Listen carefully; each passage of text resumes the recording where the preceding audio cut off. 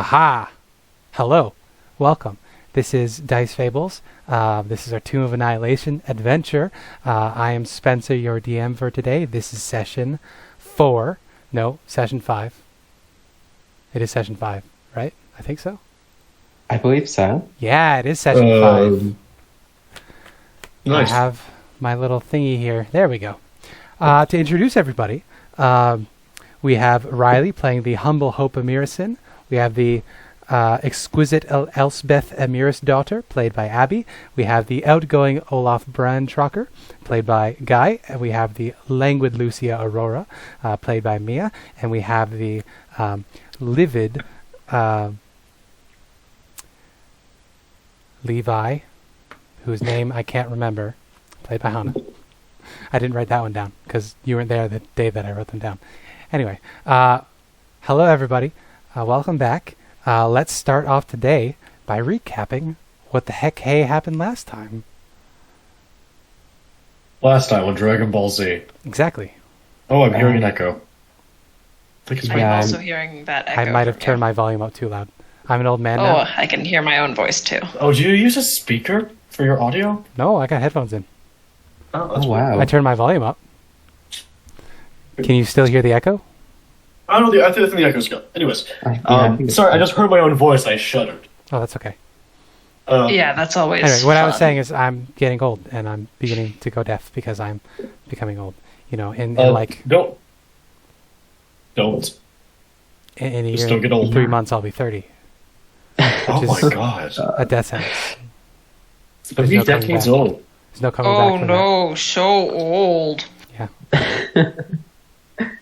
Anyway, I can't say Yeah, shit, I'm 20. I'm getting there. Eventually. Look at all you boomers not being teenagers. Fuck you, you're jeez. 19. You're on the fucking ropes. I only have a month left.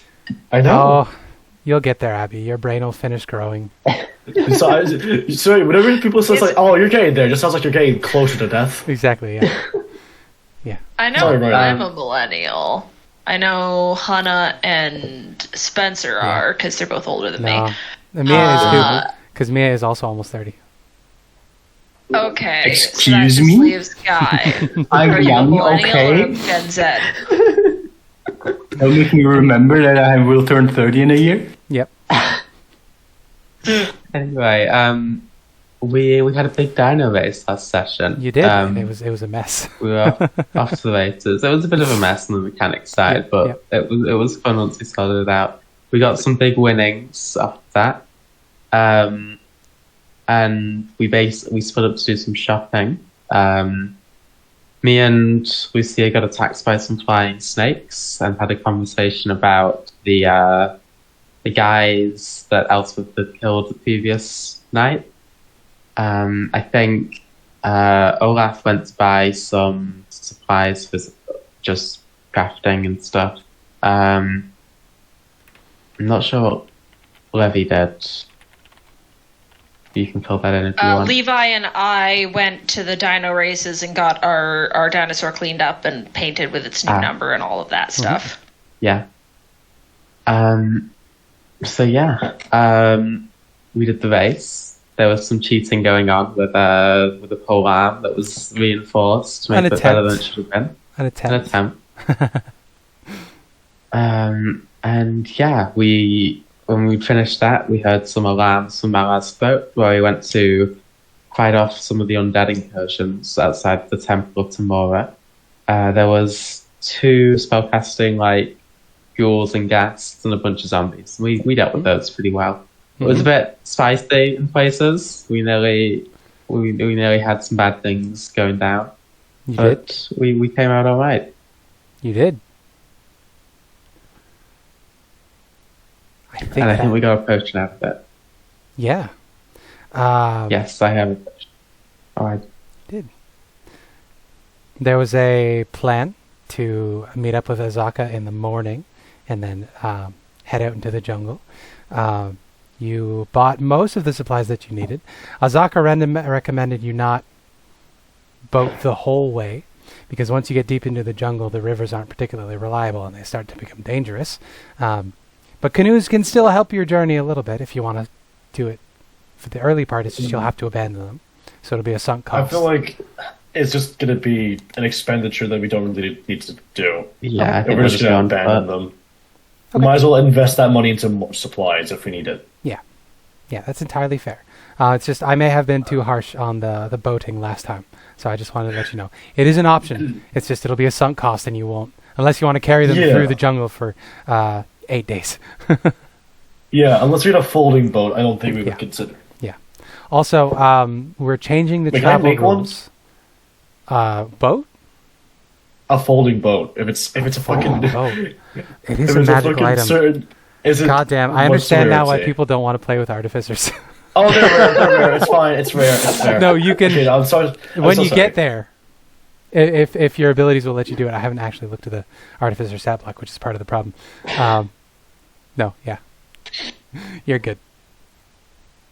The other thing we're changing is raw. The travel speed is ridiculously slow. You can go 1 tile per day, max 2 if you speed up or get lucky. That's bullshit, because it would take you 31 days to get to Jahaka Bay if you do that.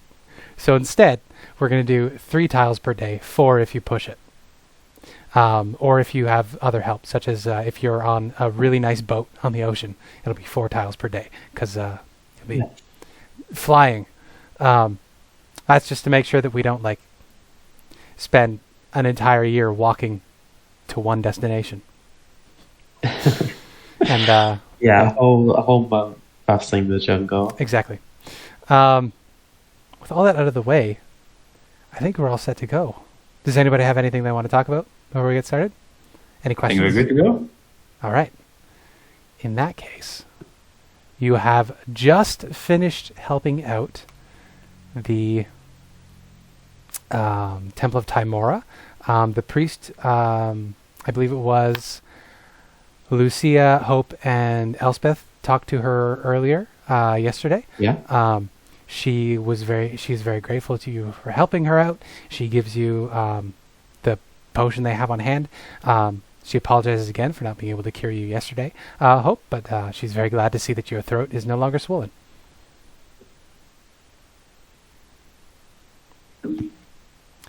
Anything else you Yep. guys want to do while you're here? Hmm. I don't think so. Do you I think reckon we're we good. can squeeze them for some holy water? You can certainly ask. The woman's name is Lorit Atazi. Lorit Atazi, who is the priestess of Timora. Hello. I heard a dog. Murphy just pushed up into me a little suddenly, and so I was surprised. Yeah. Uh, Yeah, so Sorry. Lord Atazi, you can see that the inside of the Temple of Timora here. The temple is not particularly well off. There's gilding, because Timora's whole spiel, it's a lot of golds and brass in particular. The sort of metals you'd see coins made out of. But this isn't a very rich temple, so most of it is just paint over top of wood. So as you ask Lori about, Priestess Lori about holy water, you have a look around and you're struck by the poverty of this place. The temple itself is sort of a circle built around the statue of Timora in the center, and all of the people look pretty bedraggled. She says, "What If you do you could- need it for?" Potentially going into the jungle if we were to find ourselves fighting against the undead. If you could bless some water to either improve our own luck or condemn these the undead, that would help. A vial will do, but if it's too much trouble, it's fine. Oh, we can see about that. The materials needed are a little bit pricey. To perform the ritual, we're going to need to use some incense. Oh, if you have nothing already, then that's fine. I just thought I'd ask. No, we have it on hand. It's just we need the compensation. I mean, we gave you the healing potion already as thanks. Oh, that's But at least I know you can produce it now. Yeah. We need to recoup our losses. We don't get a lot in tithe around here. All right. Well, we'll be back with it at some point. I'm sure we can spare some change if you want the holy water. He's just trying to weigh it up because he's not really sure how useful it's going to be. But he knows it could be a resource. In 1 second. The price for the materials needed to perform the ritual to make holy water, which I know is probably information that's out there somewhere. She says, for you, maybe 20 gold, and we can get you a flask of holy water. Olaf is going to turn to his compatriots and just say, well, do you think that's worth it? Or would you rather lose? It's better than what normally is. I'll give her 40 gold and say, give me one vial. She says, absolutely. With this, we'll fill you up 2 flasks. No, I just need one. Well, this is enough for us to produce 2. Are you sure? Yes, the rest is just consider it a donation. Well, thank you. You see, she heads into the back. She says, give us about an hour. She heads into the back, and she produces for you holy water. So as an action, you can splash the contents of the flask onto a creature within 5 feet or throw it up to 20 feet, shattering on impact. Either case, make a ranged weapon attack, blah, blah, blah, blah, blah. If it's a fiend or undead, it takes 2d6 radiant damage. So after an hour, she returns with 1 vial of holy water and passes it over to you. I would like each of you to roll a d100, please, as she does this. Right. 71. 71. 27. 97. Oh, each one of us? Yeah, everybody roll a d100. Oh, was this for? Sorry, I was just responding to something in chat. You don't know. This is a fortune roll for something. 87. We are in the a lot of 7s. Yeah, a lot of 7s.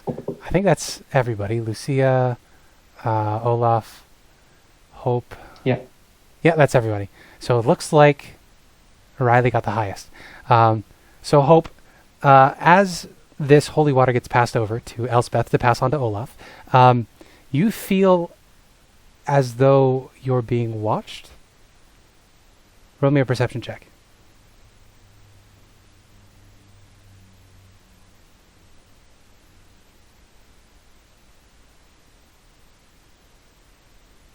Put up my character sheet earlier, so I've got to wait for that to load. No worries.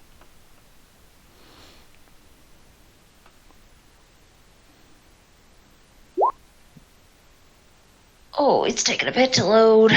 There we go. Perception. I am not good at perception. Oh, but I rolled an 18 a 19 is 1. pretty solid. So you catch sight of a little bit of movement up on that statue in the middle of the room. You have a look up and you see that this bronze statue, you can tell it's bronze plated. Underneath is just some simple granite. The statue seems to be moving, although nobody else can seem to really tell that it's happening. This statue's head moves down and locks eyes with you, and it winks at you. And you can tell there's a holy essence that suffuses you. And you gain the Charm of Lesser Restoration. What this means is that you can cast the Lesser Restoration spell at its lowest level 1 time. Once you have used it, this blessing goes away.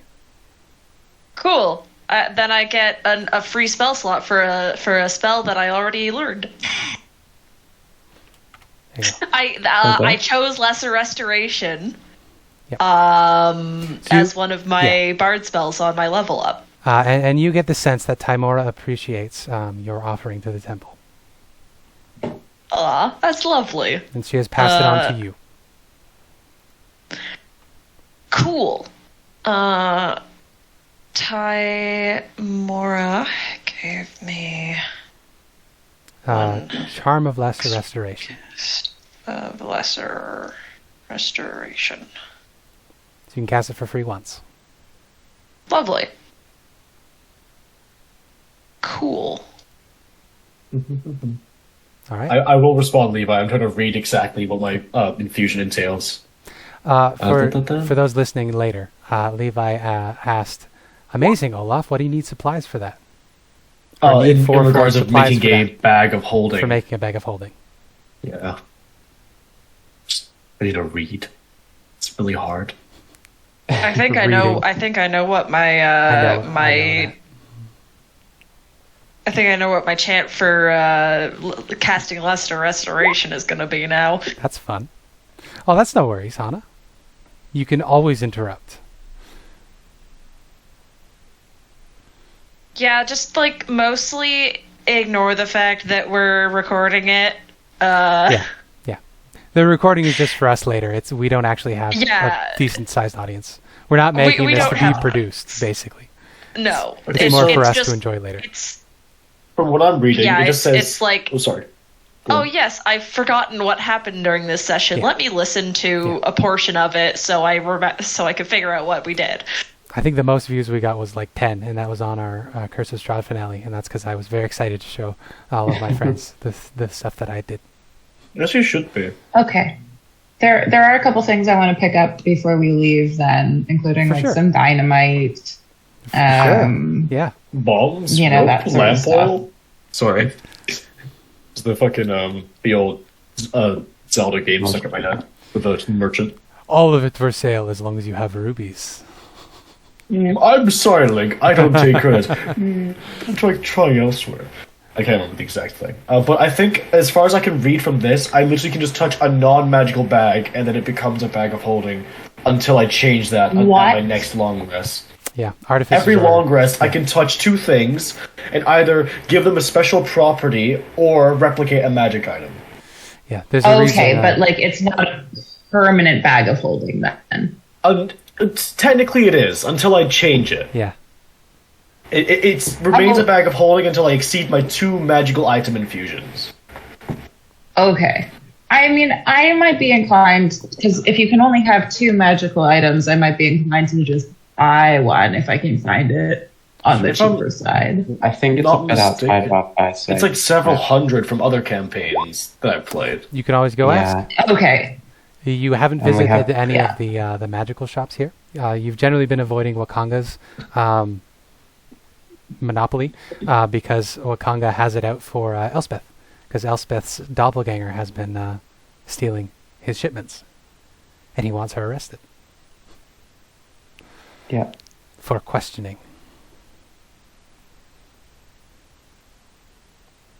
And we say AGAB here on Dice Fables. All guards are bastards. Oh, fuck's sake. I had to... Like, we're trying to say E-gads, but like, a weird accent? No, just No worries. stupid. Well, that's okay. Well, it is getting pretty late. So Levi, were the things that you wanted to pick up daytime things, or can you do them at night? Well, no, we're probably leaving first thing in the morning, right? That was the plan. Yeah. That's fine. That's fine. Okay. So And also, sorry. Yeah. I I might intended get to up have a early back and holding. swing by the market on the way out of town. that's great. Remember that for later. What were you saying, Guy? Yeah. Oh, I was just saying that I fully intended to always at least have a bag of holding until we buy an actual one. Because Gotcha. it's insanely useful. Gotcha. I just Yeah. need to work out my Amazing. second item. Everybody gets a bag in their starting equipment, so you have a bag of holding. Nice. So Yep, sorry. no need to apologize so much. All right, No, you it's Canadian? just I just had a little... Shut up. People thought that for a while at school. No, I was just going to say that I like the idea that instead of having like a tiny bag that's bigger on the inside, it's just a duffel bag that he keeps on pulling random shit out of. So Yeah. I think his duffel bag will be the That bag works, of that holding, if works. that's okay. I love that. So my Yeah. question for you is, where do you guys want to sleep? Because you had a bit of a traumatizing time trying to sleep last night. Yes. So what's the plan here?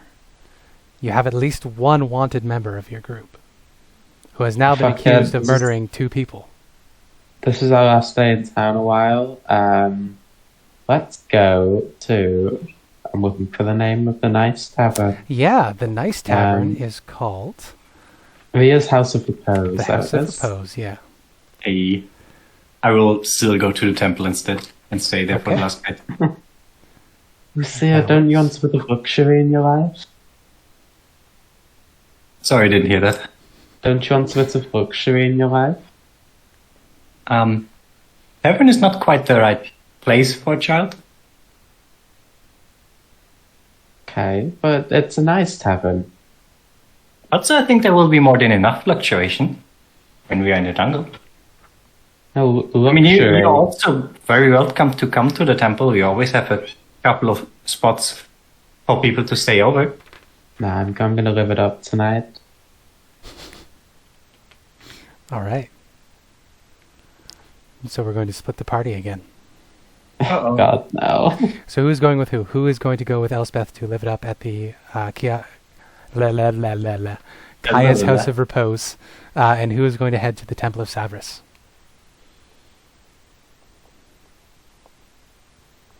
Also, low-key, I don't have the money anymore to stay at the fancy place. I give almost all my money to the temple. Mm-hmm. Oh no. So let's see. I think Who's going where? Olaf is just probably going to steer towards whichever group has the most people, or rather try to equate. Yeah, whatever. I'll just wait for everyone else to decide, then I'll make a decision. All right. Well, we're 1 for 1 so far. Hope you coming with me? No, they all died. The Oh, snakes no. got them. We said Would be AJ. inclined to not go I to the keep temple. forgetting. Okay, so Levi's inclined not to go to the temple. So Levi's looking for a night on I'm the gonna town. go to the temple. Okay. Oh. So it's evenly split. Olaf. Oh, okay. Someone's actually going with me. I didn't expect that. I am planning to pop by somewhere else on the way, though. Okay. Okay, so if I'm not mistaken, Levi is going to the Repose, and Hope is going to the Temple. So Yeah. I think I'm going to go to the Temple because I'm very curious now. All right. So we have Elspeth and Levi going for a night on the town at Kai's House of Repose. Oh, fuck, I meant Kai's House of Repose, sorry. I meant, Oh, that's okay. Oh, so Yeah. Olaf's going to Kai's House of Repose? yeah, that's what I meant when Okay. I was curious about. I misspoke. Gotcha. All right. All right, Finnegan, I'll let you out. So, Hope wants to swing by the dung shack on his way to the temple. that's entirely acceptable. So what we'll do is we'll roll a d20. If it's an even number, we'll go with the temple. If it's the odd number, it'll be Kai's House of Repose. So I'm rolling this little brown d20. It is a natural 20. Who did I say was going to be the even? The temple group. The temple group? All I right. think it was us. Yeah. So in that case, you are headed on your way. You have to pass through the Red Bazaar anyway. The Yeah. party can travel together because Kai's House of Repose is on the way to the temple through the Red Bazaar. So you're heading on your way through. Things have mostly cleared out. As soon as the sun goes down, things really slow down. You mostly only get drunks out on the streets. So you pass the dung shop first, so you're still together at this point. What would you like to do at the dung shop, Hope? Yes. So Hope is going to sit down for a moment and cast Speak with Animals, and then he's like, "I'll be right back," and just walks in. All right. Little mice, I brought the sweet bun I promised. You catch sight of a black cat that is sitting on the countertop, wiggling its tail back and forth. It just looks at you and blinks slowly, smiling Hello there. at you in cat body language. It says, "Hello. Are you also looking for mice?" Yes, I happen to be. You look Looking a little for big some to be friends eating of mice. mine. Friends. Oh, You are friends of mice? well, I like feeding them. You get the body language that you read from the cat with your magic spell. Just showed disgust as it just sort of stretches out and quivers a bit in disgust. And she says, I like watching them eat. I don't associate with friends of mice. You are not welcome here. Oh, it's fine. Be gone in a bit. You feel a shivering in your chest pocket.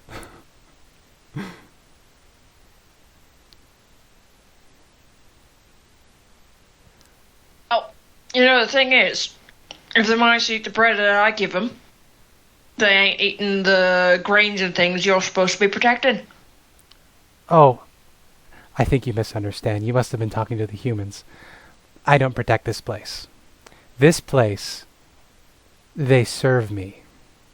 They keep this house running to feed me. The humans think they're in charge, but they're simpletons. Of course. Right, that's how it works. Oops, So, I just dropped something. friend of mouse, have you come to feed my prey? Make them nice and juicy. Suppose. Better fed mice. Better tasting, I'd say. Make a persuasion check. I mean, I'm not one who eats mice, personally, but... Make a persuasion check, I'd because rather- she's flicking her tail in an agitated manner and is about to threaten you. I mean, it's a cat. well, she's a queen. I'm this not is her very domain. intimidated by a single cat. This is her domain. Yes. She says, "Be that as it may." Oh no, that is a very low roll. Yeah, that is a 9. She says, "Be that as it may, this is my kingdom. You shall not feed my prey. Be gone, horned one, before I scratch you. Show you the might of the slinking shadow." Sorry, I was just trying to recapture a thing that fell under the couch. That's okay. She says, "Be gone before I scratch you, or you will face the might of the slinking shadow."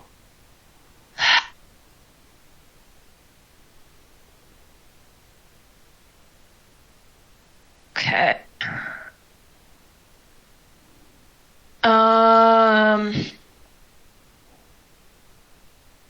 I do just continue to stand there, like, Hope is mildly amused by this little kitty cat.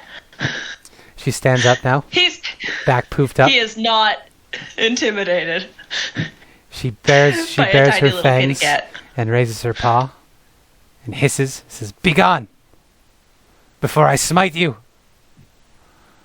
How about no? All right.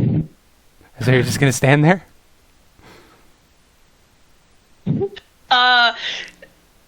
I think mechanically he's going to dodge, but it's like if she attacks, it's like he's gonna basically catch her, and like if the dodge works, it's like he's caught her like by the scruff or something like that. Make a dexterity saving throw. Okay, dexterity saving throw. That's an 18. Okay, you beat the 16. That was his attack, or her attack. So you catch her as she lunges at you with her claws. Yeah, you know how you hold a cat by the back of their neck and they literally can't do anything? Yeah. She's squirming and swiping. She says, unhand me, foul fiend of the hells. I will destroy you." Mm-hmm. Racist cat.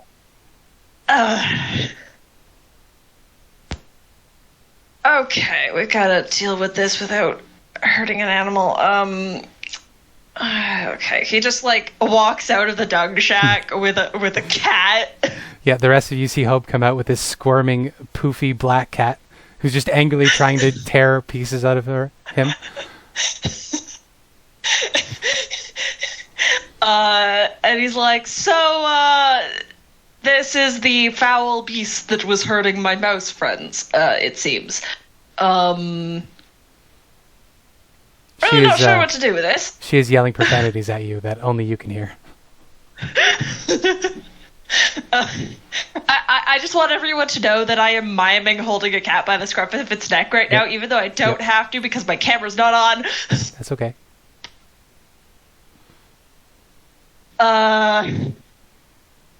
Hope just looks at everyone and is like, I don't know what to do. I've gotten myself into a situation. It's just a cat. Just let it go. It's not going to do anything to you. Just throw it over there or something. What's your armor class, Hope?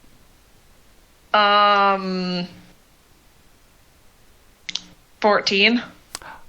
He rolled a 13 plus 1. So there you go. You take 1 point of slashing damage, or piercing damage, as a claw catches you on the wrist, and you drop her, and she bolts off into the night. Silly cat. Alright. Just give me a moment. I'm not finished with my thing. And he, sighs with annoyance and then goes back into the dung shack. You do. The mice will come out. They will accept the bread very thankfully. There'll be a tearful reunion. Six Whiskers is very brave. Yada yada. While that's happening, how are the rest of you hanging out outside? Are you just in the middle of the street? What's the situation with you guys? I'm just watching Hope just fail to deal with a cat effectively. Yep. I think we should probably be tucked away so that we can still be bystanders, but not be apparent to anyone else who's walking on the street. Considering that we have a fugitive in our midst. That's a good idea. So why don't we get a group stealth check from the four of you? No. I just want to Try check to look inconspicuous. Yep. Natural. Yep. That's a mediocre start.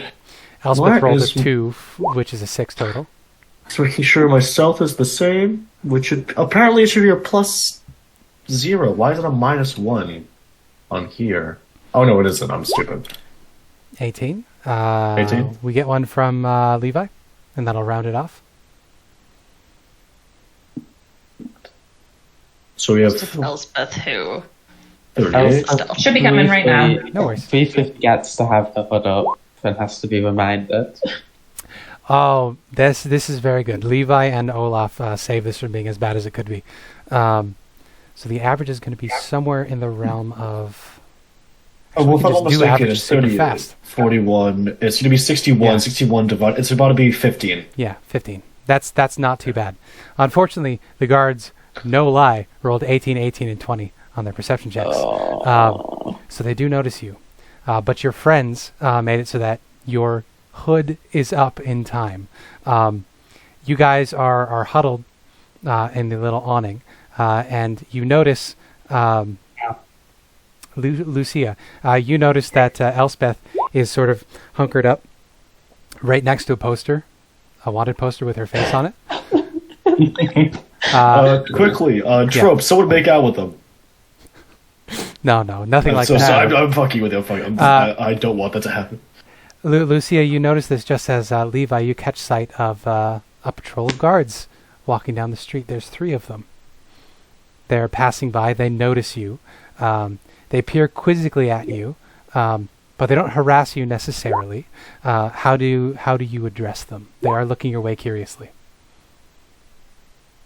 I think I would just give them a nod and a small wave as a hello, I see you, we're good kind of thing. Okay.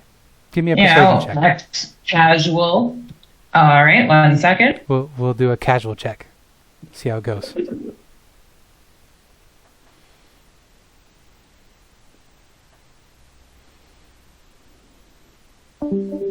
Oh, someone died. Riley died. Ripperoni Riley's back. Rightly? 12. Okay. Levi manages to do a convincing enough nodding and smiling that they don't probe any deeper. They continue moving on. Hope emerges, having fed some mice and scared off a cat, and you can continue on your way. You come across Kaya's House of Repose. Part of the party branches off and heads there. Hope and Hope and Lucia continue on to the temple. We'll stick with Kaya's House of Repose real quick, and then we'll jump back to the temple. so we keep the parties jumping around. You guys enter Kai's House of Repose. It is a pretty beautiful place. One thing you notice as you enter, there's big windows in the front, and the glass is fairly expensive around here. So this is a pricey enough thing right as you on its face. When you enter, you see that the inside is decorated in a very un-Chultan way, which is one of the reasons why you think it might be more expensive. It's bizarre because it's very clearly trying to inspire a certain cultural look from the far east of the continent, but it's very clearly wrong. You see that there are little palm fronds and cherry blossoms painted on the walls, and there are like watercolor depictions of various fantastical beasts from far off lands. The people in here are all locals. They're wealthy Chultans of various types. They're all drinking, laughing boisterously. There's tabaxi everywhere. You guys gonna drink? There's a bartender. There's a massive hearth in the center. A big round open fire pit that's just blazing. One last drink before we are up into the jungle. I might as well see if they have any good ale in. Okay. Oh. So you head up to the bar, and you see that there are a bunch of people at the bar. You can squeeze your way through. I'm assuming you're leading this, Elspeth? Yeah. Yeah. So you squeeze your way through to the front. Give me a strength check. Or athletics check. Not what I'm good at. Athletics check. But Do you have proficiency in it's the same. athletics? Nope. Can I help her out? Yeah, you can shove her from behind. So roll again for advantage. Elspeth? Also, couldn't it be also acrobatics, like trying to slip through people? No, this is Nice. definitely strength. It's funnier. So with a 3 and 4, you don't manage to get very far into the crowd, and you actually catch the eye of a particular tabaxi. You catch a whiff of really sweet-smelling wine. It's a particular smell, though. There's juniper berries on this cat's breath. And this tabaxi leans over your shoulder as you're trying to shove your way forward and says, "Greetings. You look like a woman who needs a drink." I do. Can you help me get to the bar? "I certainly can. My name is Flask of Wine." He holds out his hand to you to shake. I'll take it. Okay. Tabaxi names! What's your passive perception? 13. Okay. So unbeknownst to you, 11, sorry. he rolled a natural 20 on his sleight of hand check. So unbeknownst to you, he's going to pickpocket 5 gold off of you. So take off 5 gold. Okay. He then says, "I can certainly help you get up to the counter. Follow Flask of Wine." And you see he dodges and weaves his way around a particular set of people and gets you up to the counter. And he says, he calls out to the bartender. He says, Lucy, we have a new customer here. She wants some drinks, and I would like some more wine." And you see a fat, older Chultan, dark skin. He's got a full head of hair. It is thick and curly white. You can see there are little bits of bronze still in the hair color. And he's got blue eyes, which is an interesting contrast to his dark skin. He comes over and he says, "What can I help you with? What can I get you?" What are you Me and my thirsty friend, we're just looking for one last night of drinking before heading into the jungle tomorrow. Oh, What you're would you heading into the recommend? jungle. Well, if you're heading into the jungle, I can certainly recommend something to keep your spirits up, something to get the blood flowing, a little bit of liquid courage, perhaps. We have some local wine brewed from honey, tej. It'll get your spirits up, give you lots of bravery for tomorrow. I'm just looking up the price of this real quick. He says, for a flask of tej, or for a cask of Tez, you're looking at 2 silver pieces. Or if you just want a mug each, that'll be 4 copper pieces. How much is a cask? A cask, you're looking at 1 gallon. So depending on how many you are, you could get real trashed on that, or just a light buzz. Yeah. A gallon is Also- an American measurement, but it's a lot. It's like 3 point something liters. Holy love shit! people on It's like an that. entire. Wait, that's is that much? How much? How many fucking? Well, milk jugs are usually 2 liters, for reference. That's what I'm thinking. That's what I'm about to think. Like, how many liters Yeah. are usually in a large milk jug? I think it's like a 2.7 liters or something. Yeah, Yeah, just like it's a gallon. 4 pints 2.7. or something. There you go. Yeah. Yeah. Yeah. So, I'll take the cask. all right. And you see River Mist holds up his hand. He says, "You know what? For my friend, I will pay." And you see he slides a gold piece onto the counter and gets his change back. What a dick. Us as the audience know this was your gold. Yeah. Yeah. And he is actually going to buy you 2 casks. And he says, "My friend and I would wow. like to join you. If you don't mind. We're always looking for beautiful You're going to be company. so broke. We're always looking for beautiful company." Who's your friend? River Mist.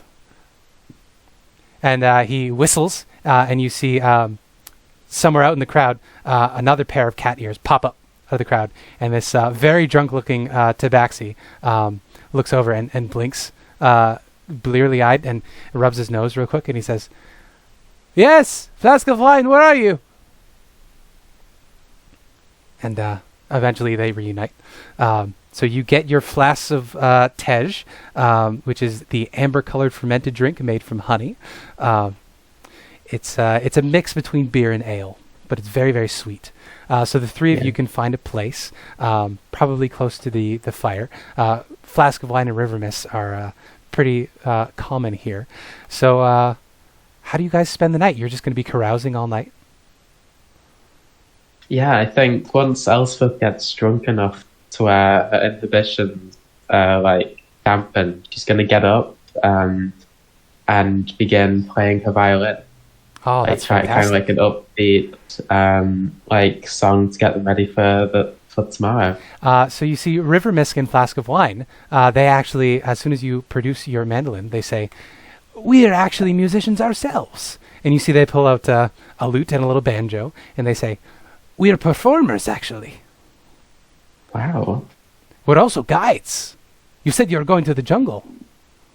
Yes. You pay us 150, we'll show you around. We're very skilled."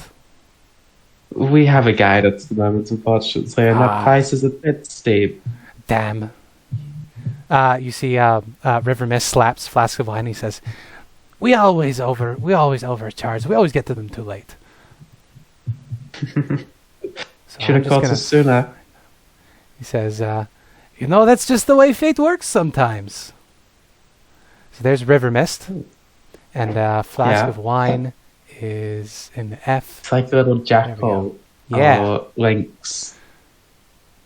So Flask of Wine is an older gray tabaxi who looks just perpetually drunk. And then there's River Mist, who is looks a lot more like a mountain lion. And you spend the night hanging out and playing with them. Let's ask Olaf and Levi. How are you two feeling about River Mist and Flask of Wine? Well, they seem to be together as a group, which I don't trust two strangers moreover than one. Right? Fair enough. I don't we're definitely not going to take them because it's just a worse off deal. But I mean, they're actively flirting with Elspeth. They are. Which, it's his own. It's Elspeth's own shtick. If they don't want that to be happening, then they'll deal with it. Yeah. That's how Olaf feels, at Yeah. least. Elspeth seems capable enough of defending thine honor. Yep. To be fair, Olaf is probably just trying to meander around, see if there's anyone of interest in the bard that catches his eye at least. Perhaps doing a fucking magical party trick every now and then. If Yeah. so it's oh no, my boots are broken. Shabam, mending. Fuck you, it's fixed. All right. Levi? Levi will stay pretty sober, though is willing to look as though they're drinking lots. Okay.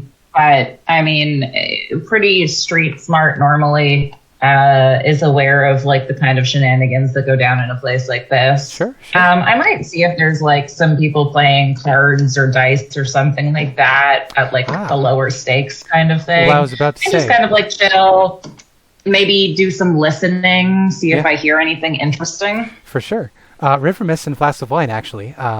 Once the music starts playing, they're a little bit gone. But before that, they talk about they're very good at this game called Giants and Halflings, which is a little dice game.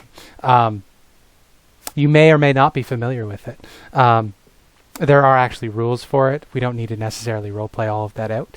But they love gambling, and they would love to play with you.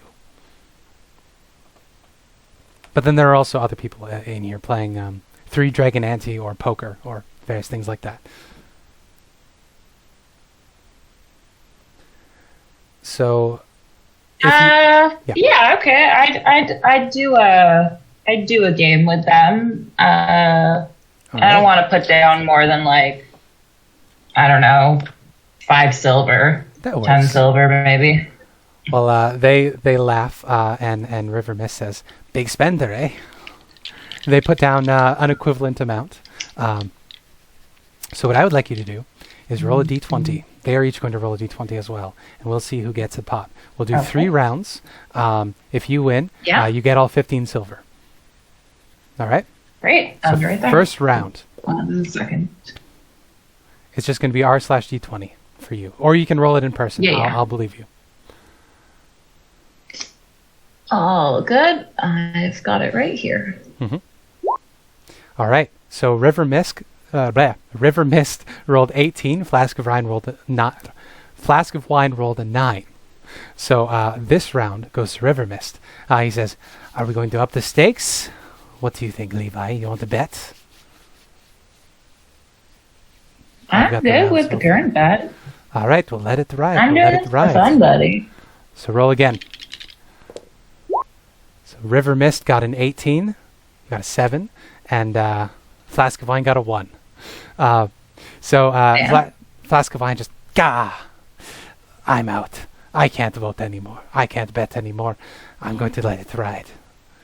And River Mist is looking pretty confident in himself. He says, River Mist just got 2 18s in a row. Yeah. He says, "Oh, it looks like my lucky night. Shall we roll one more time?" Well, hasn't he won because he had the highest roll 2 times? Oh, you're right. It's best 2 or 3. That is what I said. Listen, I have a brain that sometimes works, and sometimes it doesn't. He says, good. "Well, it looks like it's my lucky night." He greedily takes up the 15 silver pieces. We can jump over to Olaf real quick. Olaf, as you're heading around, you overhear some people talking. They say they're talking about there is a airship that is supposed to be coming into port. It's pretty exciting because airships aren't that common. And you see these 2 locals they're drinking, talking to one another. They say that there's they think it's from a place called Halrua. They know it's called the Star Goddess. This airship is supposed to be coming into port later in the week. It's pretty exciting. I don't think he's going to engage, but if he recognizes that someone else is interested in this information, because these seem to be just 2 people who are just sort of like they're just talk of the town, talking rumors. Yeah. Give me a history check. Yeah, go for it. Can I use beyond 20 if it links? If you want to, you certainly can. If it just work. does the same thing. It's just a bit easier for me to navigate. That's all. For sure. Let's see if that works. I got an 18. All right. I picked up some very nice dice on D&D. So you know that Halrua is the sort of successor to the civilization of Netheril. It is the place that is most magical in the Forgotten Realms. They have a number of very ancient technologies, such as airships, but they're pretty insular. They don't really trade with other people, so an airship arriving here is a pretty big deal, but you're familiar enough with how the magic works that you would know the basic details of how an airship works. Interesting. He's just gonna sort of stand there with a bit of like a buzz in his face and a bit of warmth behind his ears, and he's just gonna take a big sip of his mug of wine and continue to walk around. If there's anything interesting going around, he's gonna try and engage. Yeah. See if there's any like dart throwing or even axe throwing going on. He doesn't really know what sort of bar games they play in this side of the world, but he'll try to participate. Mm-hmm. Well, absolutely. You can see that there's a couple of roguish folks throwing knives in the corner, trying to hit a particular spot on a barrel. When you look closely at the barrel, you can see that it's a painting of one of the merchant prince's faces, though you don't know them well enough to pick out which one. If you want to join, there's a buy-in. It'll be 5 silver pieces, and then we'll roll some d20 dexterity checks to see how you do. I think he's a flat. Oh wait, I can use intelligence instead of dexterity. Nice. Can you, as an artificer? As an artificer, as a battlesmith artificer, for attacking, for rolling attacks and damage, I can use my intelligence modifier instead of dex or strength. All right. In that case, Yeah. you're up against 3 opponents. I will roll for them. You roll your or your intelligence check. Then you need to do a 5 silver buy-in, and then the winner takes all. Best of 3, same as the. I'm just gonna see if I have a dagger in inventory. Oh, they have some I'm just to add supply ones. you. So I'm just gonna do it to my inventory so I make sure I apply my modifiers right. If That's all I'm good. proficient. No, you're just going to be using your intelligence. This isn't an actual This is Oh stage right. throwing. I'm just seeing You if know I'm what I mean? proficient in the. Okay, but yeah, okay. So it'll just be a D20 plus 3 then. Yep. That's an 8 and a 4 and a 15. Oh, got an 8. So you lose the first That round. sucks. That's okay. Yep. It's best 2 out of 3. I'll deduct the 5 silver. 1 second. Yep. Okay. Second round, we got a 9, a 6, and a 7. Okay. So make your throw. Crit fail. 4. All right. That means you're out. You lose the 5 silver. Somebody else wins Yeah. it. They're very happy, very excited. You spend the night carousing. Can Levi. I try again? Sorry. Okay, we can do one more round. Another 5 One silver. more. It just seems like those are really fucking low. Okay, that's Oh my god, you're literally Jesus, just a 3, a 3, and a following 9. all the fallacies in the book. 6. 6. All right, you lose the first There round. goes the money. That's a 20, a 15, and a 16. So you need a natural 20 to beat them. Or actually, you're plus 3. No, Nah, lose that's another fine. 5 silver. Yeah, he's gonna stop there. Okay. He just thought that first round was a bit of a fluke, Okay. but he's like, so be it. The luck is not on my side today. All right, Elspeth and Guy, or Elspeth and Olaf, you're going to need to make Constitution checks because you're going to be drinking throughout the night. Levi, Yeah. you specified that you're not. You're being more careful, so I'm going to get a perception check from you. Okay. Before anything happens, could I just ask the 2 back, please? Oh, that's an at 20. Have you met my friend Box of Dice? He said something about like a cat god or something. I'm just trying to like shout to the music. Yeah, they don't break beat with their playing. Their voices actually sort of carry with the music, which I'm not going to do because I'm no Bo Burnham. But yeah, they say, "Oh, we know of Box of Dice, yes." And they say, but don't go thinking all of us Tabaxi know each other. You know, that's a little bit racist, and somebody fair-skinned like you shouldn't be like that. No, listen. It was because you're local. You're obviously locals. We are. Box of Dice, a bit of a scoundrel. He's got a gambling addiction. You know, he's been homeless for a while. We help him out when we can, but Is that Constitution save or check? That's what I wanted to check. check before I do it. check, not a save. Check. Okay. I don't think it would make a difference for Elspeth. But they say, oh, so he mentioned, there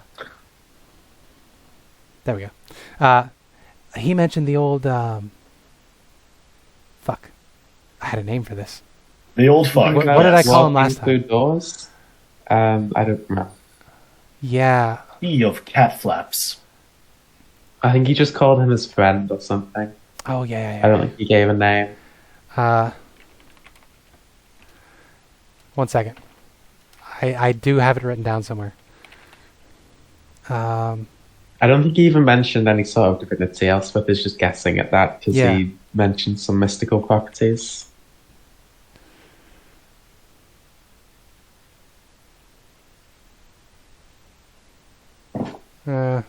Watcher. We'll just call him Watcher. because I can't find it in my notes. He says, "Oh, he mentioned somebody watching you from the doors. Yes. The Watcher. He told you about the Watcher. Oh, that's a silly myth we Tabaxi have. No, he seemed to believe it at the time, though he was quite high. Yeah, that's a box of dice for you. We're a little bit more responsible." He says as River Mist downs an entire flask of Tej. They say, there's this old story about the Watcher. They say our tribe, us Tabaxi, we were the first here, there's the Ashaway, but they're all gone. We Tabaxi, we were here first, and the Watcher was our god of ancient times. They say he's still around and watches over us, but we're pretty sure he's a myth. We've never seen him, right? He says, we've never seen him. They say, it's said that when you really need help, a Tabaxi can always find a safe place in the Watcher's house. You just need to, really need the help. I guess we've never really needed the help. Oh, you seem to be doing pretty good for yourself right now. We are. That's the point at which... So Elspeth and Olaf, you rolled high enough that you're not too inebriated. You won't have a hangover tomorrow. But Levi, with your eagle-eyed perception, you catch sight as River Mist is saying this. We do well for ourselves. We work hard for our money, and we do everything above board completely honestly. You see that flask of wine is beginning to pilfer Elspeth's pocket change again. Okay. Can I sort of bump into him as he's doing that? Maybe spill some alcohol on him or something, and oh, I'm so sorry, and try and indicate that I am aware that he is stealing, and maybe as I'm doing that put my hand on one of my hand axes or something that. Give me a dexterity intimidation check. Okay, so intimidation with my dex bonus? Yeah. All right. Since I believe that's your highest physical stat. That's bad. That's a 8. Strength is my highest. Okay. But either way, that's still bad. He doesn't look too scared of you, but he sees what you did, and he says, "Oh, little gnome, don't worry. As I said, completely honest, completely above board. We're just honest businessmen. We're performers, we're entertainers, we're guides, swords for hire. You know how it is."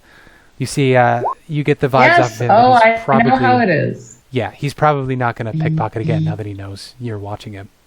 Okay. All right. So long as he knows that I'm watching him. I'm not going to try and cause a big scene or anything like that. So with that, you spend a fun night carousing. One thing, Kaya's House of Repose is fairly expensive. Yeah, I'll be coming down in a second. Thank you. Yeah. This is a comfortable living situation, so you're going to look at 2 gold pieces for a night here. I'll give out 6 gold from my pocket to pay for everyone's. All right, so you pay for everyone's room. You get nice, lavish, comfortable rooms. There's a little tin pot. A wood and brass pot for you to wash in. By the end of the night, you have a fun night carousing. You lose a bit of money, but that's okay. You have fun playing music. It's a great old time. You go and you pass out in your feather down beds. I needed that. I will, after Elspeth says that they're paying for the rooms, I will buy her a drink. Nice. So that's a copper piece if you want to buy Elspeth another drink. Hey. Thank you. Is it Levi or Levi? Sorry. Levi. Thank you, Levi.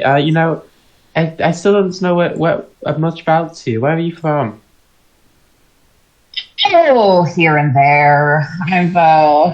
I've moved around a lot.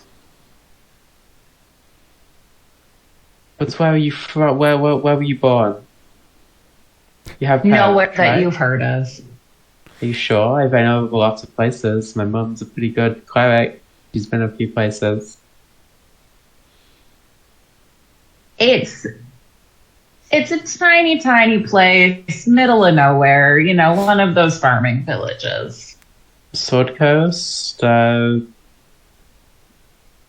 I've never left this place. Oh, so you're from Chult?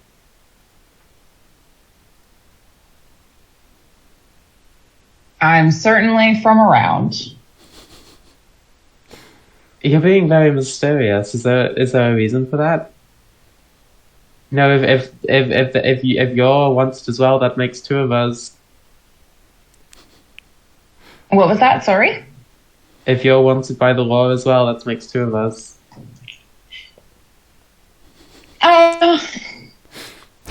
Let's just say that there are certain people out there who I weren't knew it. thrilled with me leaving.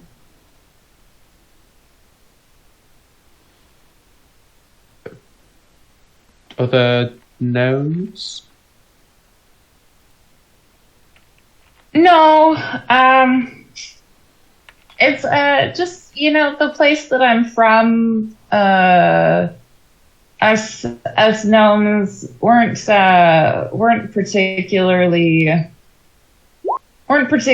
powerful, and there's a lot of folks who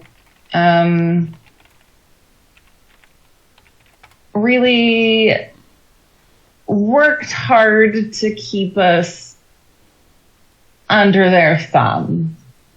I just, I don't really like talking about it. It wasn't a good time, and don't want to draw much attention to it. That's fine. We'll get to know each other.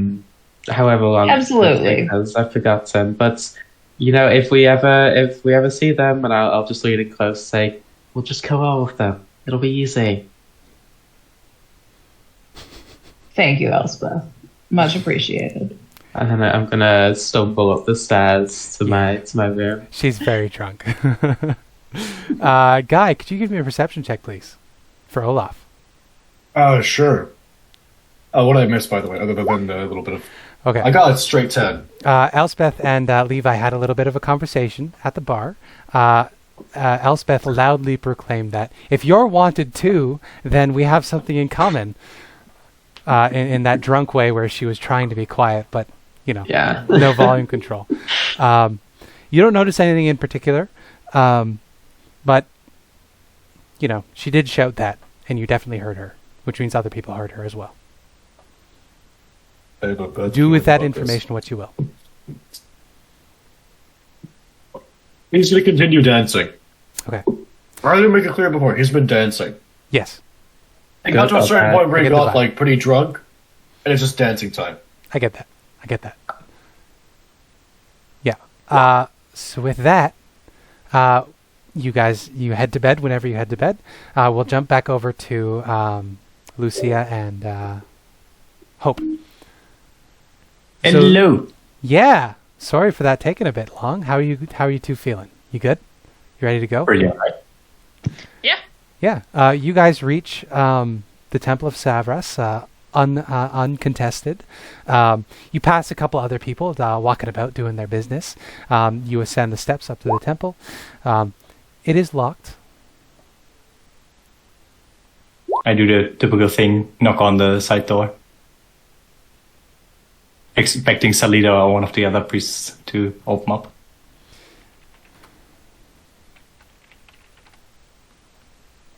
Yeah.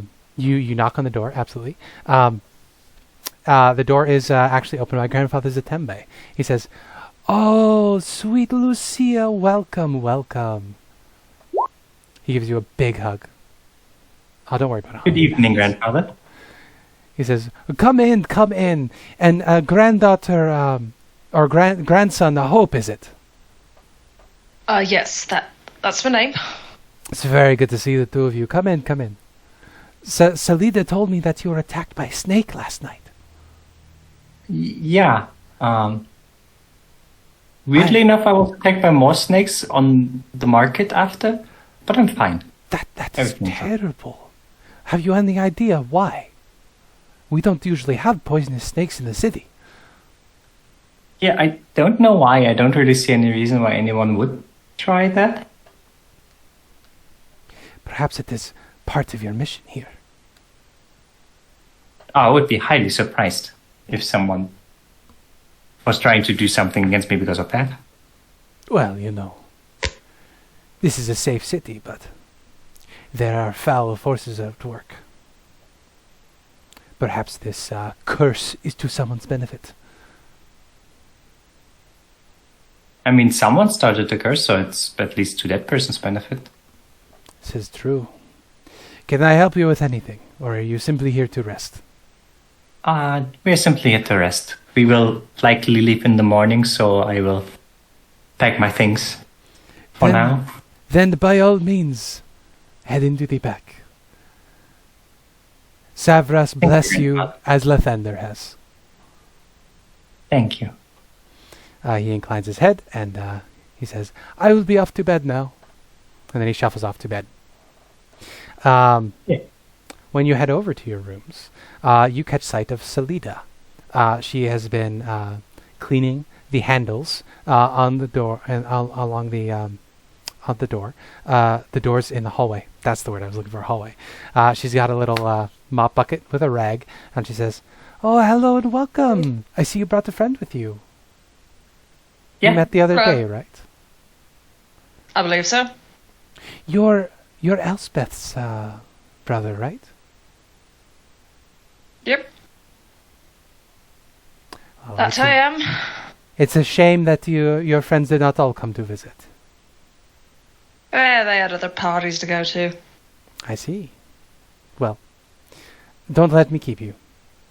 Head on. And she opens your door for you and lets you go to bed. Oh, thank you, and good night, Salida. A good night, Lucia. A good night, Hope. Don't get up to anything too Stands spicy. slightly awkwardly for a moment and is like, should I be coming in with you, or is there like another room I should be going into, or like I don't Good know. question. Salida seems to suggest something for some reason. Yeah, she says, don't get up to anything too spicy. And then she just shuts the door non-judgmentally. Hope literally looks disgusted at the idea. Yeah. and just like, ugh. Yeah, you see I Scott. give you this is like that's not I think normal, right? I think he'll join you in your room and just like sleep on the floor. Yeah. Or if there's like a Yesterday as well, I don't know couch why. or something, or a chair, he'll sleep on that. When you enter the room, you see Butterscotch is on the bed. And Butterscotch overheard this too, and Scotch just shivers and is like, ugh. Body language of Hello, disgust. cat. Scotch heads up to the edge of the bed and does that cat thing where he's like trying to sniff you. Hope like approaches and like holds out a hand and like I just had a fight with the cat, so I'm not really sure what to do. Scotch sniffs your hand and does the headbutt into your palm, and then it gets a smell on you that smells almost too good, and is just like sniffing up your arm and is like standing up to try to climb up onto you. Nope.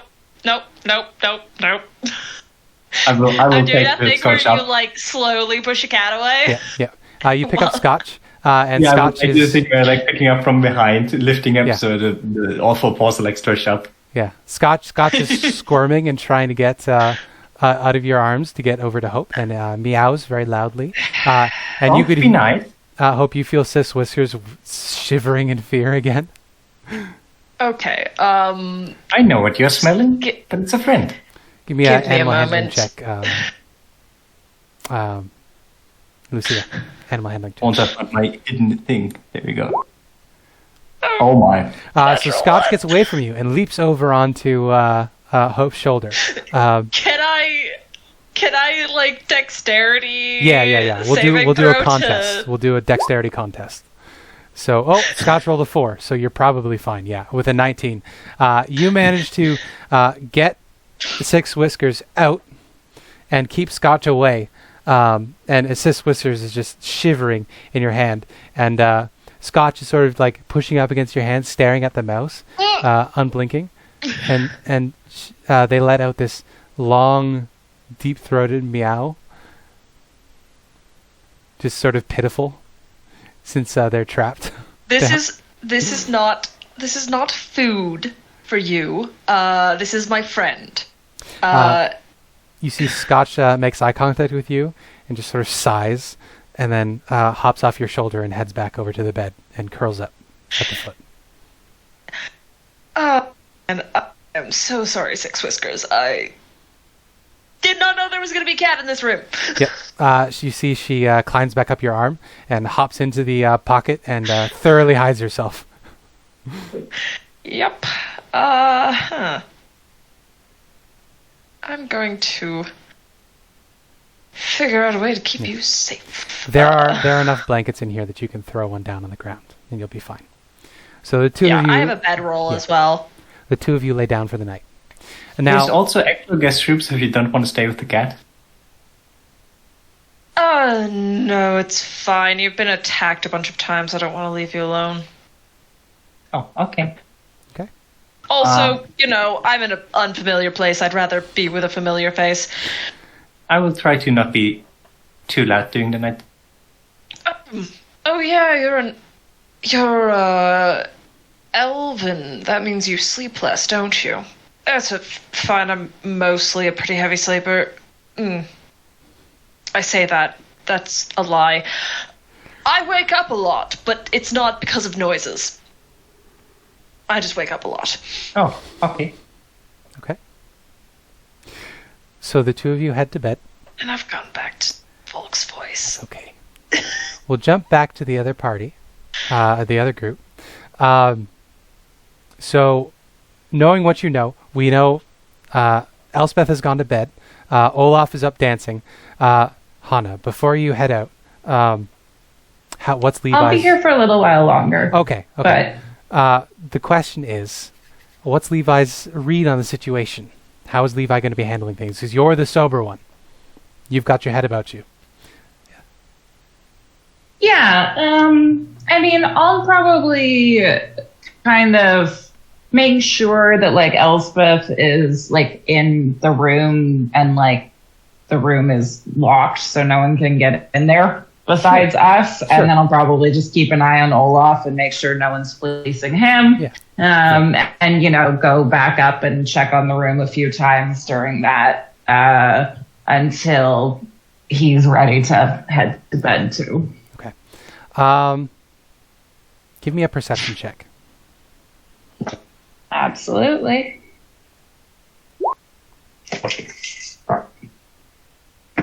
Riley, you can type it in the chat. I'll read it out if it's important and we need to talk about it.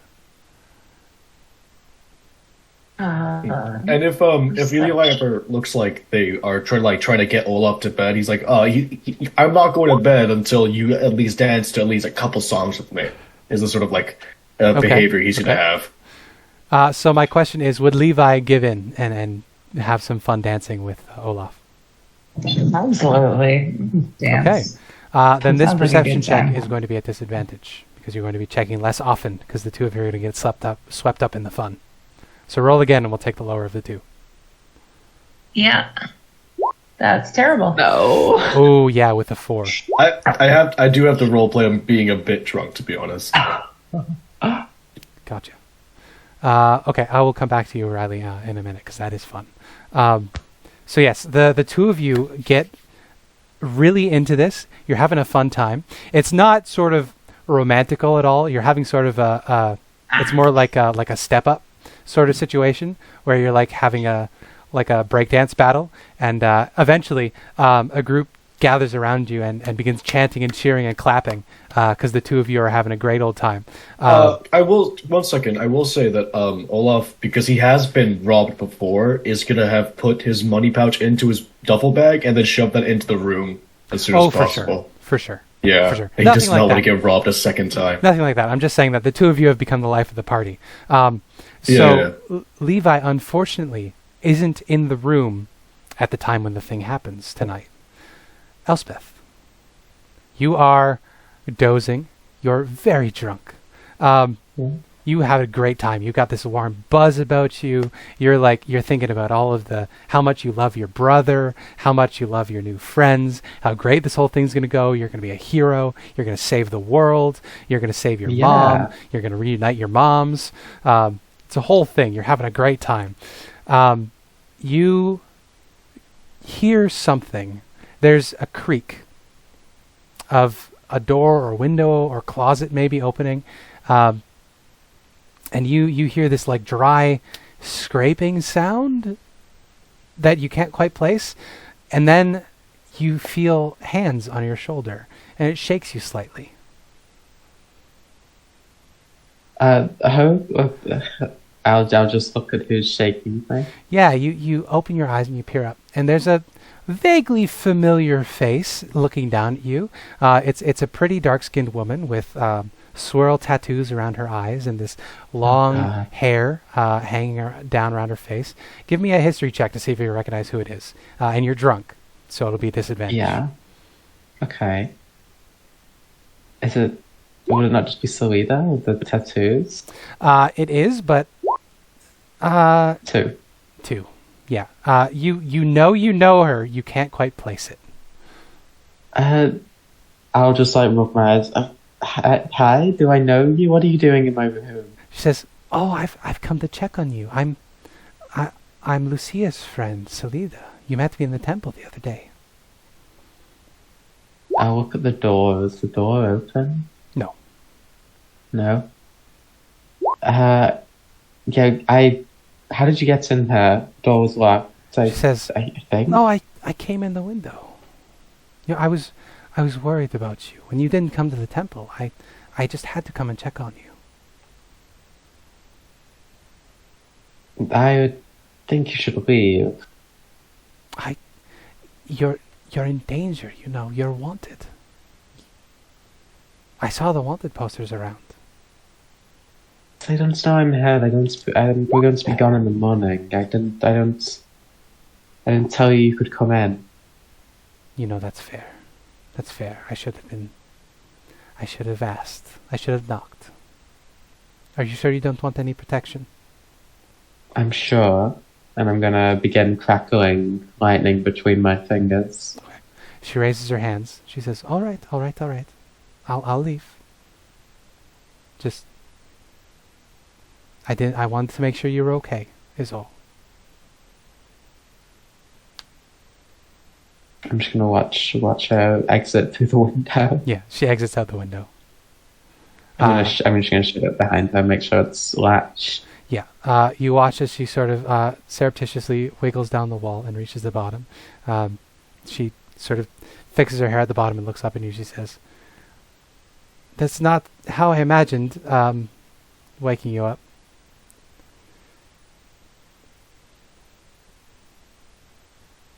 I thought you were quite nice the other day, but you've just ruined it.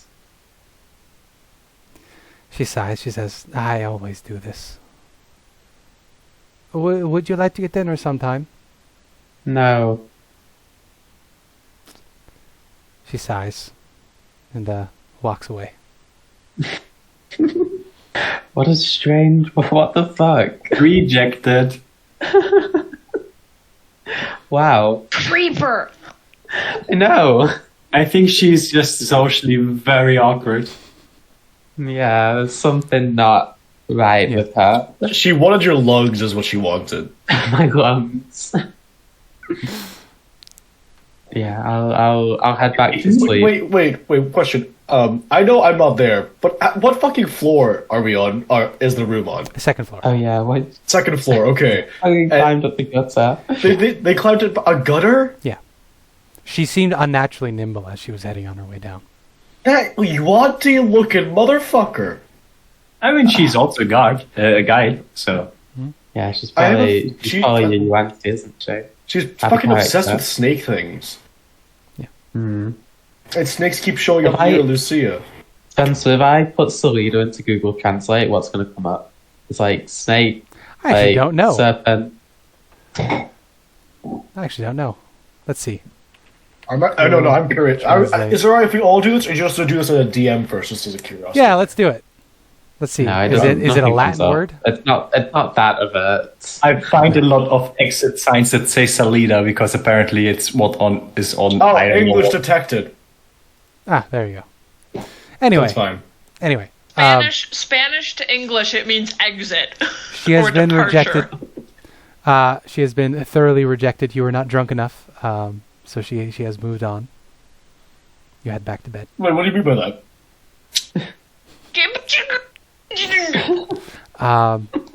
Okay. Morning comes. Uneventful. You all Right. wake up. You are safe in your beds. No hangovers because you rolled well enough on your con checks. Nothing attacked you in the night, Lucia and Hope. Hope. You have a conversation with Six Whisters and Butterscotch. Interesting thing, when you cast Speak with Animals, Butterscotch can clearly understand you. But Butterscotch does not respond to you with speech. Still just a cat, as far as the spell is concerned. Hope is confused, but like once he's certain that Butterscotch gets the fact of the matter that Six is not to be eaten, he just kind of accepts it and is basically like, I guess he's just not talkative or something. Yeah, you can tell Scotch understands what you're saying, but doesn't verbally reply in any way. Yeah. All right. And Six is very scared, but seeing as Butterscotch is a well-behaved cat, she gets a little more comfortable, and she actually comes out and she sleeps on the pillow next to your head. But daytime comes. Yeah, survived Olaf is the gonna night. wake up and be very surprised. Where the fuck are my clothes? Wait, what? What happened to your clothes? Oh no, it's gonna be that Olaf just spilled a bunch of whose alcohol car is over this? himself. All right, all right. He just made a mess last night. That's why he's just in his boxers. It's like, Yeah. what are my clothes? Oh, they're in the windowsill. Yeah, I'm gonna find Levi and Olaf, and do you guys remember that woman we met at the temple, the one with the tattoos? Yeah. Kind of creepy, a little weird. She climbed up into my room and broke in. Huh? Wait, were we staying in the same room or do we What have the separate fuck? rooms? Separate No, rooms. we have that. Yeah. Okay, could you show me where? They were just through the window. And I'm assuming at this point we'll be led into the room and Yeah, shown yeah. where they Yeah, I'll climbed up. tell Yeah. you. Yeah. I'm pretty sure it was closed, so I don't know what she did.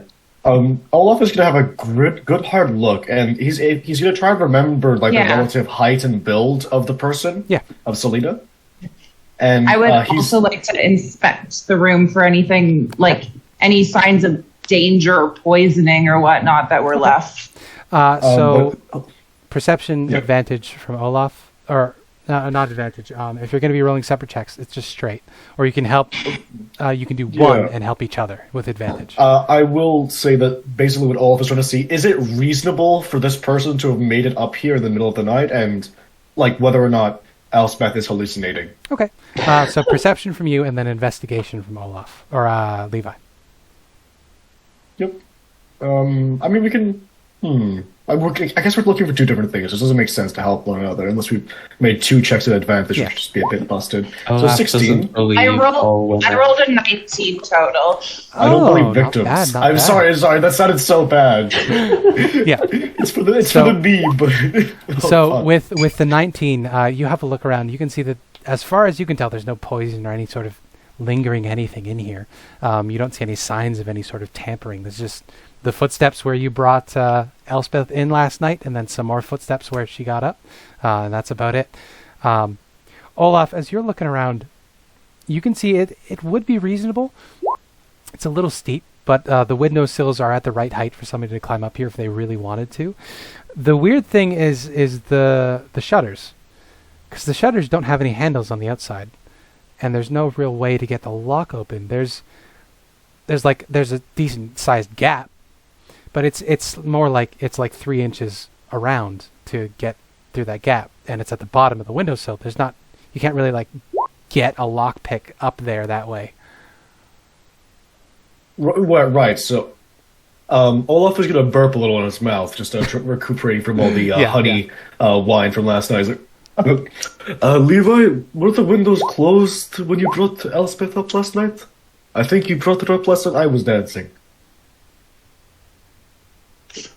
I mean, I would have, like I said, that I had secured the room, so I imagine that would have included the window. I didn't specifically say that, but you definitely remember closing the window and shutting the latch.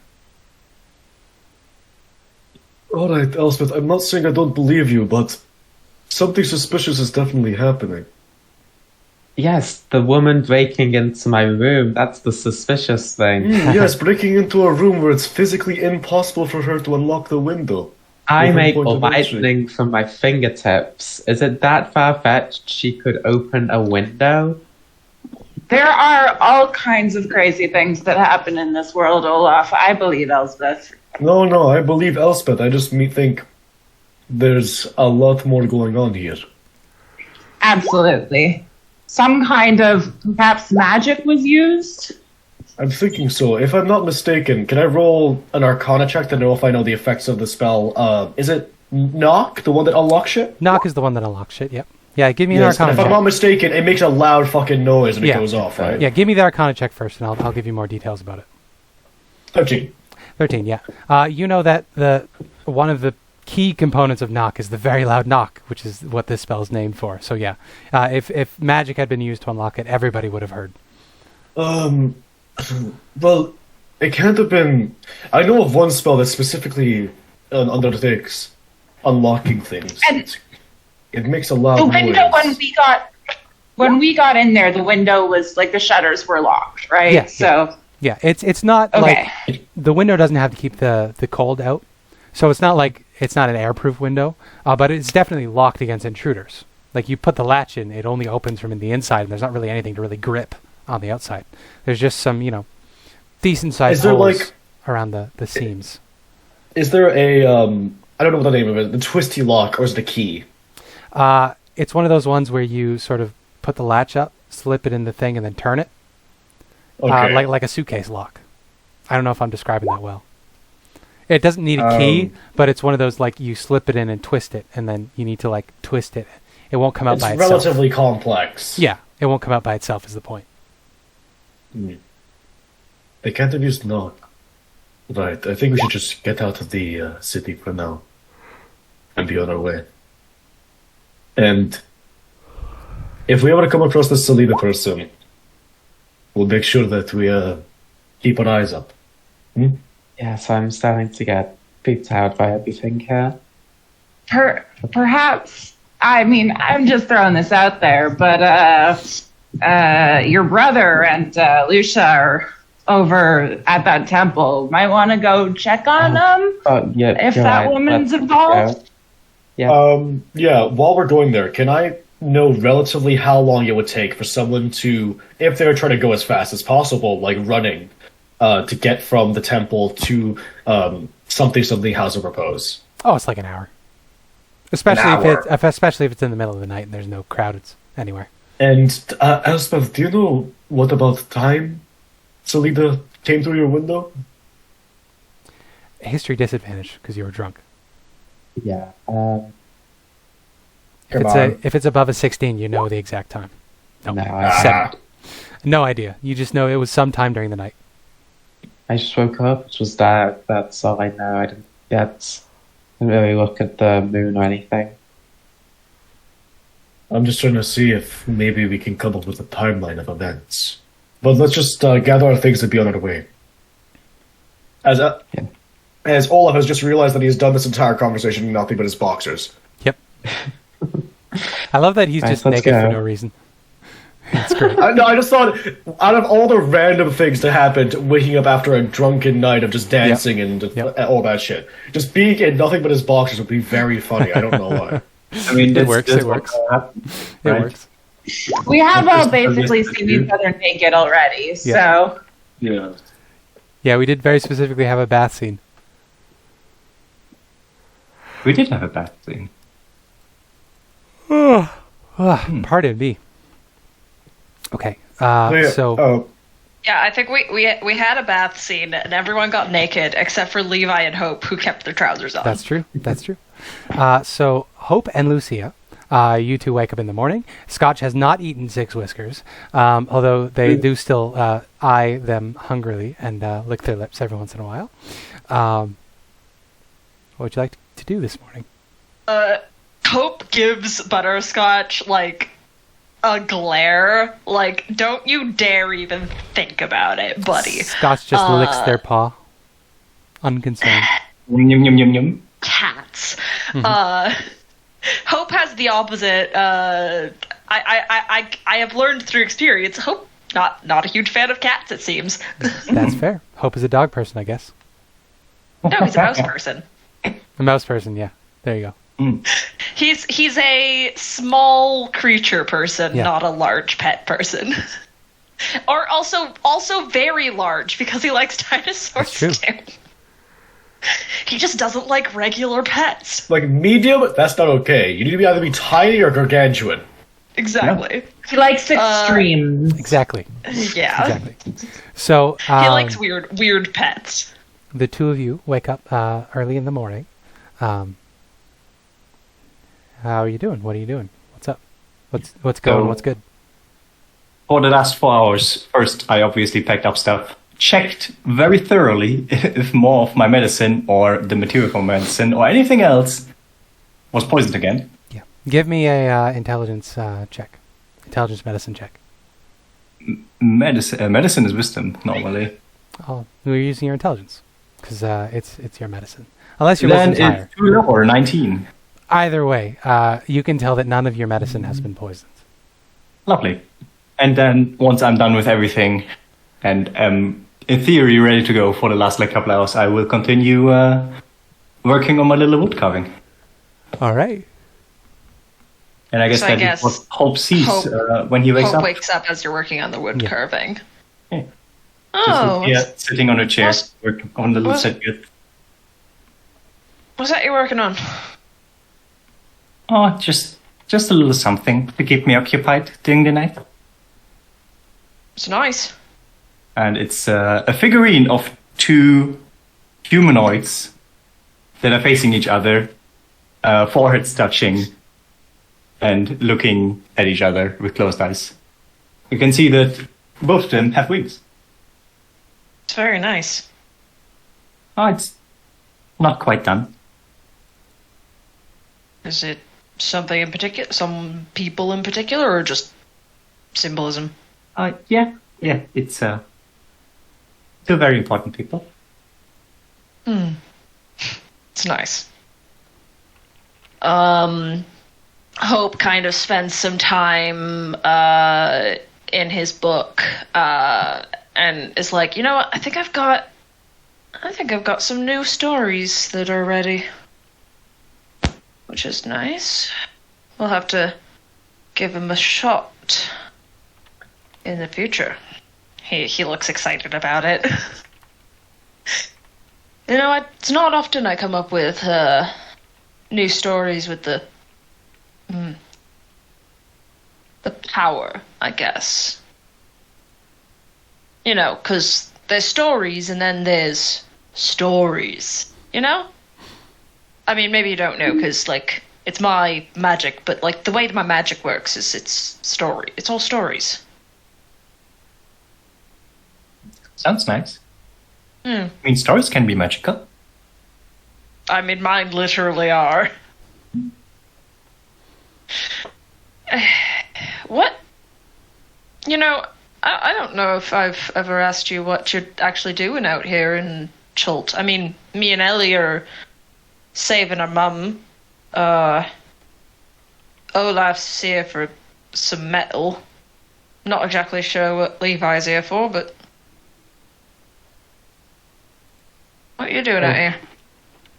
The people that are here for the whole Death Curse business seem to all fall in one of 2 categories.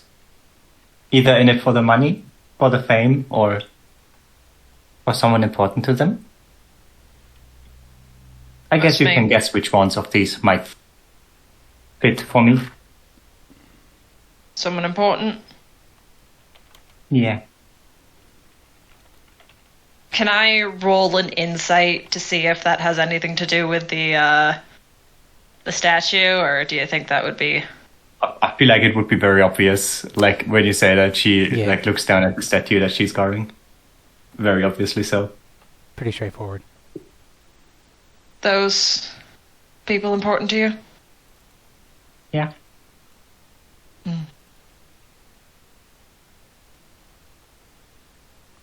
Want to tell me about him? Or I don't know if there's much don't to like know me enough? about. I mean, it's Well, I mean, basically the same as with you and your sister. mums? Yeah. Both of them. Yes! He's like lesbian moms for the win.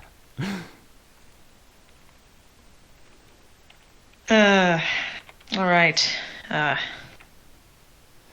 should probably get going at some point. Yeah. We were supposed to get an early start, so let's go. Alright, let's go. Okay. And So you head out. Are you going to go to Kai's House of Repose, or are you going to go to what I presume guessing was the the meeting meeting space. space for Azaka? I'm guessing the meeting space. yeah, I think we'd go to the meeting space. So you head to the He'll meeting space. pop. He will pop by the bazaar and buy another 6-pack of hot cross buns. Gotcha. Hey. Yeah, that's another see. copper piece. Or 2 copper pieces, actually. How much did I say it was last time? I think I said it was I don't silver know. last time. Anyway, 2 copper pieces. All right. I don't He remember will what I said eat it was one, last give time. one to Lucia. Oh, thank you. He likes hot cross buns, obviously. That's totally fair. So with that, you arrive at the meeting place. Now, the other group that is at Kai's House of Repose, anything else you guys wanted to do? No? Okay. I am muted. I think we're ready. With that... sorry, I'm just editing a character sheet here. With that, you guys head out to your meeting place with Azaka. She is there, ready to go. She is... I did yeah. send you. Sorry, I did send did, you yes. a list of the things I wanted Yes. to purchase. Is You it can cool? absolutely purchase did I- those. Grab those. Awesome. Absolutely. Thank you. Absolutely. Give me a as you're shopping. There's a warmth in your pocket. Give me an insight check, wisdom insight. Okay. It's a -1. Hey, I did not bad. Yeah, not too bad. As you're doing these transactions, as gold is passing between your hands, that coin that you got from a vagrant a long time ago, it seems to warm up the more you interact with other coinage.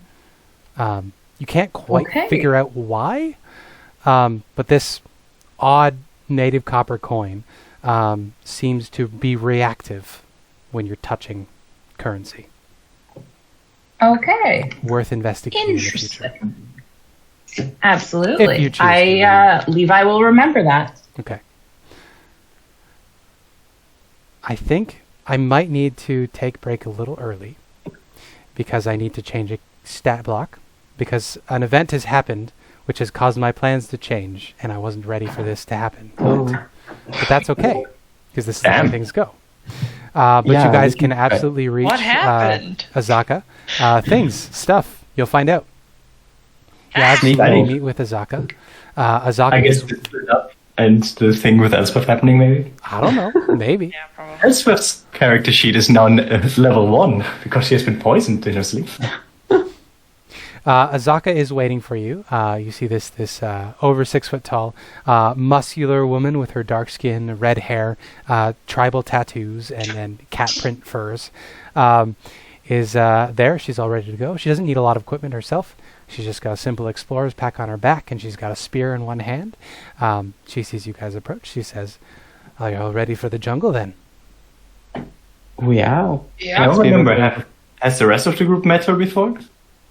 I yeah, believe we you guys met did. with her yesterday. Yeah, but only like really shortly, Yeah, right? yeah. And then I was like, okay, we leave tomorrow, and then why? Yeah. In that case, she would introduce herself again to you all. She says, "My name is Azaka Stormfang. I am a guide here in Port Nyanzaru. I know the lands of Chult quite well. I've explored it since my childhood. I can get you where you're going. I spoke with Olaf already about our fee. Usually, I charge 2 gold pieces a day, but if you help me retrieve a family heirloom of mine, I'm willing to waive the fee. We can talk pricing later, but if we can get my heirloom back, if you can help me get my heirloom back, I'm willing to take you on this trip for free." Yes, he told I took us. this. Did she mention the Terror folk to us yesterday? Yeah, she when you ask about it, she says, "This family heirloom of mine has been taken by terror folk. They have What's a Terror folk? They're these winged demon people. They have green skin and long beaked faces and massive leathery wings. They watch from on high and prey on passers-by. From their stronghold, Firefinger, they terrorize people. They killed someone important to me and took her mask. I'd like it back." Sounds very reasonable. I think we agreed with Olaf that it wouldn't be too much of a detour, so... Not too much. It's about a 3 days journey from here if we push ourselves. And from there, you're headed to Jahaka Bay, right? Yes. That'll be about 9 more days for that, depending on what we come across. I'm pretty familiar with the undead in the area. We can avoid most of the larger patrols, but we'll have to stick to the riverside. Yes. Sounds perfect. All right. Thank you for your help. And no worries at all. Back no into the worries at all. river. Sounds like a good idea. Just try to keep up. She winks at you. And then she turns off and heads off into the jungle. And when we come back, we'll start our wilderness exploration. Welcome to the jungle. Take it day by day. Hope hands out the rest of the hot cross buns, one for everyone, offers one to Azaka since there's an extra one. Beautiful. She takes it, she eats it. She says, usually I prefer red meats, but sweet things are okay sometimes. She scarfs For it a down. nice morning breakfast. She laughs, but it's not a deep laugh. She seems very goal focused, and we'll come All back right. to that after our break. So 2 p.m. for me, like 13 minutes for you guys, if that's all right. Pleasure. And All right. Hana, if you got to go do your thing, that's absolutely acceptable. Yeah, I start at work. I'm starting at 4 my time, so I've still got a little time. Okay. So give me 10 minutes to. It was a very, very last minute. She asked That's me okay. like 30 minutes ago. It happens. so. Work happens. So I'm going to jury rig a thing because some situations changed, and I'll see y'all in a couple minutes. Oh, this is all plot depending on Olaf's dancing. That's all. Yeah, exactly. Yeah. It's been the The most biggest important thing. plot change so far. You just never got dressed. It's like, oh my god, my fly's down. It just interrupts combat. Guys, my fly's down. Time out, guys. There we go. Oh no, they shredded my boxers. Should have gotten my armor on. Oh, convenient leaf. Oh no, the leaf is Bear's Ivy. Oh god. Oh, the dinosaur Why? tail is hiding everything important. Really safe. It's still child friendly. Oh, thank god we're in these fucking mountains, all this mist. Why? I don't know, just the joke is just Olaf is just constantly naked throughout the rest of the campaign. For no reason. You could always just Donald Duck it. That'd be very funny, but I think the reason Donald ducking it works is both of these. Oh wait, no, Winnie the Pooh again makes sense. Yeah, Donald like- Duck and Winnie the Pooh are the same. and also if They they both wear a shirt and no pants. and like Which is I feel like the way sort of funkier. roundness to them adds to it.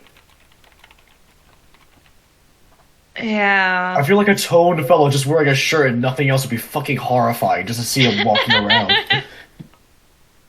And then Mickey Mouse is the opposite, where it's pants and no shirt. They must be living in So a you hard can Donald time. Duck it or Mickey Mouse it. Oh my god. Given the option, Hope would rather Mickey Mouse it. Yeah, but I'm just thinking about they're so poor that only Mickey Mouse can have the shoes and the fucking pants, and Donald has the fucking shirt and hat. Donald can't wear shoes because he's got a duck feet. He can wear sandals. Excuse me, Scrooge McDuck has the fancy like metal plate thingies on top. They are basically shoes. Oh yeah, that's true. Wait, he does? Yes. Oh my god, what the... And then it hugs his feet as well. What the shit? Yes. Yeah. Oh man, those are great. It's like a quarter of a shoe. I can only do a quarter of a shoe and no more. What's the point? What's the point? How does he put them on? I don't see any straps. I don't see any clasps. About duct tapes and stuff. With like some people only wearing pants, some people only wearing shirts, and then the point of Mickey Mouse is the only one wearing shoes, and I was like, no, it's Scrooge McDuck has shoes. How does he put them on though? Don't worry about it. Just don't concern yourself with the... I am horrified. What the fuck is this? I'm actually contemplating how he gets ready in the morning, and I fucking hate it. There also is duck shoes, by the way. This is true. I was just making a generalized... To be fair, not many people would have known about duck shoes. Oh my god. Yeah. Oh wait, I thought that was a real duck. It's like those wooden ducks that just wear like little boots. Aw. Fucking like you see them in like some people's houses and stuff. That's cute as shit. I looked up duck shoes and I got A lot of normal shoes that are boring. I got a bunch of human shoes. Truly cringe. You're breathtaking. Sorry, Keanu's stuck in my head now. Oh, with the good music as well. Enjoy. Insanity. Also, I looked up how fast a ship moves, and they're very fast compared to walking. It's like six times faster. An average person on foot can probably manage 20 miles a day. A slow ship can go 120. Yep. So I might make a small argument with Spencer on that. Couldn't we rent like passage on a ship to go as far as like we can on the water, and then from there walk? And at least save a little bit of time that way. We have to go inland to get the mask. Either way. So we have to go through the land. And we would have to find a ship that takes passengers, and the problem would likely be getting off, because having a massive ship like anchor up. Having a massive shit on the ship would suck. That's what the poop deck's for. Yeah.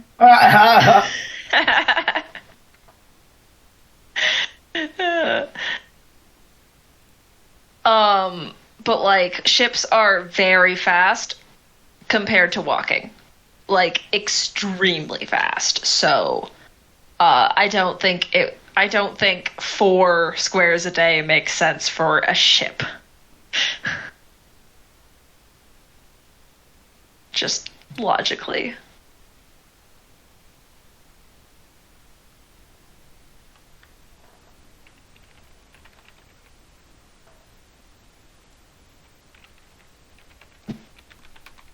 I'm excited. We are finally in the jungle. Time to get murdered. Yo, so you all know gonna get, and then it just cuts to Olaf being like dead with flies buzzing over him. I mean, Olaf. I have known Olaf for like a day and a half, and I saw him almost die twice. And it's funny because I think Olaf was the one that was like, "Hey, aren't you a bit young? And aren't you just still a child? You should stay back." Oh no, Olaf never said that in character. Like, out of character, I was like, wait a minute. How fragile is whatchamacallit? Lucia. And yeah. Turns out apparently not as fragile as you, funnily enough. Yeah. How much HP and AC do you have? Was it like 13 AC or something? I have 12 AC and 30 HP. 30? Yeah. How the fuck do you have 30 HP? I have the tough feat, and I have a +2 in con. Oh, what did tough feat again do? Wasn't it just like plus 1 HP? You get an additional 2 HP per level, I think. Wait, what? Damn it, what hit dice does an Artificer have? D8. That sounds too much. Wouldn't it be 18 plus 9, so 27? That's just what D&D Beyond has done for me. It sounds wrong, because you would get 2 per level plus 1 from tough, which would be would be 9 at the moment. Then you would get 8 from the D8 at the beginning, which would be 17, and then 5, which is the average for the D8 twice, which would give you 27. Let me just check. He rolled for his instead of just taking the average. D&D Beyond auto rolls.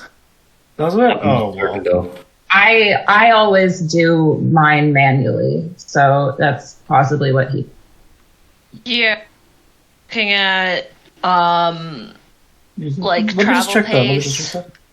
So I get a D8 plus 2, so my first level would give me 10, and then the average of... It would be 5 plus 2 for each level, plus tough. And yeah, I have the same hit dice, but I have 3 less constitution bonus and the tough less. So if I'm not mistaken, I'm on 10 just from starting at level 1. Then the average is 5, so I would get 14 because of my plus 2 modifier, and then I get 2 extra HP per level, so that's 6, so that's 30. Wait, tough gives you 2 per level? Yeah, I just checked. Oh, I thought it was 1 per level. Damn. I'm it was 1 so per that level in possibly Pathfinder. misled you. Sorry? It was 1 per level in Pathfinder, pardon me. Ah, okay. Then tough is a lot better in this sense than I expected. Because in good. Pathfinder you always get the max amount, so even like squishy characters at level 3 would be at like 35 HP or something. Or more. Ah, And tough gives only plus 1 HP per level there. I guess that's to balance out the fact that you get max already. Oh no, the tough is just... What else does tough do in this one? Because in Pathfinder it also makes your death saves easier. No, it just does nothing else. Oh, okay. It literally What just does tough do? You get 2 extra HP per level. Oh.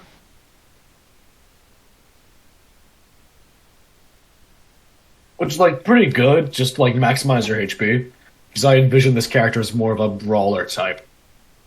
Yeah. Then I think I'm probably gonna go with increasing my charisma for level 4.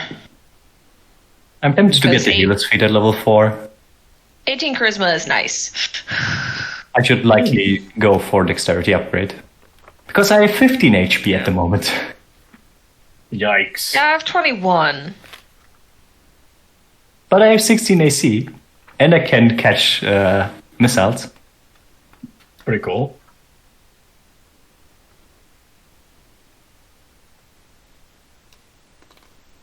Like every time I get hit, I'm almost dead. Which is fun.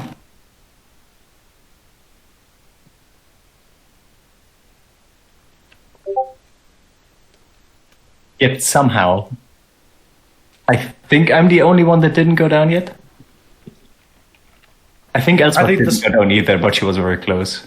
I think you've just been hyper aware of just sort of how chonky your character is. Or how not chonky your character is. Well, one, my character is trying to not just rush in and be in harm's way, which makes sense because they're very conscious about that, especially with how frail they are. Yeah.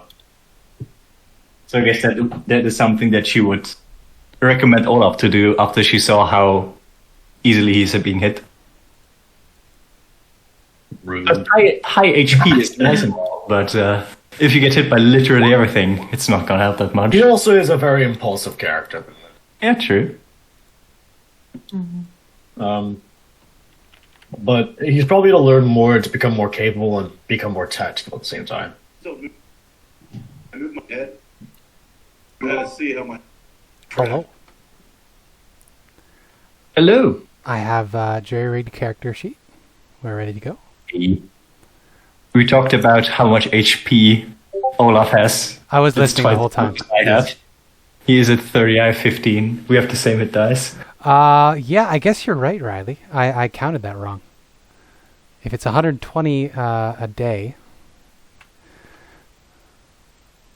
we're looking at... It's way faster than walking. Yeah. Well, the thing is, ships don't generally sail around this part because this is pirate waters. So you would have to have your own ship. So it wouldn't really be economical to chart your own course. No, it's for our buddies catching up with us and our way back. Oh, so 680 divided by 120 is 680, 120. Yeah, it's so just about shy 6 days. 6 days. 6. So one Instead thing, Larrick would have told you.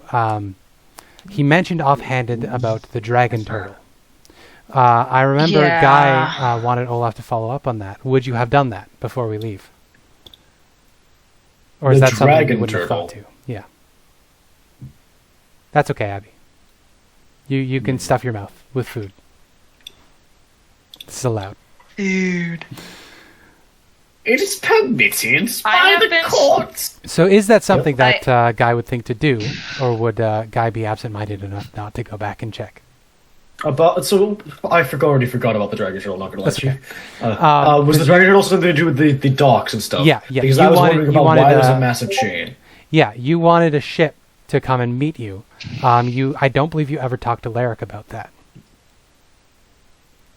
Would you like to? Yeah, we did. That was Yeah. something we worked out with him, Okay. or we communicated with him about it. Because At he least. said, I believe I had you roll a d6 and a d4.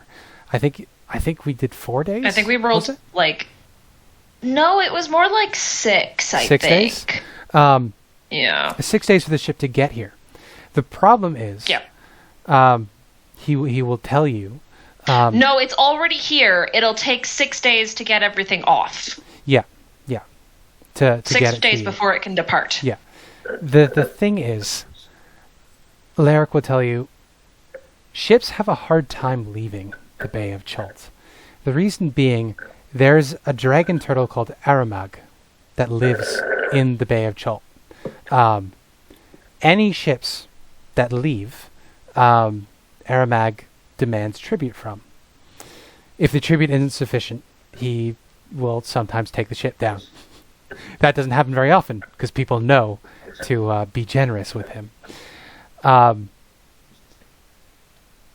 Larrick doesn't have a lot of funds at the moment, and this ship that he's going to be unloading and getting ready for you guys, it's also not going to have a lot in it. So he suspects that if he tries to send the ship out to meet you guys, it may not go over well for him, and the ship might sink. Because Aramag isn't going to like an empty ship passing through his bay. Right. Well, we should hopefully be able to scuttle one of the pirate ships and steal it, so we can make it back to Chult fairly easily. For sure. The other thing to remember if we is manage that Aramag doesn't care for ships coming into the port. It's just ships leaving the port that he demands tribute from.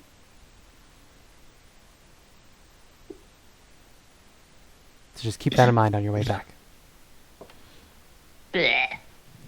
So you likely won't have a ship coming for you, but you can always steal one when you're at Jahaka Bay.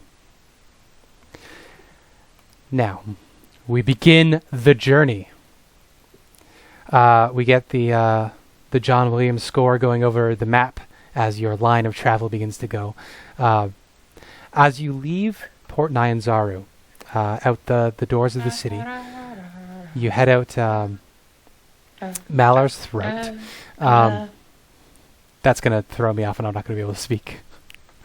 You can see that there's quite a stretch of just grassland before you hit the actual trees. And so with a quick pace and a bounce in your step, you cross this grassland and head into the waters. Azaka is going to be leading you along the Tairiki River, which when you get to its side is It's a pretty wide, fast-flowing river out here. You can see it's flowing towards you from higher areas inland. It's pretty clear. There are lots of mosquitoes buzzing around. It's generally very warm. Now that you're outside of the city with all of its abundant shade, it's warm, it's humid, it's hot. You can understand now why bringing water with you is a good idea. But yeah, you begin heading out and walking along. So what is our marching order? What is our situation? How would you party members handle yourselves on this journey? I would straight up ask Asaka how perceptive she is. She says, because I feel like it would be good to have one perceptive person in the front and one in the back. That's a good idea. Yeah, she says, I am fairly perceptive. If I was going to put it on, rate it on a scale, I would say I'm around a +5. Oh. Well, you're the guide, so I guess you can take the front, I can take the rear. Make sure that nothing sneaks up on us. Sounds a good I absolutely idea. love the cat aesthetic, by the way. Looks really good. Thank you. I kind of like your aesthetic too. It's nice and simple. Thank you. Tell me, how old are you? She says as you're walking. Does it matter? Not entirely, but you look a little young to be out in the jungle. I'm 17. Is that young for an elf? Depends on who you ask. She smirks. She says, don't get yourself hurt. I don't intend to. Good. I don't want a child's blood on my hands. Well, I can take care of myself. Might want to look out for Olaf, though. He's a bit headstrong. Rushes in and then realizes that he's a bit over his head. I almost got got sense eaten by an, what was it called? An Otyuk? Thresh monster. No way. Well, you seem pretty competent. You tracked before? Sometimes with a family friend, we went into the forest near our home quite a lot. Oh, interesting. I'm a tracker from birth. I really appreciate people who are skilled in their field. So, if that's something you can do, by all means, stay with the group. Once we get into the forest proper, or the jungle proper, I'm going to be pulling out ahead and you won't see much of me. But I'll show up to make sure you're on the right course. Oh, okay. Thanks for the heads up. I'm relying on you to keep these idiots safe. Yeah, I got enough medicine for like a small army. So if anything happens to them, I can patch them up as well. Good. And then she's actually going to pull everybody around. She's going to say, as you're walking, she says, there's some dangers to look out for in the jungle. Now, I'm not going to be bringing you close to any of these things if we can help it. I believe you mentioned you already encountered throat leeches. Just give a glance at Hope. Yeah, kinda. Yeah. So don't go drinking any river water. Rainwater is even pretty iffy. You're going to want to drink your filtered water from the rain catchers. Yeah. If you can get rainwater directly, if you can collect it, that's the next best thing. Also boiling it. Yeah. You're also going to watch, like I said, I'm going to try to keep us away from it, but there's a pink mist that you'll sometimes catch sight of. Steer well clear of that. It can drive you a little crazy. I've seen people lose their minds and they die laughing in the trees from this mist. God. They call it mad monkey fever. So just keep an eye out. If you see a red tinted mist or pink mist clinging to the grasses, you get as high as you can and wait for it to pass by. The other thing, if we go through boggy areas, which again, I'm going to try to keep us away from, but there's a shivering sickness that you can pick up from insect bites here in the trees, in amongst the trees. The easiest way take care of this as insect repellent, which I believe you have. Good choices.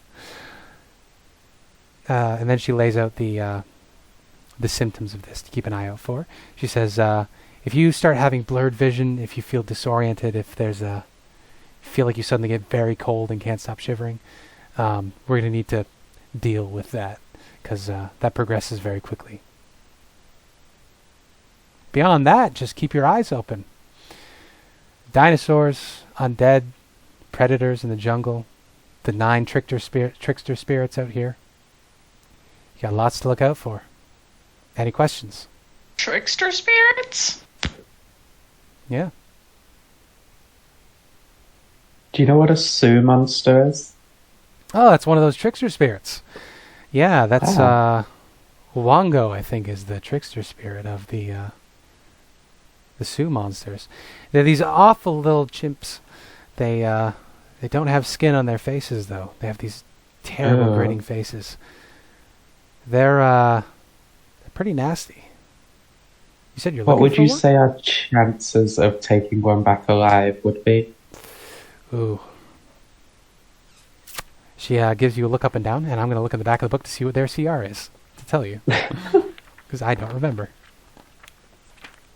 They were like CR2 or 3. Yeah, they're still very much a beast, so they're not going to be that tough. SSS. SSS. There's so many monsters at the back of this book, it's insane. There we go. Oh, they're CR1. So she says, if you work together, it shouldn't be too difficult. The problem is, you're never going to encounter just one. Oh. Okay. So take out the others. Pick off a survivor. That's the way to go. I mean, if you're looking to capture it, young would be better. They tend to be easier to manage. And they can get pretty strong. Do they have like hunting parties? Are they intelligent enough for that, or would the young be amongst the group if they're out and about roaming? That's a great question. She says, I've not actually hunted them myself that often. I usually see them in groups of between 6 and 12. I don't know if I've ever spotted any children. By the way, she rolled 2 nature checks and they were an 8 and a 3. So she doesn't know that much about Sioux monsters. And she says, they hang out high in the trees. They, like I said, groups of 6 or 12. They pretty violent. People steer clear of them. Right. And if we got one of them to run away, would you think we could be able to follow it back to the rest of them? We give it a shot. I'm always down for a little hunting.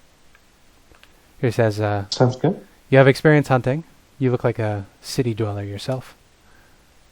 I don't have much experience outside the city, but I'm a good fighter.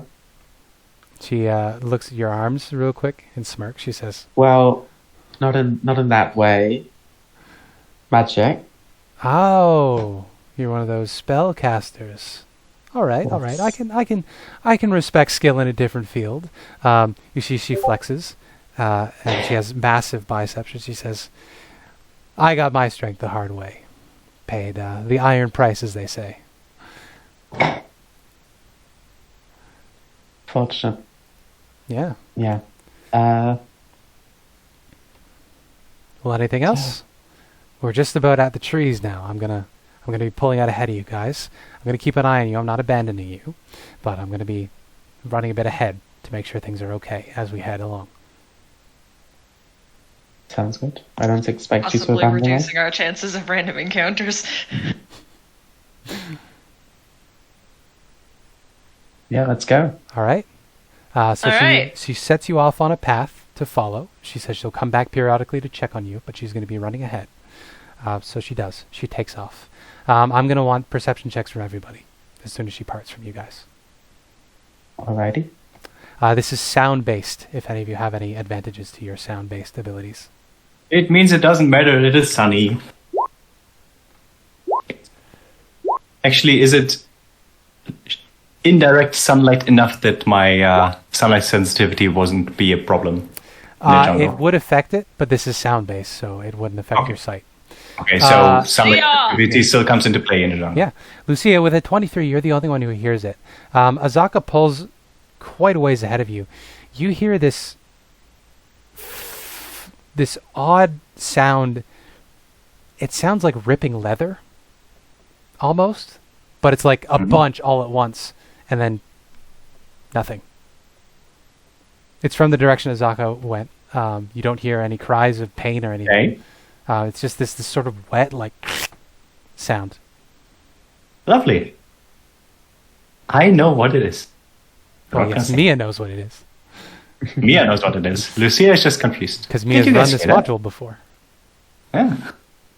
I didn't hear Is a anything. rare creature? It sounds like someone ripping apart leather. Just feels a bit weird. From Interesting. the direction Asaka went into. Should probably just preparing like something. I don't know. Yeah, maybe. I'm just gonna ask her after she's back. Yeah, sounds good. Fair, fair. Get a party token. Yep, we got our party token. So now we're going to go to the first part of the jungle. So as you're walking along, she pulls out ahead of you. She's going to leave you. The way this is going to function is I've rolled one encounter for each tile you're going to go through. I rolled a couple possible things depending on where you go from here. So I have some possible encounters. Depending on what decisions you guys make, I'll determine which of the random encounters I rolled up, just to speed things along. At the end of each section of the day, Azaka will come back to you. So if an encounter starts going really badly, she's not too far away. You can always call for her help. But she'll meet up with you and keep directing you forward once you get to the end of this section of the map. So you guys continue walking forward. So Lucia, are you leading the group? I mean, now that Asaka's gone, Now that I guess I Asaka's would gone? leave, yes. All right, let's get a rough marching order. Lucia's up front. The flimsy monk with no constitution. Excuse me, I'm doing all right. Yeah. I love the fact that only one of us has good perception. Everyone else is a plus one. I would probably be right behind, like right at the front there. Okay, so Levi's right up next to Lucia. Who's next? I'll go in the middle. I'll go next, I guess. All right, I guess Olaf is in the back. so Olaf is the caboose, and Lucia's heading it up. Very good. So you make your way through. Lucia, give me a perception check. Is it vanish because I'm... Actually, is it sound-based? Is it vision-based? At this point, you are in the light tree cover. So I'll say you still have disadvantage on this, but when you go deeper into the jungle, it will not matter. 15. 15, yeah, not too bad. So I would like to ask you, Azaka gave you a general direction, but you have a few choices here. You're in light jungle cover. There's the river itself flowing along. There's a pretty steep bank on it, and the river itself is a good couple 100 feet across at this point. So you could track along the river side directly. You could go into the woods a little way, or you can go further, deeper into the woods. Which place would you lead the party through? I mean, I would straight up ask them, which way would you prefer? Personally, I would prefer deeper into the woods because less sunlight, and I'm not very good with harsh sunlight. I feel like we're probably safer nearer the river Yeah, it's probably hard because to there's a last trail there. Yeah, Easier for the us to other one's follow. Probably better. Okay, so river. All right. I guess we can go by the river. Question, this is Yeah. out of character. Would a big sun hat be like a thing that would help Lucia? Definitely. That is a classic drow accoutrement. Which hat? Which hat? Which had indeed. I'm going to see if Olaf can make the necessary tools during the time that they're walking. You see, the secret is that Mia is actually just a drow in real life. She's not a witch. She's just a drow.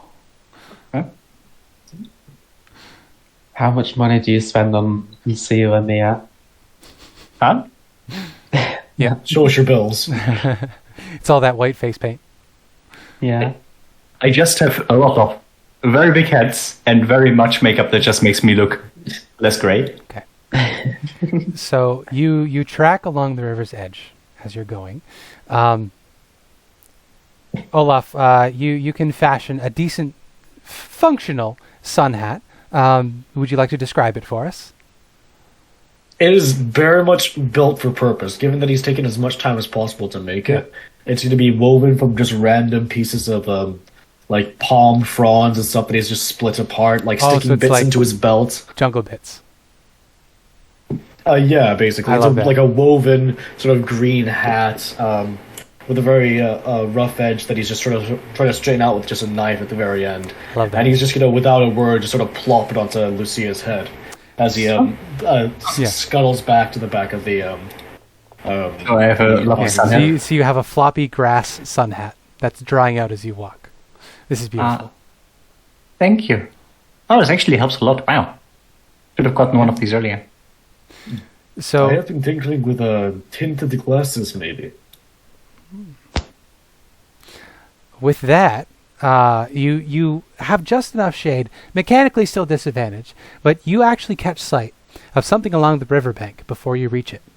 They look like iguanas from the distance, but as you get closer, they don't really change size. You get the sense that these are massive. There are very, very large iguanas, it looks like, just sort of sunning themselves on flat rocks by the riverside. Dons?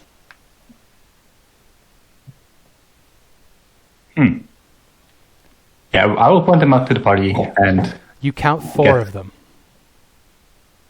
We should Yes, we should probably go along right away. avoid that. Yeah. So you want to skirt they around are them? enormous. And then I I think guess- just everyone starts turning into the forest at that point. Trying to stealth around them is probably our best bet. What's an iguana? How hostile can They're it be? very big. Do you have no Yeah, depth well- perception? Horses are big. Horses are dangerous. No, they're not.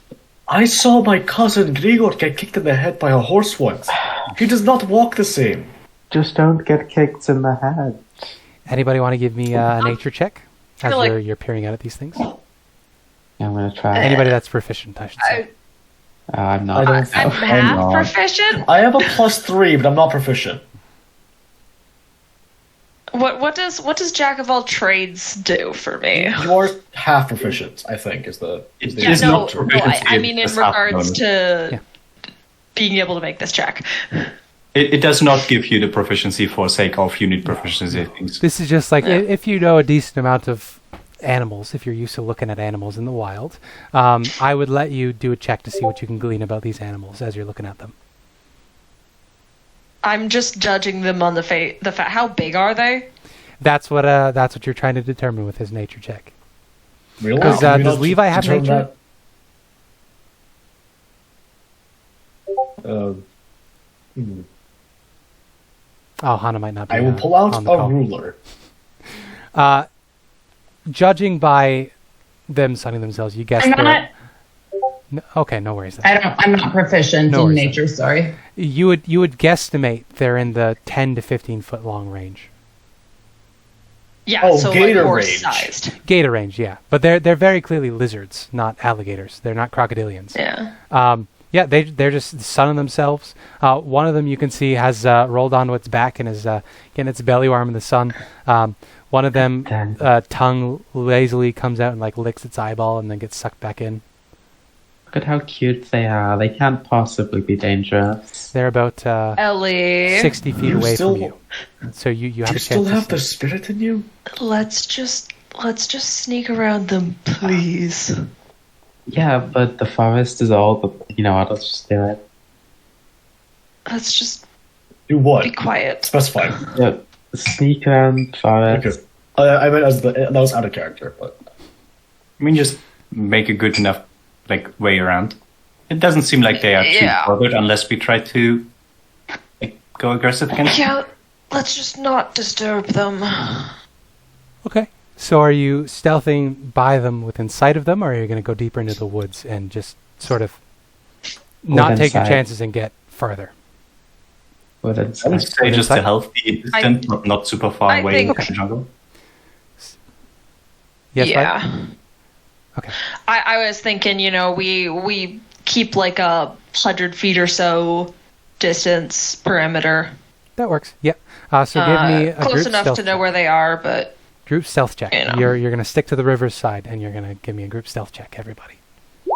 if we move slower, can we get? No.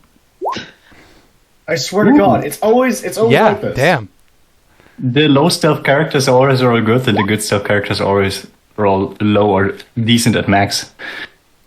That's pretty alright though, right? Oh my. Yo, we get such a good look at these lizards, and I have no idea what that.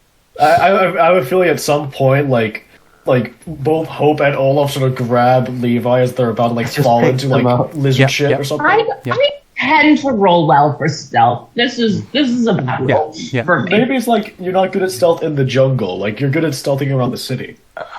Maybe that's it. You know what it is? Levi's at a breastplate. That is not. It doesn't Mithril. give disadvantage. They're not used to it. Yeah. I'm Yeah, just saying you're not yeah. used to it yet. So you keep There you go. pinching yourself in odd places and going ow, ow. But together, you do a decent job. If I calculated that right, the average is around 17, maybe 15, a little bit lower. I think It could verify. 17. but I think that is what it sounds is. right. No, I did it on the calculator. Well, I just- it's two yeah. natural 20s, Yeah. and what I'm assuming the 19 is also a pass. Yeah. No, And then there's a double failure, and I don't know what a 15 is, you but did an either excellent way. job. The lizards don't even look Yeah. your way, and you continue on your way along the riverside's edge. Oh, pardon me. With that, the lizards don't even notice you're there. You continue on your way. Azaka comes up to you once you've passed through this lizard's territory, and she says, I spotted some lizards, but they didn't seem particularly aggressive. Did you guys make it through all right? We Yeah. did. Good, worries. good. Yeah, we avoided them. Good. Oh, out of curiosity, is there like a thing that you do with like leather straps or something? Because when you left us, we heard I heard some ripping of leather as if you were like taking a piece of leather and ripping it into small pieces. You see, she looks at you with a bit of shock and concern on her face, but it's only for a second. That's gone. Can I give an insight check for that? Yeah, give me an insight check. Come on. Hey. Woo! Yeah. Something she doesn't want to know. You have some insight into. That sound that you heard has something to do with something she wants kept secret. So she gives you a glare that's almost a warning. And she says, you must have just heard me clambering up a tree to get a better vantage point. Oh, might be. And I sneakily give her, I guess, the armor look if there's like obvious damage to it. No, you can give me an investigation or a perception check if you'd like.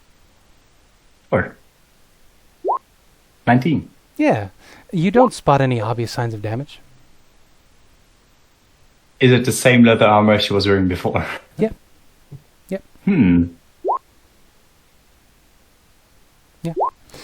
She just says, I like to climb trees sometimes to get a better vantage point on things. That makes sense. Yeah. I saw some tracks, some Brontosaurus tracks in the woods up ahead, or in the jungle up ahead. So for this next section, a water's edge might be safer. Brontosauruses, they're generally not. They're strict herbivores, but you don't want to get stepped on by one. Yeah. If I can have a quiet moment with her later, I would just... Yeah. She looks you guys over and she says, "Who is leading that section of the expedition?" The last one or the next one? This one. This one that just passed. She says, "Who is leading that?" It was me. Why? Yeah, you led them around the lizards. Yeah. Huh. Yeah, you're a perceptive one, Lucia. I kind of have to be. Well, all right. Here in the deeper part of the jungle, you're going to need to watch yourselves as we get closer in. It's going to get a little bit darker, even around the river. But you should be okay. I don't see too Good much for of danger up darkness. ahead. I don't see too much dangerous up ahead. So keep going this way. Follow the river. I'll see you guys in a bit. She scampers off. It's around lunchtime at this point. Are you guys going to have some snacks, drink some water? Quick snack and then continue on, I guess. Yeah. Logical. Take my medicine. Yep. You do all your midday things. It's getting quite hot. So, Lucia, how are you leading the party through this next section of jungle? Same things. There's riverside, there's inside of the river, but in tree cover, and then there's deep tree cover. I mean, she told us to go by the river this time, right? That's what she suggested, but you are your own people. Yeah, but, I mean, she's the guide. I trust her. Okay, so you're going to stick by the riverside. I'm voting riverside. Okay. The sun, when it reaches its zenith, is just beating, pounding down on you. Who's in medium armor? I know Levi is. I think Elspeth is unarmored. Lucia is unarmored. Hope, do you have armor? I'm guessing Hope will be leather armored. Yeah, I'm in leather. Okay. And I know Olaf is in chain, and Levi is in breastplate. So as you're walking along, Levi and Olaf, I think Guy's away at the moment, so this will just be you, Hannah. The sun is beating down on this metal breastplate, and it's very quickly becoming hot to the touch. It is uncomfortable. I would like you to make a Constitution saving throw. And I'll have Guy make one when he's back too. All right, you're okay. Oh, what's up? What am I making? Your chain is sweltering I'm wearing studded in this leather. heat. Oh, studded leather. Oh, then you're fine then. So it's just Levi. With a 20, you're able to manage the heat, but you understand now why people don't wear the heavier armor in the jungle. You're managing fine, but depending on the environment, it might not be a good idea to wear this much bare metal. So, no ill effects for now. Sounds good. It is a couple of hours into walking that you hear some roaring up ahead and some loud splashing water. You see, actually, perception check to see how close you are when you hear this sound, Lucia. Here, you say? Yeah, sound again.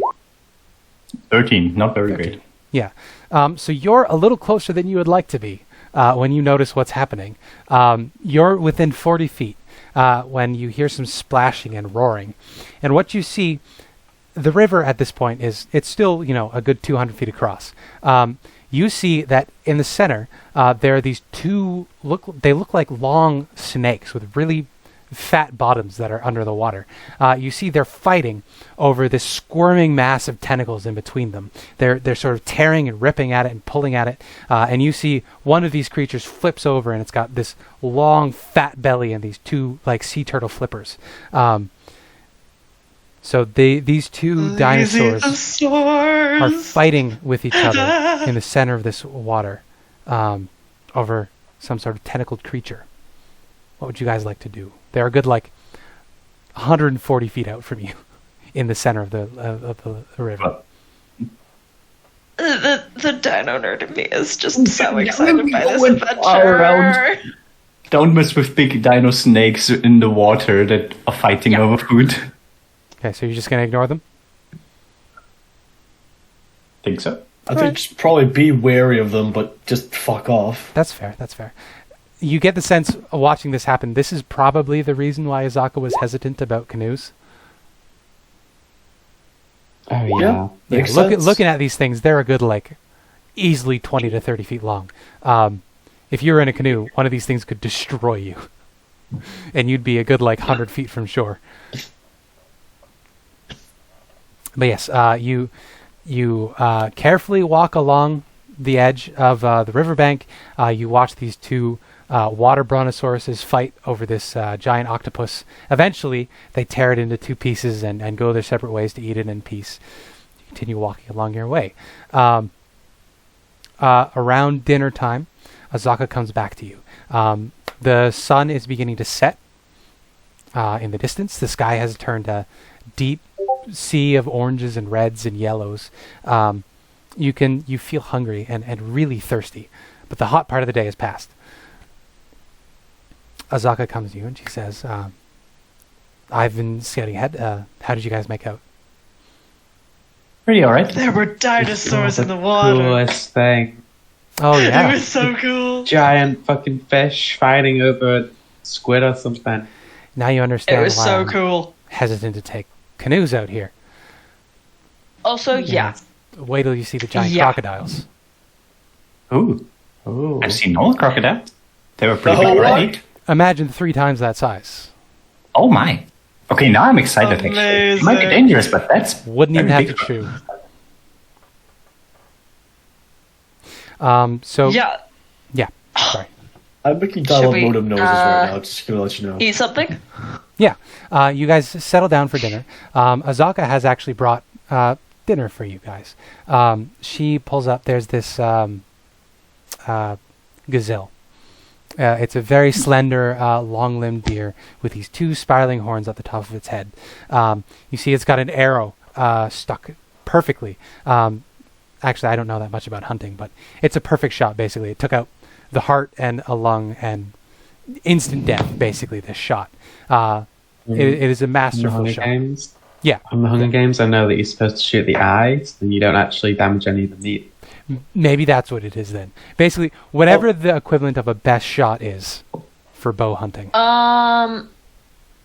Also, the Hunger Games was probably not written by someone who went hunting. That's also true. Looks No, like but it about makes sense. 5 It's inches. for the heart. You want to go for the heart or the lungs because specifically, it's going to kill the thing the fastest. Because if you hit it in the head, it's going to keep on running and stumbling for a bit. So you want to get This is what I've between heard, the yeah. ribs. Yeah, you want to Yeah, get... the goal is to take out the heart. The chest through the lungs front. are a And lungs. combination of the Yeah, two. you want to bit hit of- the a chest bit of- through the front if you can. And you Bit have of a at least really 2 interesting organs. moment is you can tell what sort of things people are hunting by the way their arrows are pointed. So if they're vertical, it means they're hunting animals, but if they're horizontal, they're hunting people. Oh, there you go. Oh, Because that's what the ribs, it follows the ribs, basically. That makes sense, yeah.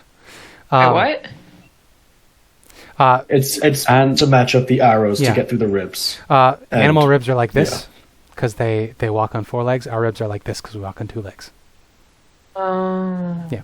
Anyway, It's a really random bit of knowledge. That's Yeah. she has a perfect shot.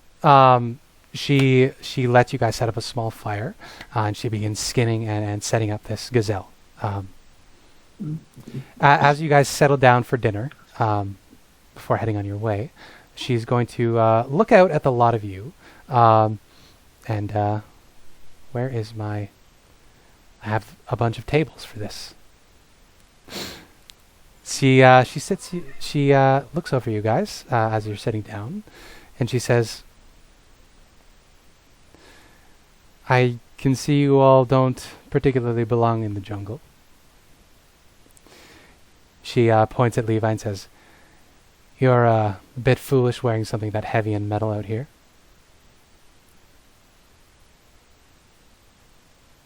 We paid a lot of money for it, Fair enough.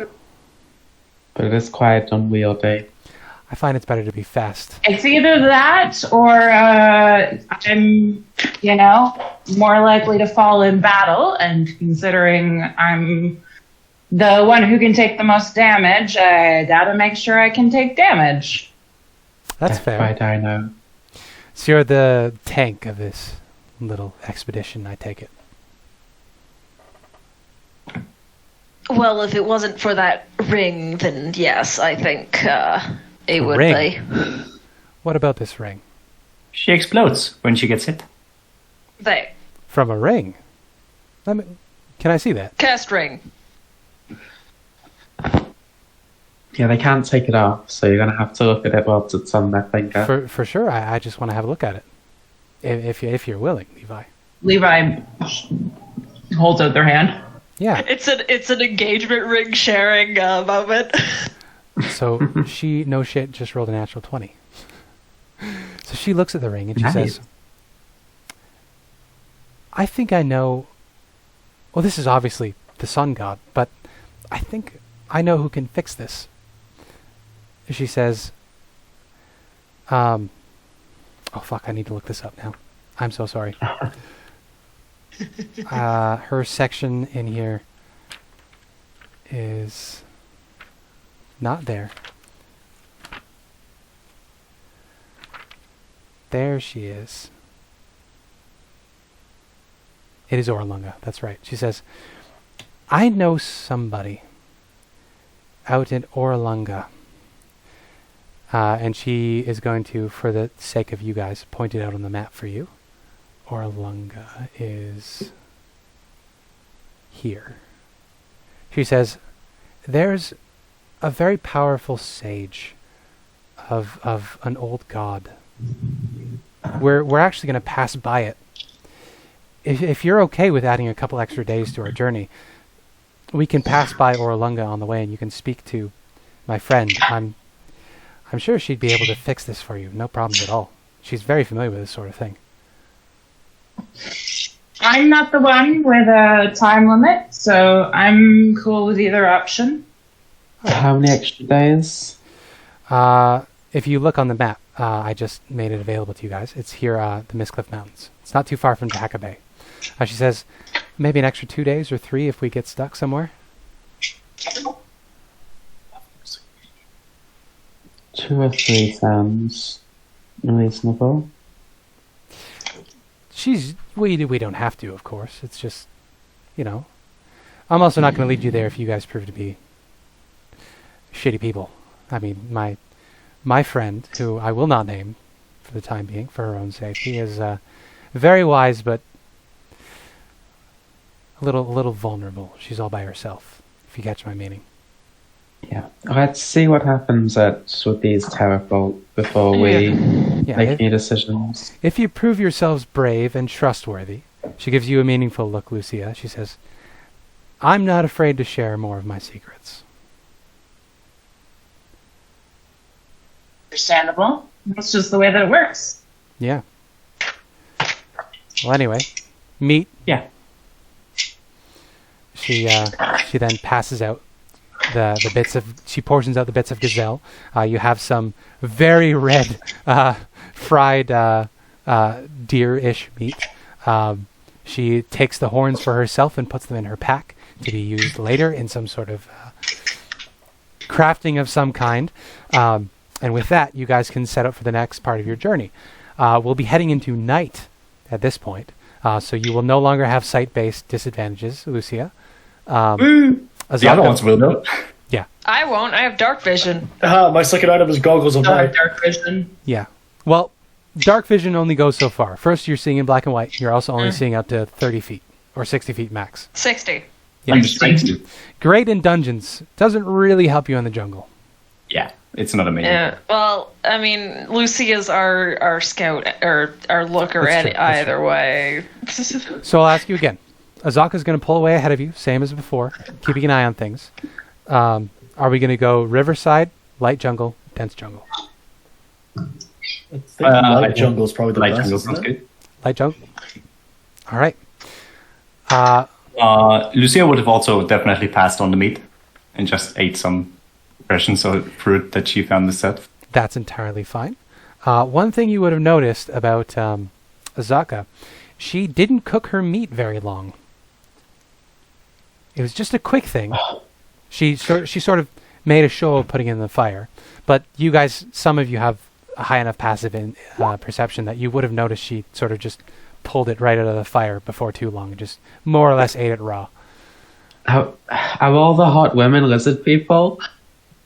Hey, you thought I was I don't know. wrong. You thought I was wrong. Maybe. This bitch got wings or something. When we are getting done for Maybe. the night, I want to talk to her. Anyway, you do a decent job. You lead them away from the water, knowing now that there are some dangerous animals in the waters, potentially. You keep within sight of the river, but you pull a little further into the trees. And it's actually getting pretty cool at this time of night. You're pretty comfortable. It's damp still, though. You've got dew sort of stuck to you. Levi, in particular, is just drenched with all of the precipitation on the breastplate. But you continue on your way forward. Lucia, give me a perception check. Ooh. Once I can find it. I clicked it, the site is just very slow at the moment. There we go, 18. 18, okay. I need to get a D4 here. Wait, what? I'm rolling in person because it's more fun. And also, I don't automatically more spoil fun. the stuff that I'm doing. Why are all the D4s at the bottom of my bag? I know the pain. Why are they so small? Oh, you know what? I'll just roll a fucking D8 and that'll count.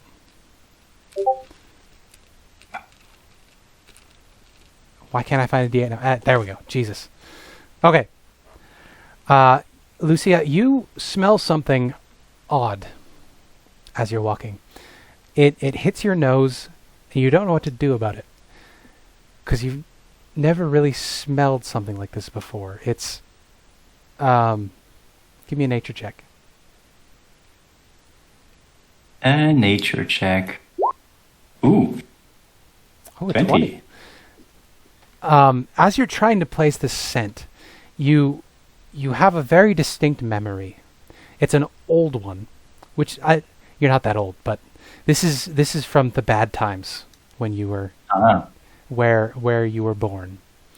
You remember the slaves, the non-drow who misbehaved, would sometimes be punished, and in their punishments they would be locked up, and sometimes they wouldn't survive the locking up, and so there was a particular section in the house where you grew up, where the vents led down to the prisoner cells, and you would catch the scent that you knew meant that one of the prisoners had died. That's the smell that you get out here. It's a very strong sense memory of a dead body. And it's pretty powerful. The rest of you smell it too. Once Lucia really starts picking it up. Yeah, I will just tell straight up. There's, I think, a corpse here. We should maybe go around it as far as possible.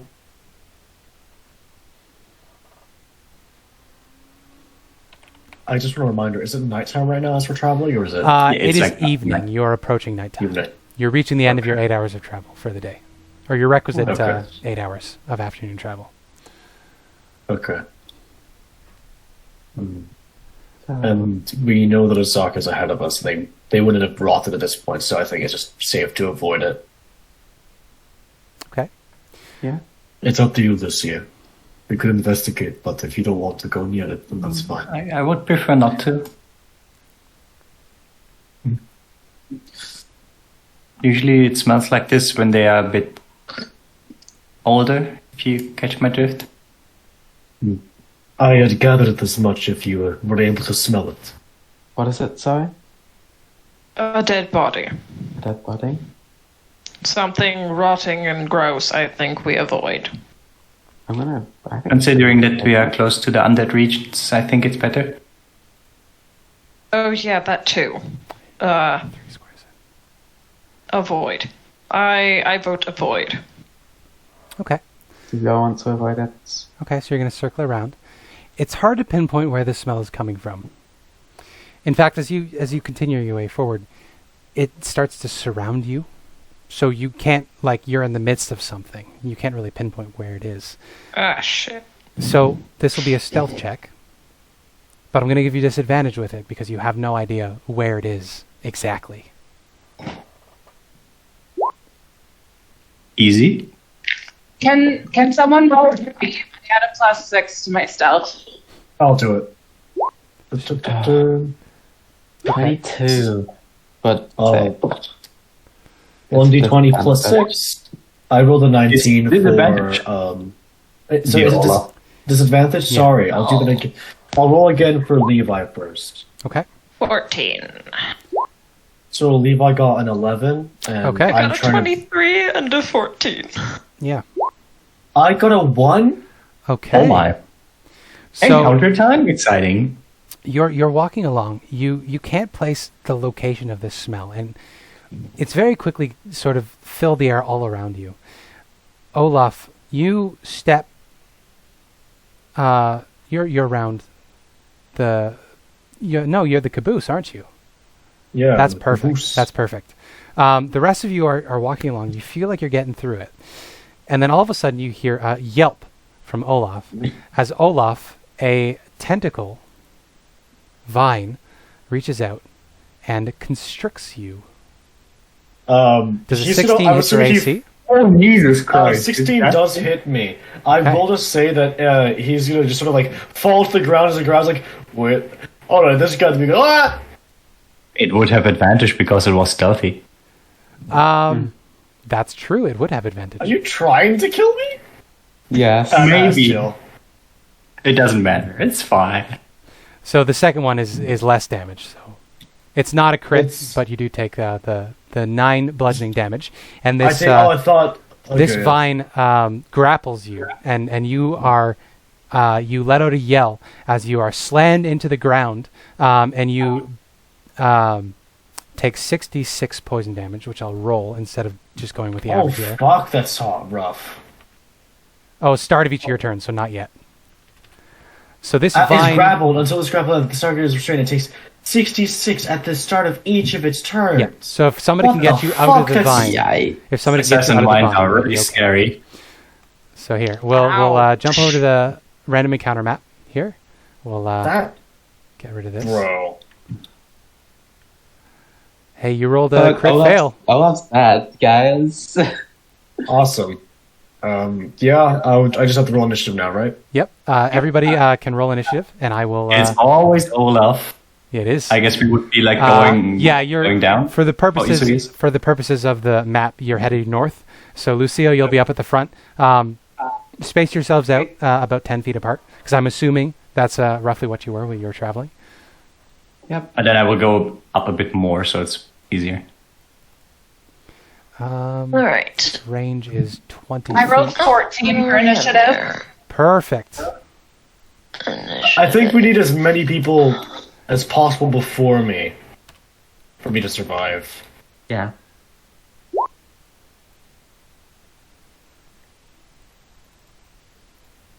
So you have 2 people before you. I have at least 3. Yeah, and Levi also got 14. So it's 3 of us are before.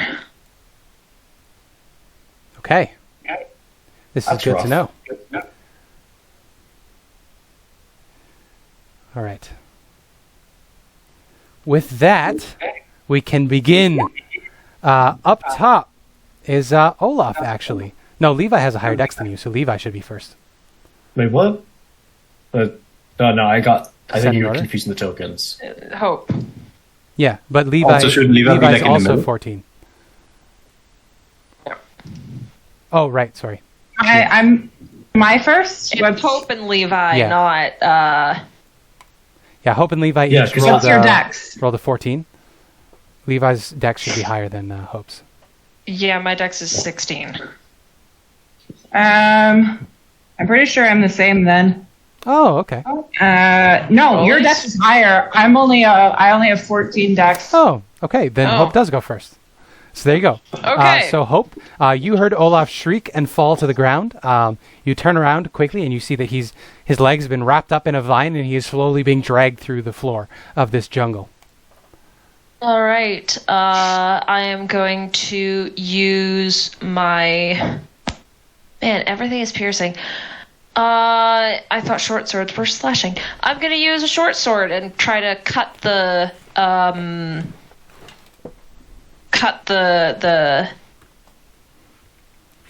going to try to cut the vine, like, between the source and Olaf's leg.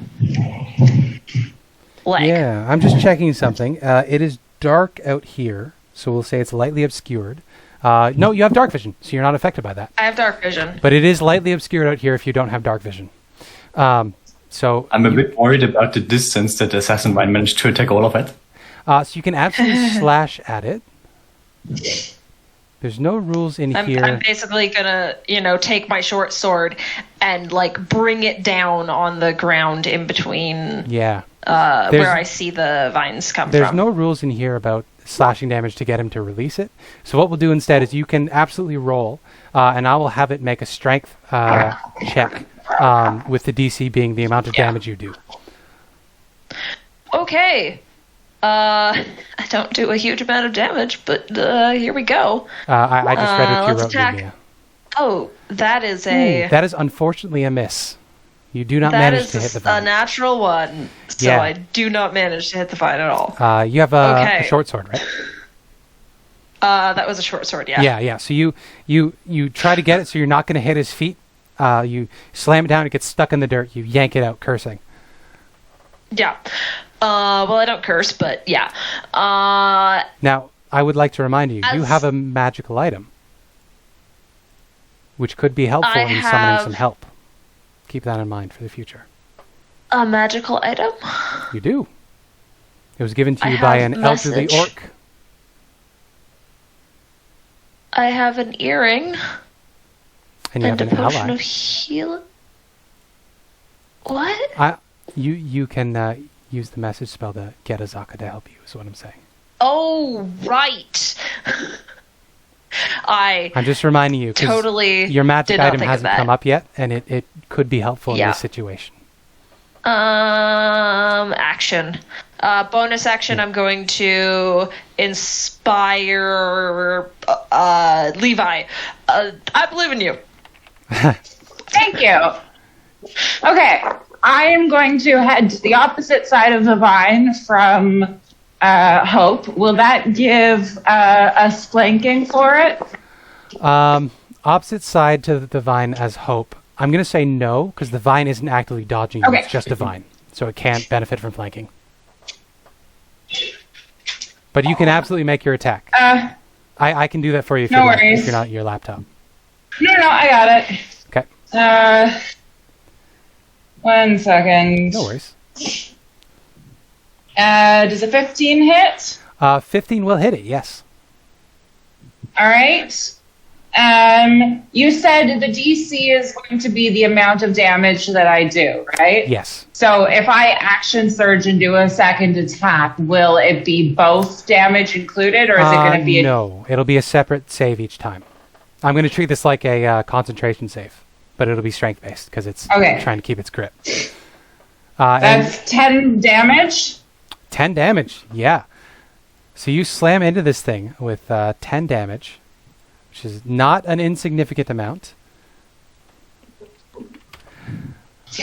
And Oh, wait. strength save? Levi, or Hope is within 5 feet of it, though, right? Sneak attack. No, you're not within 5 feet of the plant itself, just its arm. That doesn't count? I mean, Oh, it's Hope, part is, of the Hope is creature. your ally. You would get sneak attack. Yeah. Yeah. Yes, you do. Okay. So then, 1 second. It rolled. Can you roll a d6 for me? Yes, I can. It rolled a 23 on its strength save, so it's fine. All right, no worries. I'm going to do a. That was 1. You do 1 sneak attack as well. No Which is, problem. I'm more doing damage is more action damage. surge. I roll a 19 to hit That'll hit, yeah, for sure. and 9 points of damage. 9 points of damage. I will have it do another strength save.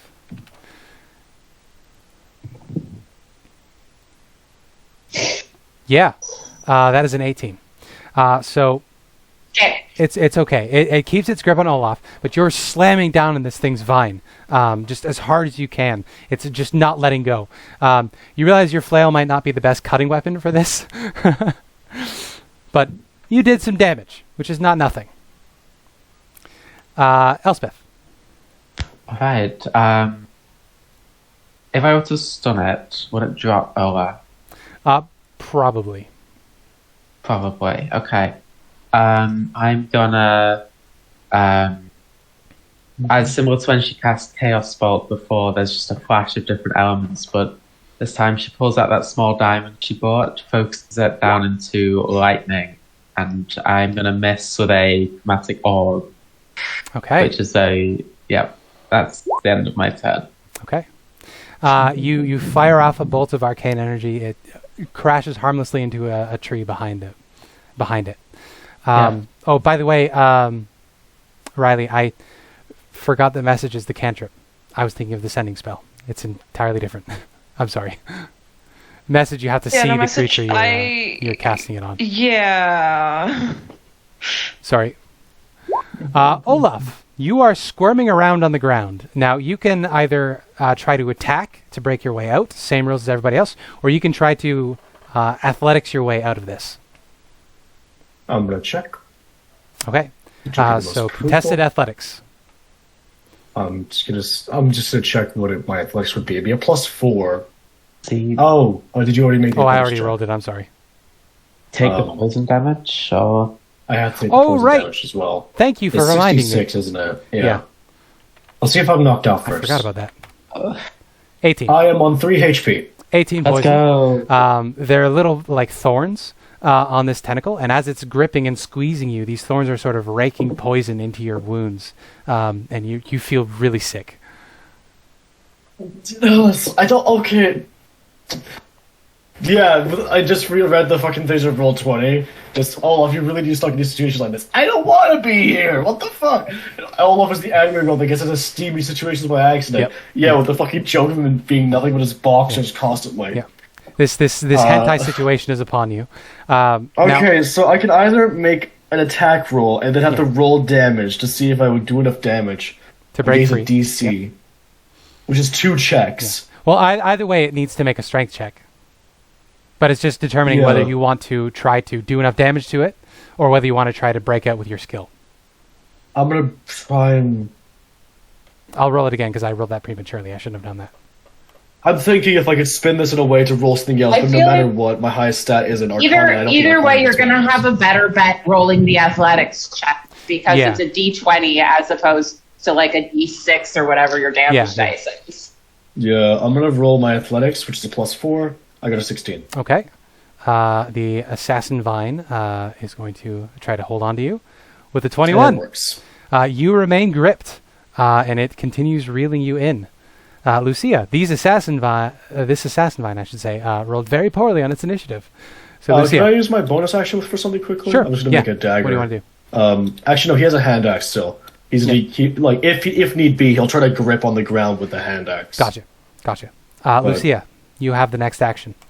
I am surprisingly way too far away, so What would you like to do then? I'm gonna go here and I'm gonna fling a dart at the thing. Yeah. And miss, likely. Yeah. You can't quite see it. Is part of the problem. It's still sort of buried itself. You can see where it is because there's plants that are moving unnaturally, but you throw wide. As you approach, Elspeth, you hear another wrestling as a second assassin vine reveals itself when it flings a tentacle out towards you. Oh no. That's a crit fail. So this tentacle goes wide and doesn't manage to hit you. But another one of these things sort of emerges and pushes itself up. Now that they've had their turns, well, the second one is about to go, but you can see these creatures now more clearly. This is essentially a living, writhing mass of vines. There is one large central vine, sort of, it looks almost like a snake curled up in on itself in this knotted mess. Anybody who's played Bloodborne, you know those snake monsters that you fight in the I the hate woods? them because they do 20 attacks in 3 Yeah, seconds. exactly. What the fuck are you supposed to do? Imagine that, but made of vines. These are nasty sort of nests, pretzel nests of nasty plantness. They also have a bunch of thorns and sort of wiggly, wavy vines that hang out of them in various ways. These little ones are the ones that shoot out and try to grab you. The first one missed. The second one is going to drag you closer to it. Olaf. Yep. It is going to drag you closer to it. Is it going to do more damage? It is not going to do more damage. What it is instead going to do, once you are within 10 feet of it, is it is going to sort of pulse slightly, and then it is going to use this ability. entangling vines can animate normal vines and 15 roots. foot Okay. square in front of it. Becomes difficult terrain. Any creature in the area needs to make a strength saving throw or be restrained. So I'm going to draw the square that it creates on the ground here. Oh no. Let's get red. 15 foot square. We're going to go... There's no disadvantage. I'm going to be fine. I am just going Put to it- quickly read the effects of the grease spell because I'm about to set the forest on fire. right here. So Oh, there. it causes a bunch of vines to erupt right there underneath Levi, Hope, and the entangled Olaf. So I'm going to need you guys to make strength saving throws. Olaf, you are restrained, so this will be with disadvantage. I had assumed as much. I think he ultimately. Abby, you shut might up! be Give me a right. chance. You might be right, actually. I'm gonna roll anyways because I want to see how fucked I am. Strength saving throw, right? Mhm. No, it's just disadvantage. I'm thinking of 11. Yeah. How does Disadvantage. restrained affect? What does restrained do? Is it just It's I just can't dex move? save, so it's actually not on disadvantage. Yeah, restrain is you can't move. You're stuck, basically. Okay. So Uh, I'll do one for Levi as well, if Hana's not here. If do Hana I is not have available. any intuition about whether these things can hear or not? That's a great question. You don't see any ears on them, I will tell you that much.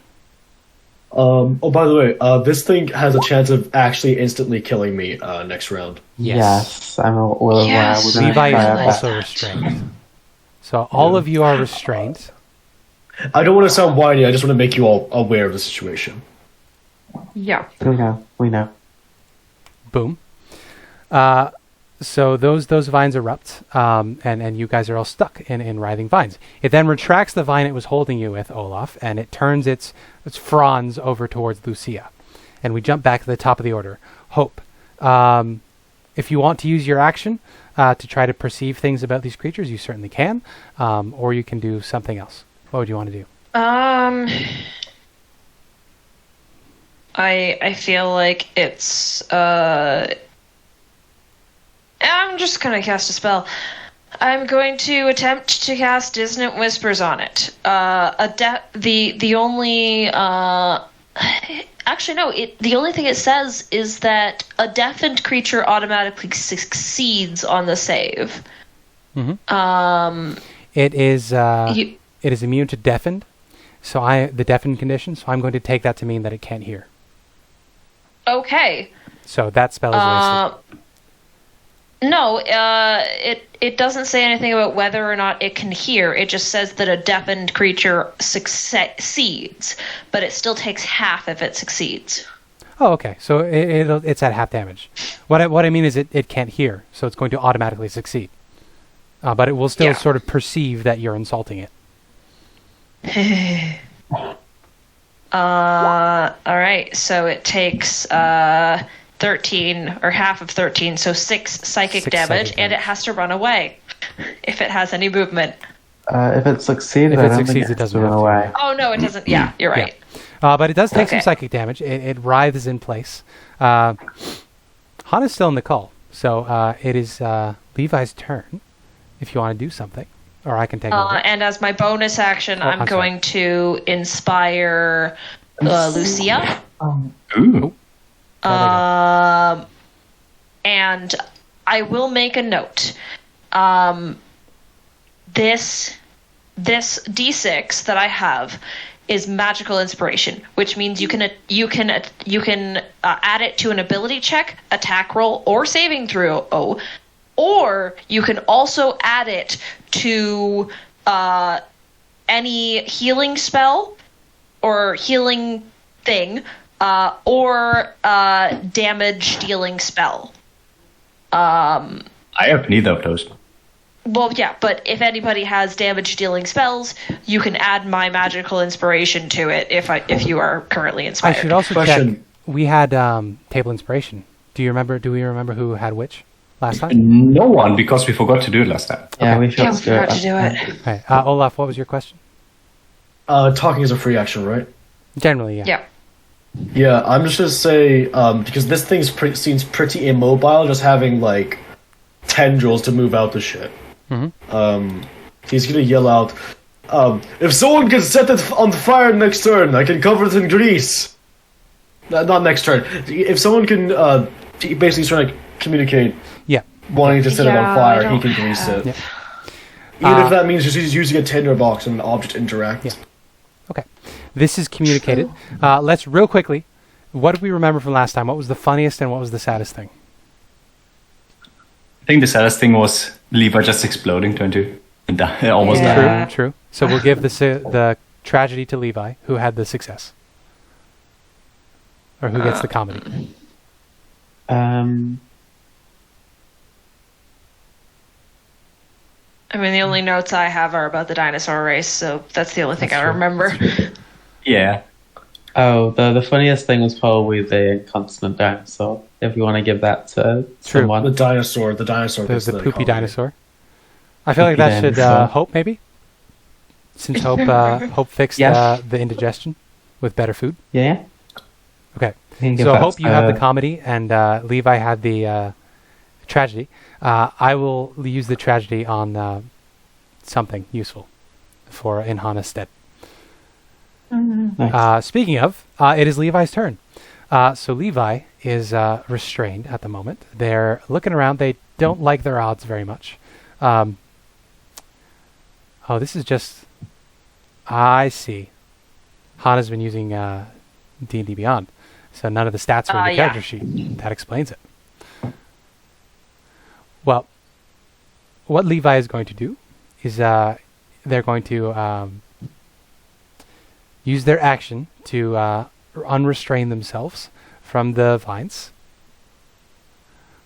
So they're out of this space. Then they are going to step forward and they're getting ready to help out Olaf next time. Oh, so they're holding their action for fire, or did I misunderstand that? They had to use their action to unrestrain themselves. That makes sense, you're right. Yeah, they're going to pull you out if they have a chance to on their next action. That sounds like a reasonable thing to do. Yep. So we'll jump to Elspeth next. So you heard Olaf yell about the grease. What would you like to do, Elspeth? I'm going to unleash my Radiant Soul Okay. and sprout blue spectral wings from my back. Her eyes just begin just pouring out with this blue lightning. And Yeah. I'm within this assassin vine's reach, right? It's got an extended reach. It does. You would guess Yeah. you saw it attack somebody 20 feet away. So it's at least 20 feet that it can hit things with in melee. All right, so I'm gonna quicken spell. Yep. I'm gonna do a Tempest spell to try and stun it, Okay. and then I'm going to target this one with two. Yeah, we'll say 2 blasts of Shocking Ray, and Okay. the other one will go on the other assassin vine. Okay. So I think that which So does a hit. 24 on this one, right? The one near Yep, you? 24 and 18 on this one, and the last Okay. one is on this one. Well, both of them hit. Is there any special things or is it just the damage? The damage, and it makes a con save or it gets stunned. Okay. So I use the temper spell. Okay. So, So there's the damage. just three orbs of lightning appear with my head. I point towards the assassin vine, send 2 towards it, then flick my finger over to the other one and send the last one over there. Beauty. So roll your 2d6. Yes. 3 and a 4. No. Or is that a 6 and a 4? A 4 and a 6. Sorry, the three is radiant. I gotcha. So it would be 7 plus 6, so 13 on this one. Does the 12 hit on the other one? 12 does not hit, no. But the 18 and the so that 24 one will hit. Radiant damage is for 1 target only per turn, I think. Yes, I know. So it's It's pretty good. It's 16. Oh, 13 minus the second. Yeah. Well, that's And then still needs to make- pretty good, and it needs to make a con save. Yeah. Yes. Because I don't like being It is fine. You with your holy energy, you are glowing. The force is lighting up around you. You hurl this ray of lightning at this thing, and one of them arcs off and just misses the other one. It sort of shivers and shakes with electricity, but it doesn't seem to be stopped at all by your attack. Yeah. I want to get away, but I don't want to get grappled and poisoned. All of us going to die next turn. Yeah, that's going to be the end of my turn. Okay. We come then to Olaf. So Olaf. He takes poison damage. Yeah. Oh yeah, no matter what, I go unconscious, so I can't do my Yeah. thing. Well, Yeah, I'll let's just roll see it if I die. to see if you die. He's not grappled anymore. Oh, you're right. Huh? It let go of him. Wait, did They it? let go of him. Yeah. Oh, yeah, let go of 'cause me. it So restrained him. I am It was fine. going to move on to taking out everybody else. Thank you for reminding me, Riley. That would have been really bad. Oh, because I was about to fucking perish. Thank you, Riley. Yeah, no, you're seriously, thank restrained, you. so it's ignoring you for now. It wants to get everybody else under lock and key. So 1 second, checking this particular component of grease. Is he able to just like flick his wrist whatsoever? yeah, you're restrained, but it's more of like a they're around your torso. Like you can still move and cast Yeah, spells and whatnot. he is gonna from a little small pouch on his belt, if you can reach it, pull out like what seems to be like a bit of fat from an animal that's been just sort of dried out, almost like a pork rind, and he's gonna throw it on top of the throw it so that it, just so that it's hovering over the assassin vine before he clicks his finger midair, and it turns into a spread of grease that's, you know what, 10 foot wide, which covers the exact area of this fucking assassin vine. It sure does. And I don't think I have any way to bonus action thingy. But you ruled to me last week that it would take damage if grease was set on Yes, fire. grease so is someone flammable. just needs to According to Jeremy someone just Crawford, needs to set grease it- is flammable. Yeah, someone just needs to set it on fire. But I think, if I'm not mistaken, grease is an action. It is. Yeah. Didn't it just get hit by lightning? The other one. The The other one one. on Elspeth got struck by lightning. This one has not been. But yes, Strike it with lightning. yeah. You throw this bit of pork rind up into the air. There is this nasty smell of just pungent, acrid grease, and there's a splash as this grease just rains down on this assassin plant, soaking it. Lucia, Yeah. you are Hello? looking at this this horrible tangle of vines now covered in grease. What would you like to do? I do like some flickety-flackety around until I'm behind it. I pull out my rapier, which does something that it didn't do before. It shines in the lovely moonlight, Yeah, it making does. this whole assassin vine be in bright light. It is, yeah. In bright moonlight, specifically. Bright moonlight. So even people without dark vision can properly see it. Everybody But else, I'm gonna- you can faintly hear there's a song humming in the vibrations of the moonlight as the sword sings the song of Illustre as you produce it. Have a nice moonlight glow on my face as I smack the thing. A 20 will Munter's right certainly here. hit this assassin vine for 7 piercing. Then I use a key point to do 2 unarmed strikes. Yeah, you do. That's kind of bad. The 13 hits. The 13 hits, and I'm going to use another key point to make that into a hint of harm, Okay. which, once it actually does the thing... Oh, I'm stupid, I did it wrong. Give me a second. Wait, no, that's right. Pop. So it does 6 necrotic and 7 bludgeoning, Okay. as I put some of my physical force into the thing, Okay. and have a bit of the vines rot away where I strike. Yeah, you harness the power of your chi when you strike it with your foot, sending in a pulse of necrotic energy with just the force of your life.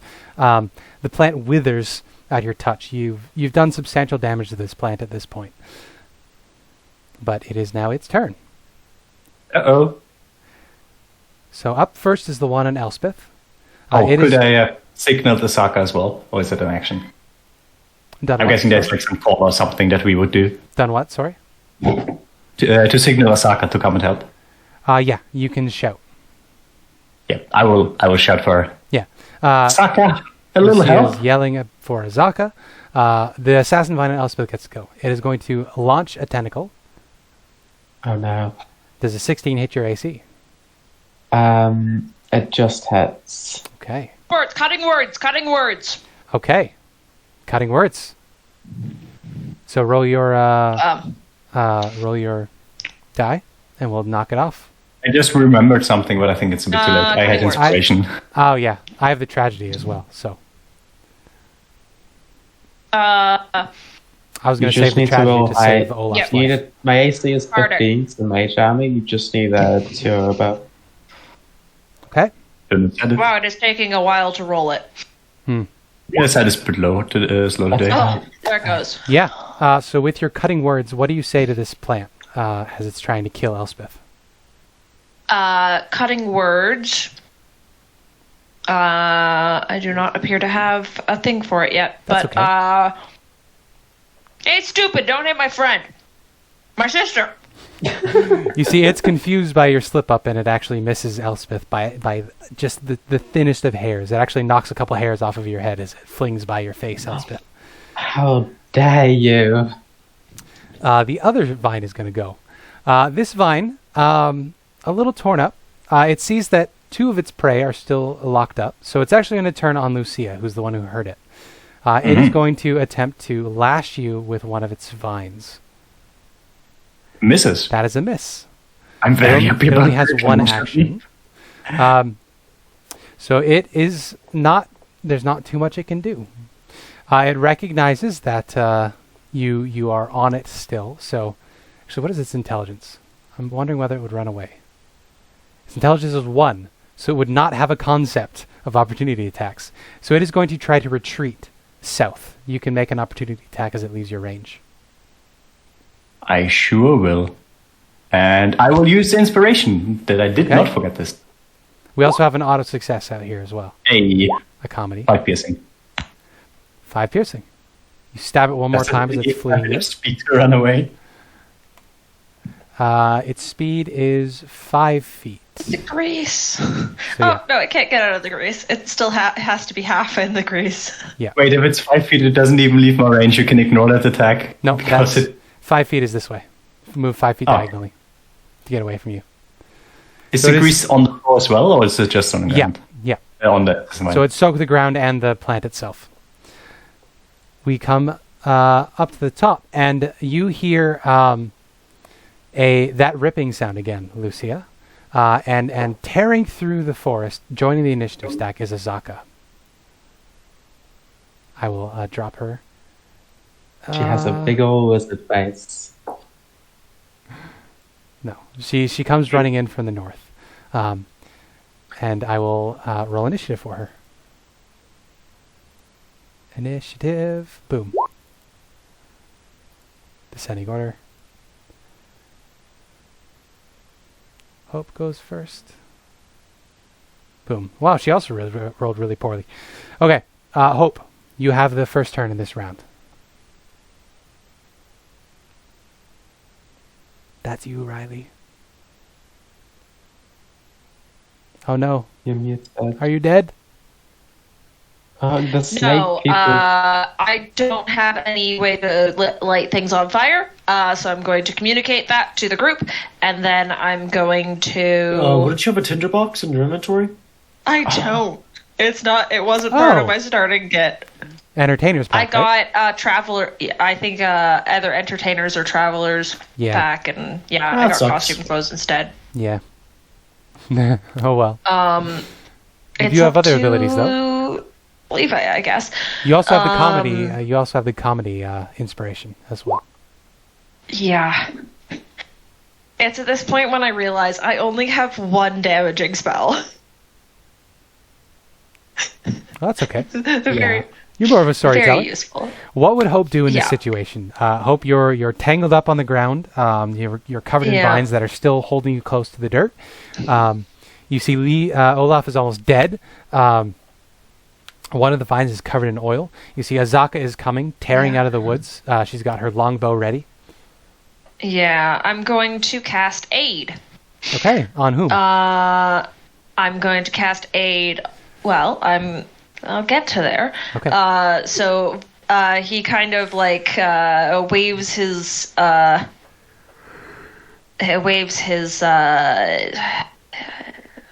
why is my pen? I wave my ink quill, and I draw the shape of a little hammer.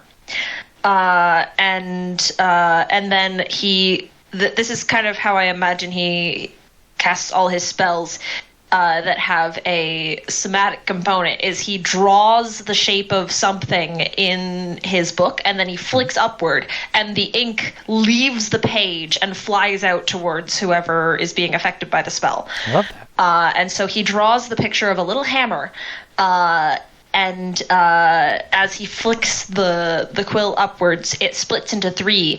And he says, "As Thor was bolstered by his mighty hammer, Lucia, Olaf, and Levi be aided by this boon." And each of you gain 5 hit points to your maximum. Nice. And you get 5. Yeah, your maximum HP is increased by 5. Yeah. And you gain HP. 5 hit points. Those 5 HP. Very Yeah. good. Do you have a bonus action you would like to do?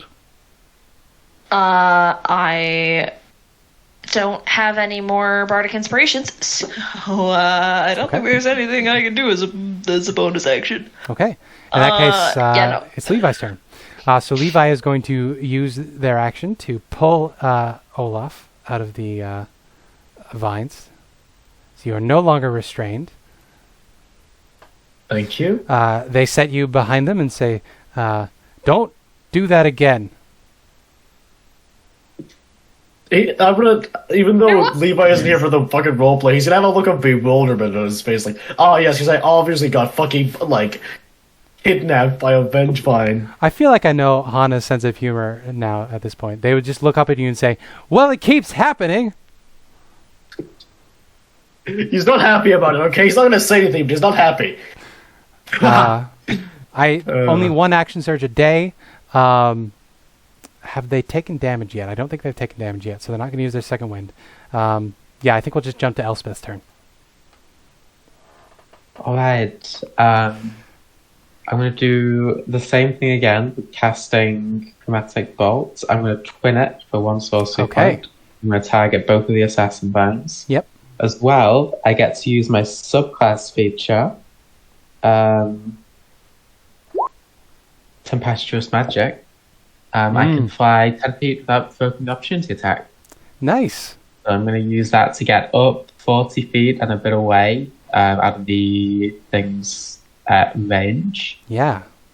You hear the distant roll of thunder from Elspeth's fingers as Elspeth sends out these bolts of energy, and they are sort of lifted up with the force of it, and they're moved wherever you would like to go. Yeah. So I'm just floating 40 feet in the air at this point on my spectral wings, and I will fire the first one at the one down here with the grease on it. Good idea. Oh, actually, could I make that fire damage? Are you allowed to do that? It's chromatic orb, the anything. Yeah, with chromatic orb, you absolutely can make it fire damage. Yeah, I'll make it fire damage on both of these. 19 on the one below. That hits. Yeah. 21 on the other one. Yeah, so both of them are going to hit. And as the fire strikes into them, you see they're withered by this. This is the worst thing they've ever experienced in their lives. They are vulnerable to this damage. Okay, so that's the one in the grease. I'm gonna light the grease on fire if I can. Those rolls. I'm just I think we want the D6 per square. Yep. And then the other one is a lot better. Jesus. That's a slight difference. Ooh. Yeah, wow. Fucking hell. Yeah, you deal a substantial amount of fire damage to these things. So these things are weak to fire then, right? Yep. Yes. Actually, with that, wait, was the 6 damage was on the lower one, right? The greased one? The lower one, yes. Okay, I did those backwards. So let me just fix this real quick. So this was, Jesus, 19 times 2 is 38. That is so much damage.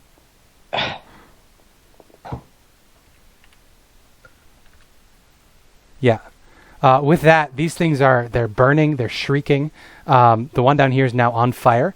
Guy, give me a d6 for the fire damage as the grease lights on fire ignites. A 5. Teamwork. A 5. Let's go. So it takes Also- 5 fire damage, and then we'll have it at the start of each of its turns while it's on fire. It'll take an additional d6 of damage. Yep. Also, remember, I'm yeah. missing a key feature for my fucking subclass. Oh yeah, what's that? My fucking Steel Defender. Oh yeah, there you go. I have to make it on my next long rest, I think we said. Yep. It is your turn, by the way. You were too drunk last night to do it. True. And too naked. Possibly. Keep partying. Although he might suddenly find like a completed wolf head in his pocket. Like, what the fuck? Where did this come from? Just drunken tinkering. Yeah, yeah. Yeah. So, how are any of these looking bloody? I know it's not technically the bloody, one- but they're not. You Yeah? can tell that the one that grabbed you the first time is there's not much left to it. It is very barely clinging to its unlife. I'm just gonna check quickly if my crossbow is a +2 to hit. He's gonna go over with a hand axe, I believe. Just checking on something. Okay, so it's a D. I have to do this manually because for some reason, D&D Beyond doesn't adjust my stuff for using my intelligence modifier instead. Yep. So he's gonna go over with a hand axe, and swiftly try to just clock it just to kill it. Go for it. Hopefully this kills it. That's to hit? Yep. 12 to hit, that misses. Yeah, sadly, it doesn't make purchase. It's writhing too much. Yeah, and he'll probably take an attack of opportunity if he tries to walk away now. Yeah, you're within its range. Well, I mean, it has a 20-foot range, so it's quite a ways you would have to move. And then I'm just going to see if... Oh no, Green Flame Blade is an action. I thought it was something additional. My bad. No, yeah. That's the end of my turn. Okay. Lucia, it is your turn. The Assassin Vine has ignited. Actually, the entire grease thing would have ignited, so all of this is now on fire. The green circle is burning. Yep. It's not spreading because the jungle is too damp, but the grease that is there is on fire. Does the Assassin Vine look like it would fight back even if we leave it alone? It's hard to Because tell it was intent. running away. It's hard to tell intent. What is your passive insight? That's 10 plus your insight modifier? 15, I think. 15. 15. Yeah. That's really good. It was running away from you. It is probably going to continue running away, especially because it doesn't seem to understand what's happening to it as it's burning. Okay. Tell the other ones. This one is running away. I don't think we have to fight it anymore. No, we're going to kill it. I knew you were going to say that. As you say that, Lucia, your foot catches on something, and you look down and you see that there's actually a skeleton of a human, which this thing was previously eating. Yeah. Well, at least my can... Guess I will do it in a way that it's not too painful for it. So I should have flanking now, You should, yes. which is lovely. I'm going to smack it with my rapier, which Ooh, hits. that hits. For 4, I'm going to smack it with my unarmed strike, which hits for 6. Yeah. My unarmed strikes usually being kicks that carry the momentum of my Yeah, that weapon makes attack. sense. You know from your aunt how to sort of move with the kinetic flow of combat. You stab a bit it, like a- swing like a a foot dance. around. Exactly. You whack it real good. It's barely holding on. It's like inching its way across the ground to get away from you. Azaka. If it's still hanging on, Yes. I would have added the Hand of Harm thing to the second one. Okay. In that case, 5 So to prod. 5 more. Ooh, it has 2 hit points left. That's unfortunate. Yep, It'll burn at the beginning of its turn. it will. Yes, taking at least 1 fire damage. Oh, which is vulnerable too, so it'll take 2 fire damage. So At it's least 2. dead at the start of its next turn. Oh, convenient. I am out of key points, and that's my turn. Okay, Azaka gets to go. Elspeth, you watch as she comes hurtling out of the trees. She is going to fire 2 shots in quick succession with her longbow. Both miss. He always rolls super bad with longbow and make him as well. They go. Both of them go wide, and they hit the ground on either side of it. She is going to continue moving though, and pull out her pair. Does she have a pair of scimitars? No, just one scimitar. Yeah. She continues moving. 5, 10, 15, 20, 25, 30. Drawing her scimitar and moving to engage in melee. The vines get to go now. So up first is this vine. It doesn't seem to really understand where Elspeth went, but it looks around, sees that...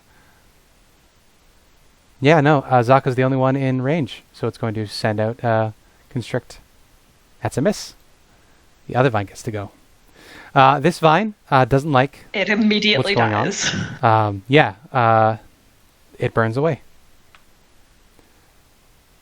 Let's go. which means it's Hope's turn. Burn. Right, I'm gonna finally try to get out of this. So you can use your action to succeed No, automatically. it actually disappears because it only stays until the thing is dead. It's concentrating on it. Or it's not concentrating on it, but yeah. No, thank you. Wonderful. I'm going to, in that case, I suppose I can get rid of my little grappled thingamajigger. Mm-hmm. I'm going to run into the... No, I don't want to. I guess I'm just gonna cast... you know what? I'm gonna cast Fairy Fire, so everyone who attacks that guy has advantage. Okay. Unless it succeeds on a dexterity saving throw. Not very dexterous, these things, but it did roll a natural 16, which I think Good succeeds. grief. Yeah. Yeah, unfortunately, it is not affected. But things are coming to a close. You can tell that. This one, it's not bloodied, but you can see sap leaking out of it. Wait, saving throw. One reaction. Can I do a reaction on my turn? Yep. Yes, you can. You can also make it the Okay, tragedy if you want. Or no, I have the tragedy, don't I? I have the comedy. You have the comedy, yeah. But I have the tragedy. So I'm going to make it fail that dexterity saving throw. Yay. So it is now glowing with fairy fire. Yay. Yeah, so he also sheds dim light. Yep. So yeah, he now has fairy fire cast on him. Wonderful. So Hope casts fairy fire. Levi, seeing everything that's going on, is going to pull out... I'm going to assume they have a light crossbow. They're going to shoot their light crossbow. Probably. It's going to be /R 1d20 Auto succeed. plus... Oh, yeah. True. If you want to make it I'm auto just gonna- succeed, that's going to be Yeah. /R 1d6 plus 3. Also, they have advantage because which means of the sneak the attack. thing, which means sneak attack. Yep. Tag team. So that's going to be... At third level, it's 2d6, right? For sneak attack, I think? What? But they are only one level in rogue, so it's 1d6. One level, Oh, yeah. you're right. They're And level, one level they fighter are with d6. Yeah. rogue fighter. I'm not sure what the third. There you go. So that's going to be 6 Ow. piercing damage. That is a very low roll. Yeah, a 1 and a 2 and a 3. That's about as low as I could roll. Yeah. Better than now. Yep. Don't they have +2 dexterity? Oh, you're right. Thank you. I'm sorry. So another like 1. Yeah. Hani uses D&D Beyond, so those stats aren't on Yeah. Oh, Elspeth You gets should to go. you should ask them to share a link to I think they did. Levi's I think they character did. sheet I with think you. I'm just dumb and I didn't save it. or at least put in the base things. Might be not too bad of an idea. There is, Yeah. I think, an importer that like copies the stuff from D&D Beyond over, but it's like a third-party tool. Yeah. Yeah, no. Once I am in Nova Scotia, I will help them transfer all that info over, That's all good. or I'll do a thing, Regardless. live chat with them to do it. combat is coming to a close, Elspeth, you see that this assassin vine is very clearly the equivalent of bloodied for a plant. What do you like to do? Snappy. I am going to I'm going to put my fingers together, pull them apart, and arc between them is just more lightning. Send that towards it as an arc bolt. Yeah. 23. 23 will certainly hit. For 5 damage. So 3 of that is radiant, 2 is lightning. Okay, And that's the end of my don't turn. think it I'm has gonna any stay- particular things. No, it's I'm good. going to stay up here where I'm nice and safe. Olaf. You lived. Dead? It is I the lived. one near Okay. you is dead, but the other one is still very much alive. I am very upset. Upsetty spaghetti. Upsetty spaghetti. I am gonna throw a hand axe at it. Reasonable. I do not want to get anywhere close to this fucking thing. So I think I have to just roll normally because this isn't a melee attack with my It's a ranged specific attack, modifier trait. but with an axe, it's strength.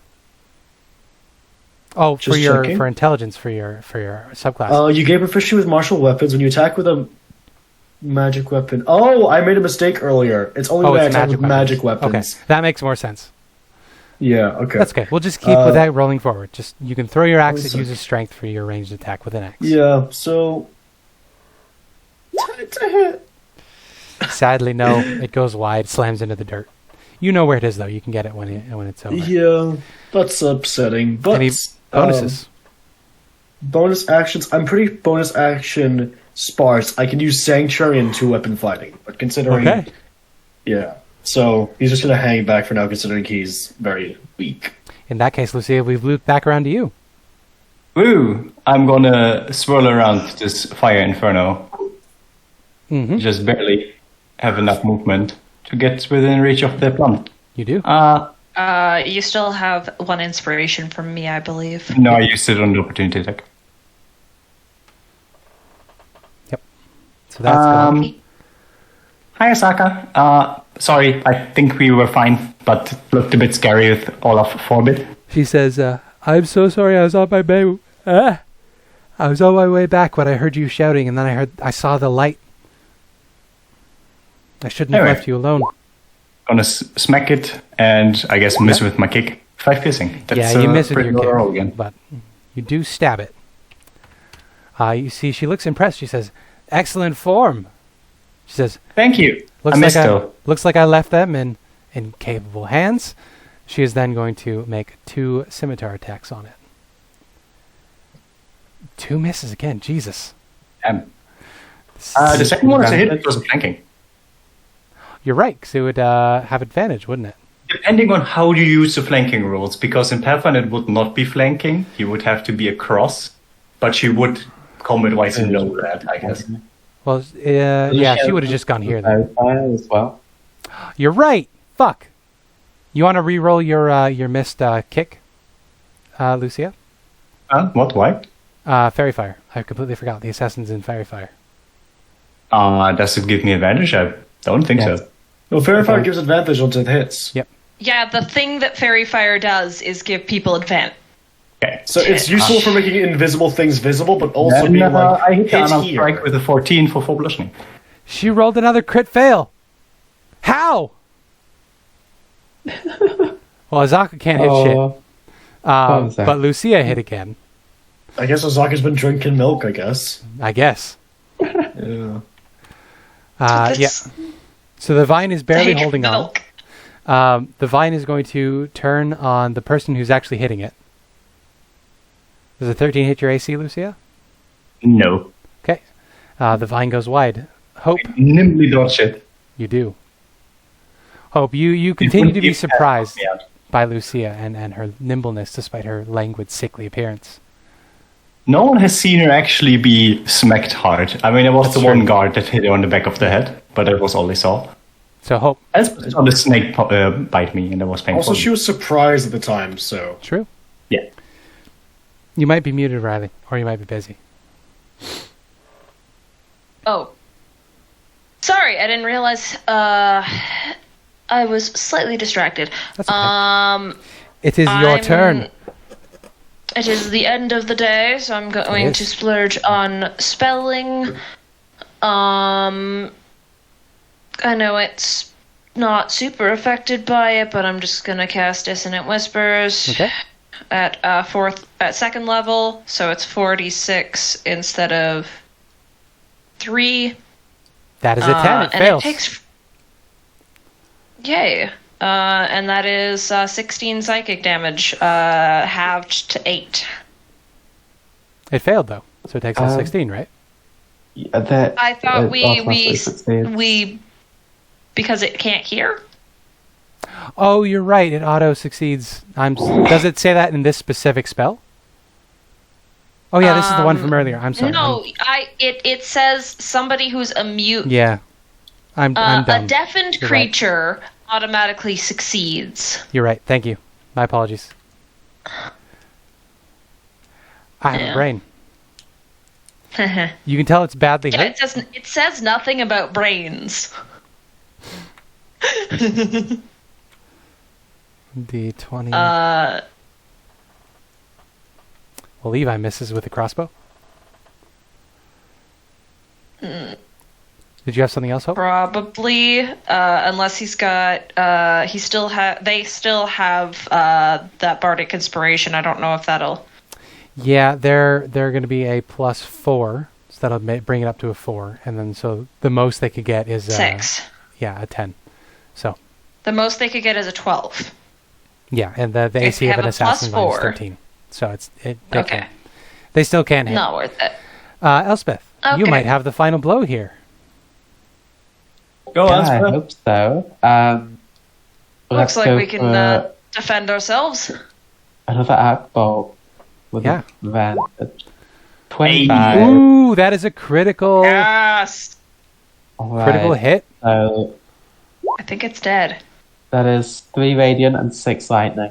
Yep, that kills it. Nice. So, do you do anything special? I'll do the Matt Mercer thing. Yeah, how do you want to do this? I'm just going to. Can I dive towards it and kind of like form the lightning into a spear of some sort? Yeah. Just land on it like Valkyrie. Yeah. Like from Zerial below, you descend from the heavens and stab this thing. Stand on it victorious. Azaka grins up at you on top of it. She says, "Excellently done." I told you I was a good fighter. I underestimated you. She sheathes her scimitar. I underestimated all of you, actually. I'm quite impressed with you guys today. You know, most city dwellers don't do this well in the jungle. Olaf is just not going to say fucking anything. Yeah, she's not paying too much attention to you. Yeah, as she should. I'm gonna out some of my herbs, a bit of my healer supplies. Okay. So make a bit Not less. so bad. I'm a bit spent. So why don't we take a bit of a break before continuing? She says, that's an excellent idea. You look up and you can see through the canopy above, you can see that the stars have come out, and you can see the moon Selune staring down at you with her smiling visage. Azaka says, it might be best if we camp in the trees, especially if there are vines around, assassin vines. Get up off the ground floor. I'm gonna reach for Hope's hand, and then if he'll let me, in the few seconds of radiant soul I have left, I'm gonna fly us both up to the trees so we can get a nice vantage point. You certainly can do that. Yeah. What were you gonna say, Olaf? Olaf was just going to take a belt and climb the tree like a lumberjack. Take a belt from his pack and climb the tree like a lumberjack, sort of wrapping it around the body and just sort of slowly climbing up. He'll give like Lucia or Levi a piggyback, I guess. Yeah, Levi will gladly climb up on your back. Before you head up, Lucia, Azaka is going to turn to you and she's going to say, in private, she's going to say, do you have some inkling of what I am? Let's just say there's quite a lot of siblings that I have, and visitors of our farm that are a bit different from normal humanoids. Don't worry. You don't have to do the scaring me or intimidating me thing. I will keep it a secret if you wish so. I saw the recognition in your eyes. I would like you to keep a secret, if you can. I don't share it with everybody. Don't worry about it. We all have things to hide, things that we don't want others to immediately know. Yeah. Though there's a lot of, well, people assuming things just because of what you are. Yeah. That's True for most of us. true for all of us who are different. Yeah. But I will protect you. I appreciate. You have proven yourselves capable, and you have my respect, as does Elspeth. The rest of them, your friends need a little bit of work. But we'll get there. They are a bit uncareful, but they're good people, I think. I like to think, at least, that they are. I should hope so. We'll see what the days bring.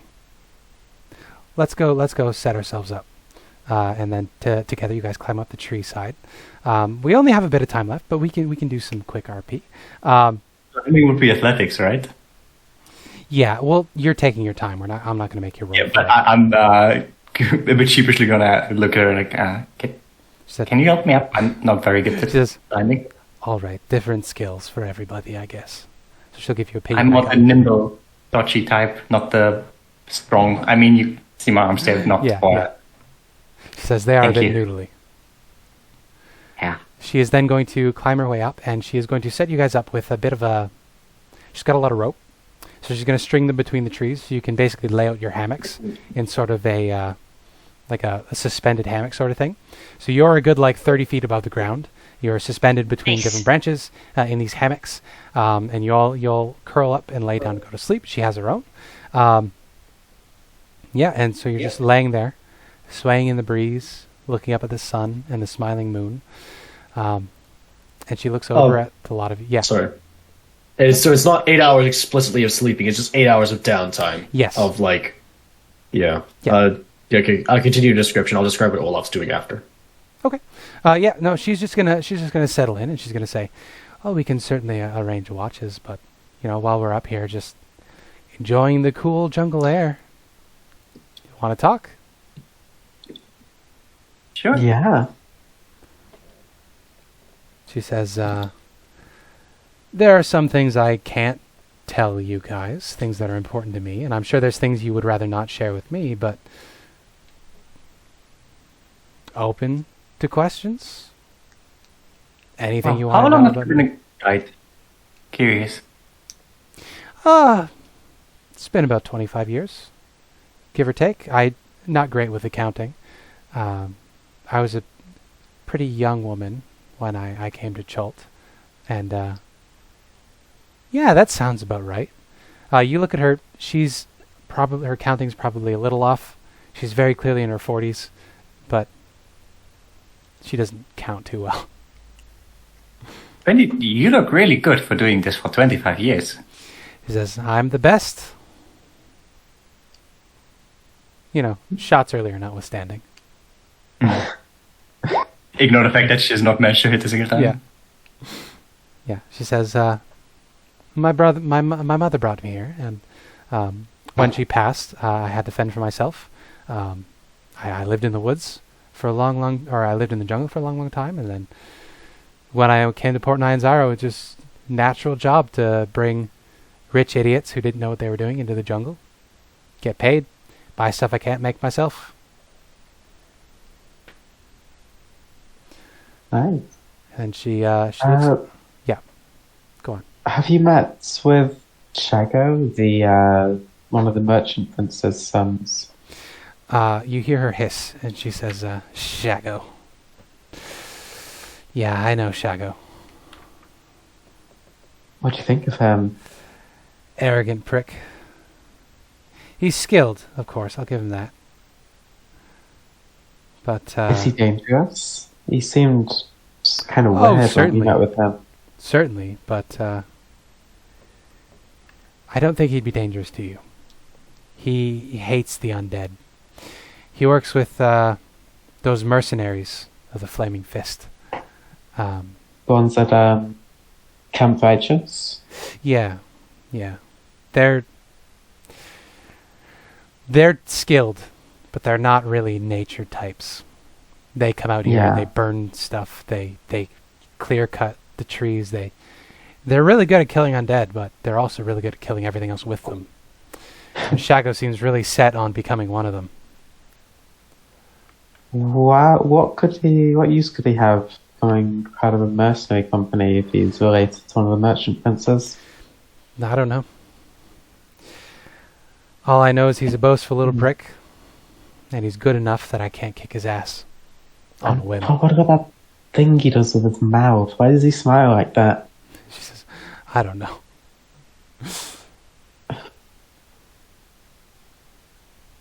She says, you know what I just realized? These campfire stories are really nice, but I don't really know how to naturally, organically bring up in conversation. So what does your character think about the afterlife? Because that's what I rolled. Yeah. I mean, yeah, she one way to says, bring we that leave up. in the whole. she says, I know how to do it. She says, yeah, I don't know. People like that, when you're born with everything, you know, you really only have one fear, and that's losing everything. I guess maybe if he wins himself some sort of legacy. He doesn't seem like the religious type. What about you guys? What do you think is waiting for you on the other side? Well, Valhalla? yeah, maybe, Valhalla, if if we anything. die in battle, we have a glorious death. I've never heard of such a thing. I'm not really sure how to explain that. It's just if you have a glorious death in battle, fighting the good fights, you get taken by the Valkyries to Valhalla, and it's just an eternity of feasting, merriment with the All-Father Odin. That sounds pretty Until nice. the final battle of Ragnarok comes. Yes. Oh, then you're from the same place then. Similar faiths. Oh, If I'm around. understanding, you all follow Thor or Thor. Yes. It's Yes. not Yeah. actively. I don't pray really, but You can see that Olaf is just he's just got a sort of on the he's actually set on a log right now. Sure. On a wider branch, and you can see that he's like got some tacks and cloth sort of laid over, and he's slowly and meticulously breaking apart ingots with his hands and making these various little bits that almost look like ribs and metallic bones. Yeah. As he slowly lays them out, and he just says, I follow someone in the same pantheon, Tyr, god of war. we know of Tyr. These are strong-sounding gods. What about you, skilled little monk? There's a few. I first took the god of my parents, Lathander, god of light, morning, rebirth, and I guess in a way change. Like to think that there's always a new way for people to go, no matter where they started off of. I have a bit of faith in Illustrate because of my aunt. She taught me quite a lot. She's also a Drow and has found her own way. And both of those helped me find my own way, which is Eldaf.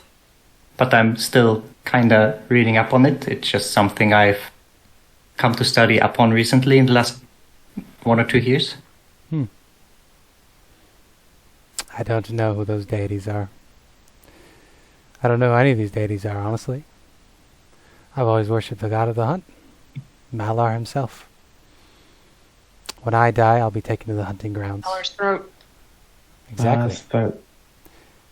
But I'll be taken to the eternal hunting grounds where I will chase prey forever and be prey for others in an eternal dance and battle of excitement and excellence. Doesn't sound too far off from this Valhalla you mentioned. Though mine's Big Yeah, I not- don't party, know about- mostly. I don't know about being Feasting, the party, prey. fighting.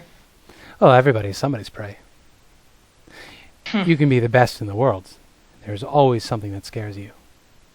Suppose the Mala is top predator then, right? He's top of the food chain. Something like that. He is a god of the hunt.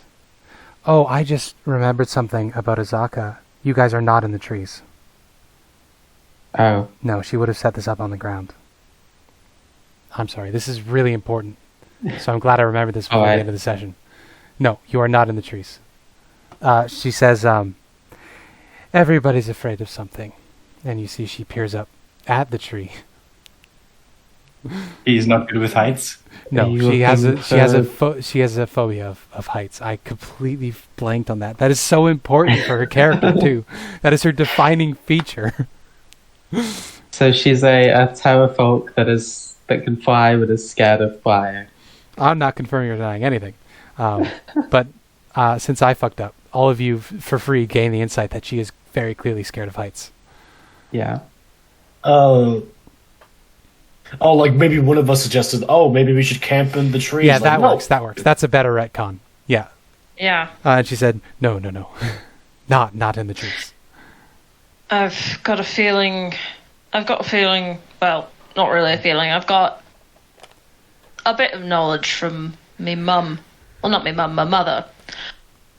If we die before we fix this, you ain't going to Mallow's, domain. Is that so? That's why we gotta fix it. Is this the strange thing that's happening in the woods? I'm not much of a religious person myself, but it's felt different for the past month or so. It's not religion, Sure. it's arcane of some sort. Some Yeah, when mad wizard. Whatever's- Something's messing with death. Whatever's causing the undead is causing this death curse. Possibly. I mean, the reason we're here is because our mum, way back in her old days, was the adventuring sort. She died And, at one point. yeah. And everyone who's ever been resurrected is slowly dying. And, when... Anyone who dies can't come back. Yeah. Oh. Well, I don't think, with respect, odd metal worker man, I don't think whatever this is causing the undead. The undead have been here forever. Ever since Rosnisi drove the Eshaway into the Valley of Lost Honor, we've been plagued with undead. But people not But being have able to they come been back, ex- that sounds right. It's felt like the spirits in the woods are quieter, sadder, in a way they've never been before. Mother, when she was explaining it to me and telling me I got to head out, basically said as much. Something's blocking people from entering the afterlives. That's not good at all. They weren't getting any souls. Can I quickly roll some kind of insight or arcana check? Sure. What is it based on? Because I think what the implications of something being blocked by the afterlife, what could benefit from that? Sure. That'll be a religion. Okay. I just thought if it was of a magical nature, but I will roll religion. Yeah. Because it's God related. Sorry, it's still a disadvantage at Yeah. 16. I mean, lots of things. There are evil gods who would benefit from this, obviously. There's tons of those. There's Bane, Asmodeus. I mean, as far as we know, they aren't entering the afterlife, but you haven't checked with every god. There could be a god that's still getting these souls. Any number of Yeah, I mean, any number of Hope creatures just eat knows- souls too. There are creatures from the Shadowfell that consume souls. There Obviously, different types of dark wizards use souls in their magic. So, bunch of possibilities. Yeah. Sorry to interrupt. It just like this is Yeah, like the no. point that like Olaf's ears perk up while he's working on his metalworking and so on, and he's just like sort of like, wait a minute, this could have some implications. Well, my mom always told me that souls have a lot of power, especially if they are not bound to anything, and if someone can rip them away and unbind them, they are basically like a huge reservoir of power or energy that can be used for things. So I mean, yeah. whoever is doing this maybe just needs a lot of power or energy for something, maybe a ritual of some kind. That's scary.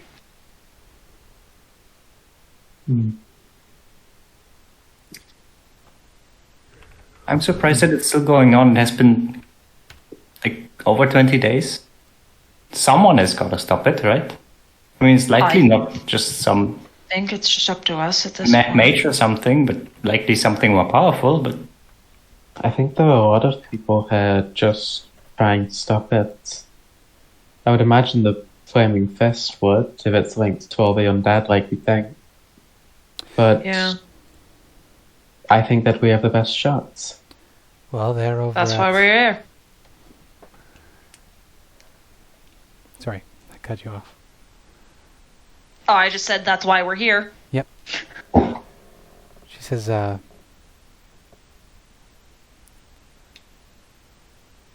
think it's Fort Belurian that the Flaming Fist is posted at. How did I get that wrong? 12? It I might got, be- yeah, she says... I- Sorry, what were you going to say? No, Camp Righteous, the name is there twice for some reason. Overlapping itself. Oh, I don't know what that's about. That's gone now. There we go, fixed it. Hey. What was I going to do? I was going to look up where the Flaming Something Fist about- is. Yay. Yeah, so I'm going to... I can't remember if it's My Camp Righteous notes or say- Camp Vengeance. I know they're in My Fort notes say Belurian. Camp Vengeance is Gauntlet, and then Flaming Fist is at Camp Righteous. You are... Well, Fort Belurian they're definitely at. Camp, Vengeance Camp. Camp. There we go. Righteous is... Order of the Gauntlet, and Vengeance is...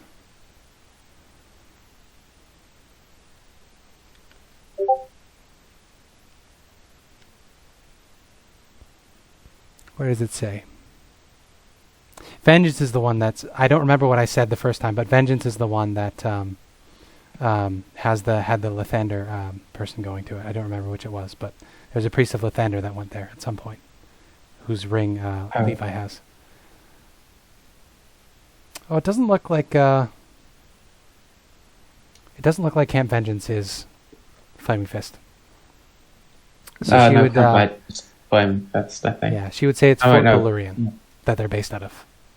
You know what Why we is could that? need? Sorry, Olaf just had a thought. That's okay. Oh, for Belurian, I see it. Sorry, go on. You know what we could need? An airship. An airship would be very helpful, but I don't know where you're going to find an airship there. That would He's be gonna just completely ignore the so fact that much someone fun. responded and go back to working. Yeah. He's just thinking out loud at this point. Yeah. Right. That'd be cool.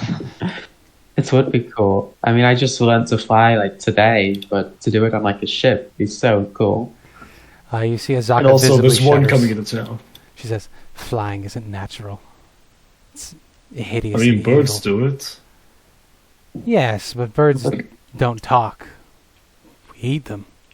Oh, but I was flying before. I mean, I can't do it now, but Yeah. She shivers and she says, "It's not natural. Thinking people shouldn't be flying.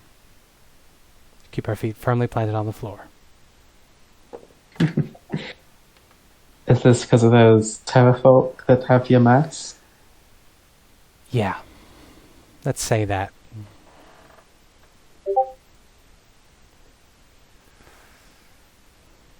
That would be dope with soon enough. We just need a few more days to get accustomed to the jungle before we get there. A few more We're days. only At that 2 days point- away now, right? We should arrive the day after tomorrow. It'll be night by the time we reach there, but That's good. depending on how the day goes, we might want to take a sleep and then head up there, or It's night right Given- now, night isn't on it? night. It is, Yeah. Is she seeing all right with that? as well as the rest of you are, it seems. And we all have dark vision. And Or every single dark one of us vision has equivalent. accessed dark vision in some way. Yeah. I mean, you're not really in a situation where you're sort of looking at things. You can't see through Yeah, I your wouldn't eyes. say. Also, there's probably a campfire. Oh Right? yeah, there probably would be. Yeah, campfires usually Yeah. scare off most wildlife. I mean, I will Or- throw in one of the bug repellent incense sticks. Good idea. Yeah, Just directly into the Good campfire. idea. I think Yeah. that's how it works. I thought that it would work like a normal incense rather than just directly to the campfire. But you can see that at some point Olaf just lifts up a filigree wolf's head, sort of looking around Nice. it before just sort of tossing it to the side of it before working on the rest of the body. Sure. Um, So you guys had This is- food and water today, right? Oh, sorry. Yes. Yeah. Riley Yeah. first. yeah. This is probably just like completely unrelated, but like just idly thinking about it because we were talking about the afterlife. Does Hope remember any stories or things that he might have been told by the people he grew up with or the people who raised him about what happens if somebody doesn't have a god That's a great question. when they die? I'll let you choose history or religion. Your choice. They are the Let's make a exact check same. here. That's an 18. Okay. What you know is that souls, when they die, get claimed by the god that has the best claim on them. Yeah. Sometimes Right. souls have multiple gods that have claim on a soul, and they can fight over that soul. Sometimes that can happen Right. so often that none of them can claim the soul, and then that soul can have a sort of pseudo-immortality. But that's really dangerous to do. You're more likely to end up dead. Nobody really knows what happens to souls that aren't claimed by any gods. Generally, Right. the could theory you be claimed by a god even if you don't worship that god? Generally, no. A god has to have a claim Okay. on your soul to grab you, pick you up, and that's the interesting thing. A person that would have no gods with any sort of hold in their soul of any kind, that's got to be a very particular kind of soul, and it's hard to imagine a person who is not tied to any god in particular. But in theory, it could happen. Yeah. Nobody knows Yeah, because nobody. I mean, like, that soul would go somewhere nobody would have ever seen or come back from, so nobody knows. yeah. Because, like, with Hope, he doesn't worship the Norse gods, but he respects them more than he respects any of the other gods. So I think I guess he would assume that that's where he would go, just because they're the ones who he thinks about the most. Yeah, the assumption is that the god that most closely aligns with your values would pluck you up. Neat. Yoink, you're coming home with me. Exactly. And barring that, there's always places like Limbo and Gehenna. There's the intentional picking up of people who have very strong attachments to God. But then there's also every soul has an innate sort of nature that gravitates towards one of the outer planes. And even if a god doesn't immediately pick you up, you're naturally going to gravitate in that direction anyway through the border ethereal. So eventually you'll end up somewhere. Neat. The place that most aligns with who you are. So the theory is that if there are someone who no god has any hold over, the theory is that they would probably eventually gravitate towards the plane where they most align with. Usually. But again, but nobody knows. Not right now. Nobody. I mean, someone knows. I know. Spencer does. Neat. But nobody in the world that Hope has talked to knows. I wonder who that spooky guy on the front of the book is. I mean, someone Probably you guys Steve. might know. I think it's Steve, right, guys? Steve, yeah. That was 233 XP each, by the way, for the Assassin Vines fight. They were 700 each. Nice. 1400 total, divided 6 ways is 233. Yeah, because Osaka was Wow. and missed her. Excellent. She Oh, sank, she stole her XP. The she fucker. sank some of the XP. Wow. Okay, so wait, so it's 233. So if I take Misses all her attacks. Stinks the Varric. Hey, if she would have hit, it would have helped a lot. Nice XP, yoink. To be fair, all that Olaf did was get smacked a bit and throw some butter. Hey, I didn't say. Okay, I didn't want to be smacked a bit, and also the throwing the butter thing did help. The other thing we need to do is we're keeping track of supplies during this campaign. Yeah. So you need to Yay. mark off a day's worth of rations and a day's worth of water. If you had a range catcher, Oh, I thought that you set those that up rations overnight. were under. you can have them today. That was. I'm pretty sure Yeah. that stuff is tracked. Did I anybody have Collectively, track I that? believe. Oh, Okay. if you have it in the party loot, absolutely you can track it there. I mean, I have a I range have of it share on for my, myself. I have rations. Because I didn't add any of the supplies we bought to my. Okay. I did. I will Jesus. put Brandtrokk on my counter thing 5 because I days. used it one day.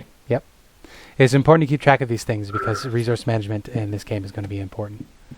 I will have to actually get the food soon because I only have 5 days of ration left. And I don't eat meat.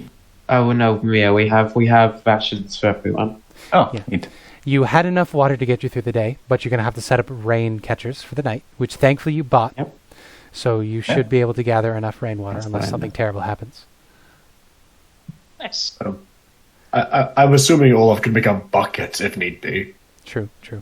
So you can set your rain catchers up for the night.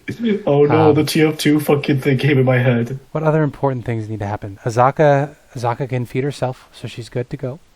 Azaka can also get water for herself. She's good there. The rest of you, we have water, we have food. You're going to get a nice long rest, ideally, if nothing goes wrong. Yeah, I think that's everything. Comedy and tragedy. Not Comedy and forgetting it tragedy. 2 days in a row. So, who had the funniest moment? Who had the most sad moment? It doesn't have to be sad, just fucking can I- like tragic, right? Yes. Olaf. Olaf Oh. getting nuked again by I feel like another just giving tentacle. it to whoever gets smacked hard every time is getting kind of boring already. Well, if we do that, it'll be Guy every time. Yeah, no, Yeah. I was thinking of giving the tragedy to the fact that someone broke into fucking Elspeth's room. Oh yeah, like a Elspeth creeper. attempted to get Yeah. date raped. Yeah. We didn't know that until now. I thought that was pretty fucking tragic that my Yeah, that was potential pretty creepy. girlfriend just broke into my room. That And was pretty creepy. Also is a weird and possibly snake. yes, I didn't mean for it to be that creepy, but I'm glad you took it that way because that's more interesting. It was. See, this is the problem with being a straight passing white male. It's just you don't think of these things. See, hear me out. If it was like a little pebble in the window, wake up, hey, That's what I Elspeth, should've I need done. to talk to you. That's what that I would have should've been done. more charming. That's what I like, should've done. It's still a bit weird because how the fuck is do you a know I'm lady here? above you? Like, hey, sweetheart, Yeah. wanna bang? Hey, I'm in wake your up, room. mommy! I shat the bed. Yeah, no, I messed that up. Oh well. No, I think it served the plot. It was a choice. thought- That was for sure. I thought the cat thing was very funny with how. Okay, so tragedy. I think Hope got comedy last time, didn't they? Oh yeah. Oh, no, Levi got comedy last Yeah, time. he did. Okay, so it can't go to Hope. I mean, it was pretty funny that Olaf got fucking nuked. It was pretty funny that It's Olaf got true. nuked. It is funny that it is always Olaf. Yes. Yeah. Hopefully that changes now that you'll wake up with a new party member. Meanwhile, Doggy. Lucia is just an absolute menace in combat and never gets hit, which is really fucking cool. That is pretty cool. And it's She pretty doesn't interesting because feel like you're the good most at all. like flimsy, I think, in terms of health, but like I the have most 15 HP. agile and evasive. So comedy for Lucia. The then? vine attacking and then poisoning on my turn would have one-shot me. Yeah. Because it was like 9 damage and then like 24 or something. So I would have been insta-dead. I would have been assassinated, so to speak. Yeah. What was Also- good then? Like, What was- are we still trying to work out the comedy? Yeah, the comedy. I thought I was going to go to Lucia for being amazing at punching. Oh, Doesn't yeah, have to. we can do that. Sure. I like it. Sure. Yeah, that works. Okay. So tragedy for Elspeth, comedy for The Lucia. enfeebled lady. Just too Punch. nimble to get it. Hopefully, this next week, dog will help. Hopefully. Doggy. Gentlemen, I present you We a have bucket. a Dear friend. God. I think it's funny Wait, that there's more. we No. were fighting a lot of plants today that were weak to fire, and a lot of my spells are just reflavored fire spells that made lightning. Yep. It's unfortunate for you. Yeah, it's the flavor. Yeah. I have green flame blade. I guess I should use that. I think we're Oh yeah, done you with the should- session. If you have, Unless anybody else has Yeah. anything else to add for the yeah, recording. we're done. Okay. When Lucia goes to bed, she sneakily gets something out of her pack and makes sure that no one sees. Oh. And quickly hides it underneath her bedroll. Ooh. Olaf sneakily pulls out all the cinnamon rolls he's been buying this entire time with no one's knowledge and presents Nice. to He's consume just going to snack through the whole night. Lucia's reading some some lusty saucy Argonian maid. stuff underneath the covers. Oh yeah. It's Oh, it's The High King's Lover, yeah, or Tusk Club. Tusk Love Awesome. 2. Tusk Love 2, The Continuing Adventures of Oscar. what the fuck is Tusk Love? Wait, what? Critical Role. From Critical It's Role. from Critical Role. Oh, It's a I need- smut book about it's about an orc and a lady who fall in love. It's really great though because it based I love Jester's weirdly I love Jester's a view of relationships in Critical Role. Yeah. I just She love grew Laura up in Bailey a- in general. She grew up she grew up in a basically. brothel. Yeah. She just reads these awful pulpy romance novels. And It's it's just it's so great. romantic. So romantic. Well, Genevieve. Hope, I imagine, is doing the most asexual poetry possible. Of course. Asexual slam poetry. Exactly, yes. I mean, he's probably working on the Epic of Six Whiskers, There you because go. that's what he's working on right now. Yeah. I'm sorry, but that makes me think of Lebywigs from South Park. Yeah, as soon as six, as soon as you settle down, 6 comes out of your pocket and is hanging out with you. Eats a bit of whatever you're eating. Yeah. Yeah, it's a good night. Azaka doesn't go to sleep right away. She stays up and keeps watch. After a while, she will take a sleep with the party, but she doesn't sleep very long. Gets up, comes back, sleeps again. She only sleeps for about brief periods of maybe 2 hours at most. Olaf will do morning watch so that he can finish up his work in the morning There you go. with the thingy. So we'll pick this up next week, I believe, unless we have to cancel for some reason. Yeah. So thank you so much for playing. Feel free No worries. to send me any questions, comments, or concerns, any ideas, anything you're excited about. Feel free to update the palette if anything comes up. Yeah, have an excellent week. I love you all very much. Thank you. Hey. No worries. See you next week.